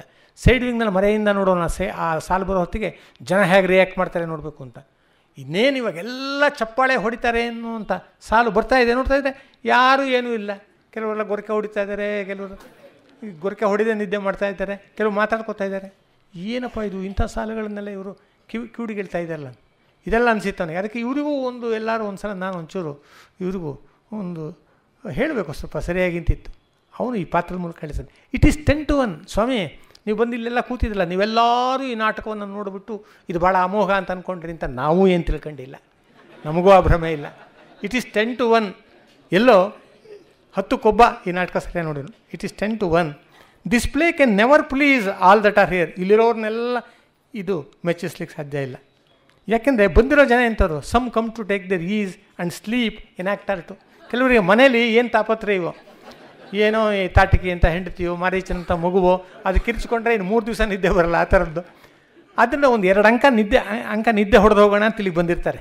Some come to take their ease and sleep in act or two. 1-2 ಅಂಕ ನಿದ್ದೆ ಮಾಡೋಕ್ಕೆ ಬಂದಿದೆ. ಆದರೆ ನಾವೇನು ಮಾಡ್ತೀವಿ, ನಾಟಕದಲ್ಲಿ ಬಾಜಾಬಜಂತ್ರಿ ಬಾರಿಸ್ಬಿಟ್ಟಿದ್ದೀವಿ. ಆ ನಿದ್ದೆಗೂ ಪಾಪ ತೊಂದರೆ ಆಯ್ತೇನು. I fear we have frightened them with our trumpets. ನಮ್ಮ ಟ್ರಂಪೆಟ್ಸಿಂದ ಅವ್ರನ್ನ ಫ್ರೈಟನ್ ಮಾಡಿಬಿಟ್ಟಿದ್ದೀವಿ, ಪಾಪ ಕನಸು ಕಾಣ್ತಿದ್ರನ್ನ ಕ್ಷಮಿಸಿ ಅಂತಂದೇಳಿ ಓಡೋಗ್ಬಿಡುತ್ತೆ. ಶೇಕ್ಸ್ಪಿಯರ್ನಂಥ ಮಹಾನಾಟಕಕಾರನಿಗೆ, ಜಗತ್ತಿನ ಅಗ್ರಪಂಕ್ತಿಯನ್ನು ನಿಲ್ಲುವಂಥ ಒಬ್ಬ ಲೇಖಕನಿಗೆ ಪೂರ್ತಿ ಆಡಿಯನ್ಸು ಸಿಗಲಿಲ್ಲ ನೋಡಿ. ನಮ್ಮ ಅದೃಷ್ಟ, ನಮ್ಮಂಥ ಸಾಮಾನ್ಯರಿಗೆ ನೀವು ಇಷ್ಟೊಂದು ಜನ ಬಂದು ಕೂತು ಯಾರು ಎದ್ದೋಗ್ರೆ ಎಲ್ಲ ಕೇಳಿದ್ದೀರ, ನಮ್ಮ ಅದೃಷ್ಟವೇ ಅದೃಷ್ಟ. ನಿಮಗೆಲ್ಲ ನಮಸ್ಕಾರ. 2 ಸಾಲಿನ ಪದ್ಯ. ನನ್ನ ಅವ್ರು ಕವಿ ಅಂತ ಕರೆದು ಬಿಟ್ಟಿರೋದ್ರಿಂದ ಇದೇನು ನಿಜವಾದ ಕವಿತೆ ಅಲ್ಲ, ಬರೀ ರಂಜನೆ ಅಷ್ಟೇ. ಆದರೂ ಅದೊಂಚೂರು ಓದ್ಬಿಡ್ತೀನಿ. ಇದು ಗಂಡ ಹೆಂಡತಿ, ರಾಮಸ್ವಾಮಿ ಪರವಾಗಿಲ್ಲ ತಾನೆ, ನೀವು ಬಂದವ್ರನ್ನ ಕಳಿಸ್ಬಿಟ್ಟೆ. ಗಂಡ ಹೆಂಡತಿ ಒಂದು ಗಾಂಧಿ ಬಜಾರ್ನಂತ ಡೌನ್ ಟೌನಿಗೆ ಹೋಗಿದ್ದಾರೆ. ತಿಂಗಳ 1ನೇ ವಾರ ವ್ಯಾಪಾರ ನಡೀತಾ ಇದೆ. ಯಥಾ ಪ್ರಕಾರ ಹೆಂಡತಿಯಿಂದ ಗಂಡ ಎಲ್ಲ ನೋಡ್ತಾ ಇದ್ದಾನೆ ಅವಳು ತೊಗೊಳ್ಳೋದನ್ನು. ಕಡೆಯಲ್ಲಿ ಒಂದು ಘಟ್ಟದಲ್ಲಿ ಹೇಳ್ತಾನೆ ನಾನು, ಅಲ್ವೇ ಕೇಶ, ದಂತ, ಸುಣ್ಣ, ಬಣ್ಣ ಏನೆಲ್ಲ ಕೊಂಡೆ ಚೆನ್ನೆ. ಕೇಶ ಕೂದಲು, ಅಂಗಡಿಲಿ ಸಿಗೋ ಕೂದಲೇ ಅದು, ಚೌರಿ ಕೇಶ. ದಂತ, ಅಮೆರಿಕಾದಲ್ಲಿ ಮಾಲ್ಗಳಲ್ಲಿ ದಂತನೂ ಸಿಗುತ್ತೆ, ಹಾಗೆ ಅಂತ ಇಟ್ಕೊಳ್ಳಿ. ಕೇಶ, ದಂತ, ಹಲ್ಸೆಟ್ಟು, ಕೇಶ, ದಂತ, ಸುಣ್ಣ, ಬಣ್ಣ, ಸ್ನೋ ಪೌಡ್ರು ಏನೆಲ್ಲ ಕೊಂಡೆ ಚೆನ್ನೆ. ಇದನ್ನೆಲ್ಲ ಮಾಡಿಕೊಂಡು ಅಲಂಕಾರ ಮಾಡ್ಕೊಳ್ಳೋಳು ಚೆನ್ನೆ ಬೇರೆ ಇವಳು. ಕೇಶ, ದಂತ, ಸುಣ್ಣ, ಬಣ್ಣ ಏನೆಲ್ಲ ಕೊಂಡೆ ಚೆನ್ನೆ. ಕೊಳ್ಳಬಹುದಿತ್ತಲ್ಲೇ ಇದರ ಬದಲು ಒಂದು ಭರ್ಜರಿ ಮುಖವನ್ನೇ, ಒಂದು ಮುಖವಾಡ ತೊಗೊಂಡು ಹಾಕೊಂಡ್ಬಿಟ್ಟಿದ್ದಿದ್ರೆ ಇದೆಲ್ಲ ತೊಗೊಳ್ಬೇಕಾದ್ದೇ ಅಲ್ಲಿ. ಇನ್ನೊಂದು, ನಮ್ಮಲ್ಲಿ ಸಾಮಾನ್ಯವಾಗಿ ಹೆಣ್ಣುಮಕ್ಕಳು ಹುಡುಗರಿಗಿಂತ ಹೆಚ್ಚು ಕ್ರಿಯೇಟಿವ್ ಆಗಿರ್ತಾರೆ. ಸೃಜನಾತ್ಮಕವಾದ ಸೃಷ್ಟಿಶೀಲವಾದ ವ್ಯಕ್ತಿತ್ವ ಅವ್ರದ್ದು. ಏನೋ ವೋಕಲ್ ಮ್ಯೂಸಿಕ್ ಶುರು ಮಾಡ್ತಾರೆ, ಕೆಲವರು ಪಿಟೀಲ್ ಕಲಿಯಕ್ಕೆ ಶುರು ಮಾಡ್ತಾರೆ, ಕೆಲವರು ಏನೋ ಡಾಲ್ ಮೇಕಿಂಗು, ರಂಗೋಲಿ, ಇದು ಕಸೂತಿ, ಈ ಥರ ಎಲ್ಲ ಏನಾದ್ರು ಒಂದು ಕಲೆಯನ್ನು ಅಭ್ಯಾಸ ಮಾಡ್ತಿರ್ತಾರೆ. ಪರೀಕ್ಷೆ ಹತ್ರ ಬರುತ್ತೆ, ಪಬ್ಲಿಕ್ ಎಕ್ಸಾಮಿನೇಷನ್ ಮಾರ್ಕ್ಸ್ ತೊಗೋಬೇಕು, ನಿಂತು ಹೋಗುತ್ತೆ. ಮತ್ತು ಪರೀಕ್ಷೆ ಆಗಿ ಪಾಸಾದ್ಮೇಲೆ ಮತ್ತೆ ಶುರುವಾಗುತ್ತೆ, ಮದುವೆ ಆಗುತ್ತೆ, ನಿಂತು ಹೋಗುತ್ತೆ. ಆಮೇಲೆ ಮಧುಚಂದ್ರ ಅದು ಇದು ಮುಗಿತು, 1-2 ಮಕ್ಕಳಾಗುತ್ತೆ. ಮಕ್ಕಳಾದಮೇಲೆ ಕಂಪ್ಲೀಟಾಗಿ ನಿಂತು ಹೋಗುತ್ತೆ. ಎಲ್ಲ ತೊಗೊಂಡು ವೀಣೆ ಗೀಣೆ ಪಿಟೀಲ್ ಗಿಟೀಲ್ ಎಲ್ಲ ಅಟ್ಟ ಹತ್ತಿ ಅಲ್ಲಿ ಧೂಳು ತಿಂತಾ ಇರ್ತೀವಿ. ಅಂಥ ಸ್ಥಿತಿಗೆ ಬಂದಿರುವ ಒಂದು ಕುಟುಂಬ ಇದು. ಗಂಡ ತನ್ನ ಹೆಂಡತಿ ಪರವಾಗಿ ಹೇಳ್ತಾ ಇದ್ದಾನೆ ಒಂದು ಮಾತನ್ನು. ವೀಣೆ ಕಲಿಯಲು ಇವಳು ಉಗುರು ಬಿಟ್ಟಳು ಒಳ್ಳೆ ಹುರುಪಿನಿಂದ. ನಮ್ಮಕ್ಕೆ ವೀಣೆ ಕಲಿಬೇಕು ಅನ್ನೋ ಆಸೆಯಿಂದ ವೀಣೆ ಕಲಿಯಲು, ವೀಣೆ ಮೇಷ್ಟ್ರ ಏನು ಹೇಳ್ತಾರೆ ಅಂದರೆ, ವೀಣೆ ಕಲಿಯುವಾಗ ಅಮ್ಮ ನೀವು ಬಲಗೈ ಉಗುರನ್ನ ಕತ್ತರಿಸ್ಬೇಡಿ, ಯಾಕಂದ್ರೆ ಉಗುರು ಬೆಳೆದ್ರೆ ಉಗುರಿನಿಂದ ಮೀಟಿದರೆ ತಂತಿನ ಜಿಂಕಾರ ಚೆನ್ನಾಗಿ ಹೊಮ್ಮತ್ತೆ, ಬೆಟ್ಟಿಂದ ಮೀಟಿದರೆ ಹೊಮ್ಮಲ್ಲ, ಉಗುರು ಬಿಡಿ. ಸೊ ವೀಣೆ ಕಲಿಯಲು ಇವಳು ಉಗುರು ಬಿಟ್ಟಳು ಒಳ್ಳೆ ಹುರುಪಿನಿಂದ. ವೀಣೆ ಕಲಿಯೋ ಹುರುಪಿನಲ್ಲಿ ಚೆನ್ನಾಗಿ ಉಗುರು ಬಿಟ್ಟಳು. ವೀಣೆ ಹೋಯಿತು, ಮಕ್ಕಳಾಯಿತು, ವೀಣೆ ಹೋಯಿತು, ಅಟ್ಟ ಹತ್ತಿತು. ವೀಣೆ ಹೋಯಿತು, ಈಗ ನನ್ನ ನುಡಿಸುತ್ತಾಳೆ ಉಗುರಿನಿಂದ. ಇನ್ನೊಂದು ಮೂರನೇದು ಕಡೆದು ಸ್ವಲ್ಪ ಈ ಕಾಲದ ಹುಡುಗರು ಮಾತಿದ್ದು. ಈ ಕಾಲದ ಒಬ್ಬ ಗ್ರ್ಯಾಜುಯೇಟ್ ಅಂತ ಇಟ್ಕೊಳ್ಳಿ, ಓದ್ತಾ ಇರೋನು ಇನ್ನು ಒಬ್ಬ ವಿದ್ಯಾರ್ಥಿ ಹೇಳಿದ ಮಾತು ಇದು. ನಾನು ಈ ಕಾಲದ ಹುಡುಗ ಅಂತ ಯಾಕೆ ಹೇಳ್ತೀನಿ ಅಂದರೆ, ಈ ಕಾಲದಲ್ಲಿ ಹುಡುಗರು ಓದ್ತಾ ಇರುವಾಗಲೇ ಇನ್ನು ವಿದ್ಯಾರ್ಥಿಗಳಾಗಿರಲು ಒಬ್ಬಳು ಸ್ನೇಹಿತರ ಜೊತೆಲಿ ಒಬ್ಬಳು ಸಖಿನೂ ಇರ್ತಾಳೆ. ಅವರು ಆಗಾಗೆಲ್ಲ ಹೋಟ್ಲಿಗೆ ಹೋಗೋದು, ಸಿನಿಮಾ ನೋಡೋದು, ಆ ಕ್ಲಾಸಿಗೆ ಚಕ್ಕರ್ ಕೊಟ್ಟು ಪಾರ್ಕಲ್ಲಿ ಕೂತ್ಕೊಂಡು ಹರಟೆ ಹೊಡೆಯೋದು ಎಲ್ಲ ಇರುತ್ತೆ. ಅದೆಲ್ಲ ಸಾಮಾನ್ಯ, ಅದು ಅಕ್ಸೆಪ್ಟೆಡ್. ಇವನು ಒಬ್ಬ ಹುಡುಗ ಏನು ಮಾಡಿದ್ದಾನೆ, ಏನೋ ಮಾತಾಡಿದ್ದಾನೆ ಅಥವಾ ಏನೋ ಮಾಡಿದ್ದಾನೆ, ಅವನ ಸಖಿಗೆ ಬೇಜಾರಾಗ್ಬಿಟ್ಟಿದೆ. ಅವಳು ಸ್ವಲ್ಪ ಕೋಪ ಮಾಡ್ಕೊಂಡಿದ್ದಾಳೆ. ಅದಕ್ಕೆ ಅವನು ಹೇಳ್ತಾನೆ, ಈ ಸಖೀರುನಲ್ಲಿ ನಾನು ಯಾಕೆ ಈ ಕಾಲದ ಹುಡುಗ ಅಂತ ಹೇಳಿದ್ರೆ, ನಮ್ಮ ಕಾಲದಲ್ಲಿ ನಾವು ನಮ್ಮ ಕ್ಲಾಸ್ಮೇಟ್ಗಳ ಮುಖವನ್ನೇ ಸರಿಯಾಗಿ ನೋಡಿರಲಿಲ್ಲ. ನಮ್ಮ ಜೊತೆ ಓದೋರು ಭಾಳ ದೊಡ್ಡ ಮನುಷ್ಯ, ಸಂಭಾವಿತ ಅಂತ ಅನಿಸ್ಕೊಳ್ಬೇಕು, ಮತ್ತು ಅದೆಲ್ಲ ಸರಿಯಲ್ಲ ಅಂತ ಅನ್ನೋದು. ಈಗ ಅದಕ್ಕೆಲ್ಲ ಪಶ್ಚಾತ್ತಾಪ ಆಗ್ತಾ ಇದೆ ಅಂತ ಇಟ್ಕೊಳ್ಳಿ, ಅದ್ರ ಪ್ರಯೋಜನ ಇಲ್ಲ. ಇವನು ಹಂಗಲ್ಲ, ಎಲ್ಲ ಅವ್ರ ಜೊತೆ ಓಡಾಡಿಕೊಂಡು ಮಾತಾಡ್ಕೊಂಡೆಲ್ಲ ಇದ್ದಾನೆ. ಅವಳು ಕೋಪ ಮಾಡ್ಕೊಂಡ್ಬಿಟ್ಟು ಎಲ್ಲ ಅದಕ್ಕೆ ಅವ್ನು ಹೇಳ್ತಾನೆ, ನೋಡು ತುಂಬ ಸಿಟ್ಟು ಮಾಡ್ಕೊಂಡಿದ್ದೀಯಾ, ಯಾಕೆ ಅಂತ ನಂಗೆ ಗೊತ್ತು. ನಾನು ಮುತ್ತು ಕೊಟ್ಟಿದ್ದು ತಪ್ಪು ಪಾಪ ಎನ್ನಿಸಿದ್ದರೆ ನಿನಗೆ, ನಾನು ಮುತ್ತು ಕೊಟ್ಟಿದ್ದು ತಪ್ಪು ಪಾಪ ಎನ್ನಿಸಿದ್ದೆ ನಿನಗೆ, ಶಿಕ್ಷಿಸಿ ಬಿಡು ಕೂಡಲೇ ಅದನ್ನು ಹಿಂತಿರುಗಿಸಿ ನನಗೆ. ಇಷ್ಟೊತ್ತು ಬೋರ್ ಮಾಡಿದ್ರಿಂದ ಒಂದೆರಡು ಚುಟುಕ ಓದಿದ್ರೆ ಒಂಚೂರು ರಂಜನೆ ಆದೀತು ಅಂತ ಇದನ್ನು ಓದಿಷ್ಟು. ನಮಸ್ಕಾರ ಸ್ನೇಹಿತರೆ, ನಿಗದಿತವಾದ ಸಮಯ ಹತ್ತಿರ ಬಂದರೂ ಅವ್ರನ್ನ ಉಪನ್ಯಾಸ ಮುಗಿಸೋಕ್ಕೆ ನೀವು ಯಾರೂ ಬಿಡ್ತಾ ಇಲ್ಲ. ಅದರಿಂದ ಅದೇ ವಂದನ ಅರ್ಪಣೆ ಆಗಿದೆ ಅಂತ ನಾನು ಹೇಳ್ಬೋದು. ಲಕ್ಷ್ಮೀನಾರಾಯಣ ಭಟ್ರು ತಾವೇ ಸ್ವತಃ ಕವಿಯೂ ಆಗಿರೋದರಿಂದ ಅವರ ಸಂವಹನ, ಅವರ ಪ್ರತಿಪಾದನೆ, ಅವರ ಸಂವೇದನೆ ಎಲ್ಲನೂ ಮೇಲ್ಮಟ್ಟದ್ದಿದೆ. ಒಂದು ಸಣ್ಣ ಘಟನೆ ನೆನಪಾಗತ್ತೆ. ಈಗ ಸುಮಾರು 35 ವರ್ಷ ಹಿಂದೆ ನಾನೊಂದು ಪತ್ರಿಕೆಯ ಉಪಸಂಪಾದಕ ಆಗಿದ್ದೆ. ನನ್ನ ಕಿರಿಯ ಸಹೋದ್ಯೋಗಿ ಒಬ್ಬಳಿದ್ಲು, ಕನ್ನಡ MA ಮಾಡಿ ಬಂದಿದ್ಲು, ಸೇರಿಕೊಂಡಿದ್ಲು. ನಾನು ಅವಳ ವಿಜಯಶ್ರೀ ಅಂತ. ಒಂದು ದಿವಸ ನಾನು ಅವಳನ್ನ ಕೇಳಿದೆ, ನೀನು MA ಓದುವಾಗ ನಿನಗೆ ಬಹಳ ಇಷ್ಟವಾದ ಮೇಷ್ಟ್ರು ಯಾರು ಅಂದರೆ, ಅವಳು ಹೇಳಿದ್ದು ಲಕ್ಷ್ಮೀನಾರಾಯಣ ಭಟ್ರ ಹೆಸರು, ವಿಜಯಶ್ರೀ. ಪಾಪ ಈಗ ತೀರ್ಕೊಂಡಿದ್ದಾಳೆ ಅವಳು. ಈ ದಿನ ಉಪನ್ಯಾಸದಲ್ಲಿ ಸಾಹಿತ್ಯ ಹೇಗೆ ಸಂಸ್ಕಾರಕಾರಿ ಅನ್ನೋದನ್ನು ಭಟ್ರು ಹೇಳಿದ್ದಾರೆ, ಮತ್ತು ಇದರ ಅಭ್ಯಾಸ ಹೇಗೆ ಪ್ರಯೋಜನ ದೃಷ್ಟಿಗೆ ಮೀರಿದ್ದು ಅನ್ನೋದನ್ನು ಸ್ಪಷ್ಟಪಡಿಸಿದ್ದಾರೆ. ಅದು ಕಾವ್ಯಾನಂದ ಅನ್ನ ಬ್ರಹ್ಮಾನಂದ ಸಹೋದರ ಅಂತ ಕರೆಯೋದು, ಅದನ್ನು ಸ್ಮರಣೆ ಮಾಡಿದ್ರು. ಶ್ರೇಷ್ಠ ಸಾಹಿತ್ಯದಲ್ಲಿ ಕಾಣುವ ಜೀವನ ಸೂಕ್ಷ್ಮಗಳ ಗ್ರಹಿಕೆಯನ್ನು ನಿದರ್ಶನಗಳ ಮೂಲಕ ಲಕ್ಷ್ಮೀನಾರಾಯಣ ಭಟ್ರು ವಿಶದಪಡಿಸಿದರು. ಉದಾಹರಣೆಗೆ ಮಾತೃತ್ವದ ಉಜ್ವಲ ಚಿತ್ರಣ, ಹೇಗೆ ಜೀವನದ ಪೂರ್ಣ ದರ್ಶನ ಆಗೋದು ಸಾಹಿತ್ಯದ ಅಥವಾ ಕಲೆಯ ಸನ್ನಿಧಿಯಲ್ಲಿ ಮಾತ್ರ ಅನ್ನೋದನ್ನು ಸ್ಪಷ್ಟಪಡಿಸಿದರು. ವಿಷಾದದ ದುಃಖದ ಸನ್ನಿವೇಶಗಳ ಜೊತೆಗೂ ಕೂಡ ಹೇಗೆ ನಮಗೆ ತಾದಾತ್ಮ್ಯ ಉಂಟಾಗಿಬಿಡುತ್ತೆ, ಅದು ಕಲ್ಪಿತ ಸನ್ನಿವೇಶ ಅಂತ ತಿಳಿದಾಗಲೂ ನಮ್ಮ ಅನುಭವದ ಸಾಂದ್ರತೆಗೆ ಹೇಗೆ ಭಂಗ ಬರೋದಿಲ್ಲ, ವಾಸ್ತವ ಜೀವನದಲ್ಲಿ ಯಾವುದರಿಂದ ನಾವು ವಿಮುಖರಾಗುತ್ತೇವೋ ಅದನ್ನು ಕಲೆಯ ಸನ್ನಿಧಿಯಲ್ಲಿ ಹತ್ತಿರಕ್ಕೆ ಎಳೆದುಕೊಳ್ತೇವೆ. ಈ ಅಂಶಗಳನ್ನೇ ಅವರು ಬಹಳ ಸುಂದರವಾಗಿ ಅವರು ಸ್ಪಷ್ಟಪಡಿಸಿದರು. ಹಿರಿಯಣ್ಣವರ ಆರ್ಟ್ ಈಸ್ ಲೇಮನ್ಸ್ ಯೋಗ ಅನ್ನುವ ಕ್ಲಾಸಿಕ್ ಸ್ಟೇಟ್ಮೆಂಟ್, ಅದು ಇದರ ಎಲ್ಲದರ ಇನ್ನೂ ಸಂಕೇತಿಸುತ್ತೆ ಅಂತ ಹೇಳ್ಬೋದು. ತಾತ್ಪರ್ಯ ಅಂದರೆ ಭಾಷೆಯ ನಿಜ ದರ್ಶನ ಆಗೋದು ಸಾಹಿತ್ಯದಲ್ಲಿ ಮಾತ್ರ, ಅದನ್ನು ಹೇಳಿದರು. ಸಾಹಿತ್ಯಕ್ಕೆ, ಕಲೆಗೆ ಒಂದು ಅಲೌಕಿಕವಾದ ರೂಪಕ ಶಕ್ತಿ ಇರುತ್ತೆ ಅನ್ನೋದನ್ನು ಅನೇಕ ನಿದರ್ಶನಗಳ ಮೂಲಕ ಅವರು ಸ್ಪಷ್ಟಪಡಿಸಿದರು. ಈ ರೂಪಕತೆ ಮೊದಲಾದ ಹಲವಾರು ಧಾತುಗಳಿಂದ ಏರ್ಪಟ್ಟಿರೋದು ಸಾಹಿತ್ಯದ ಒಂದು ಸಂಸ್ಕಾರಕ ಗುಣ. ಇದರ ಬಗ್ಗೆ ತುಂಬ ಬೋಧಕವಾದ ಉಪನ್ಯಾಸವನ್ನು ಕೇಳಿದ್ದೇವೆ. ತಮ್ಮೆಲ್ಲರ ಪರವಾಗಿ, ಗೋಖಲೆ ಸಾರ್ವಜನಿಕ ವಿಚಾರ ಸಂಸ್ಥೆಯ ಪರವಾಗಿ ಮತ್ತು ಈ ದತ್ತಿಯನ್ನು ಹಿಂದೂಪುರ ನಾರಾಯಣರಾವ್ ಅವರ ನೆನಪಿನಲ್ಲಿ ಏರ್ಪಾಟು ಮಾಡಿದ ಶ್ರೀನಿವಾಸರಾವ್ ಅವರ ಪರವಾಗಿ ಲಕ್ಷ್ಮೀನಾರಾಯಣ ಭಟ್ರಿಗೆ ಕೃತಜ್ಞತೆಯನ್ನು ಅರ್ಪಿಸ್ತೇನೆ. ಅದಕ್ಕೆ ಮೊದಲು ನಾಳೆಯ ಒಂದು ವಿಶೇಷ ಸಾರ್ವಜನಿಕ ಸಭೆಯ ಬಗ್ಗೆ ಮಾಹಿತಿ.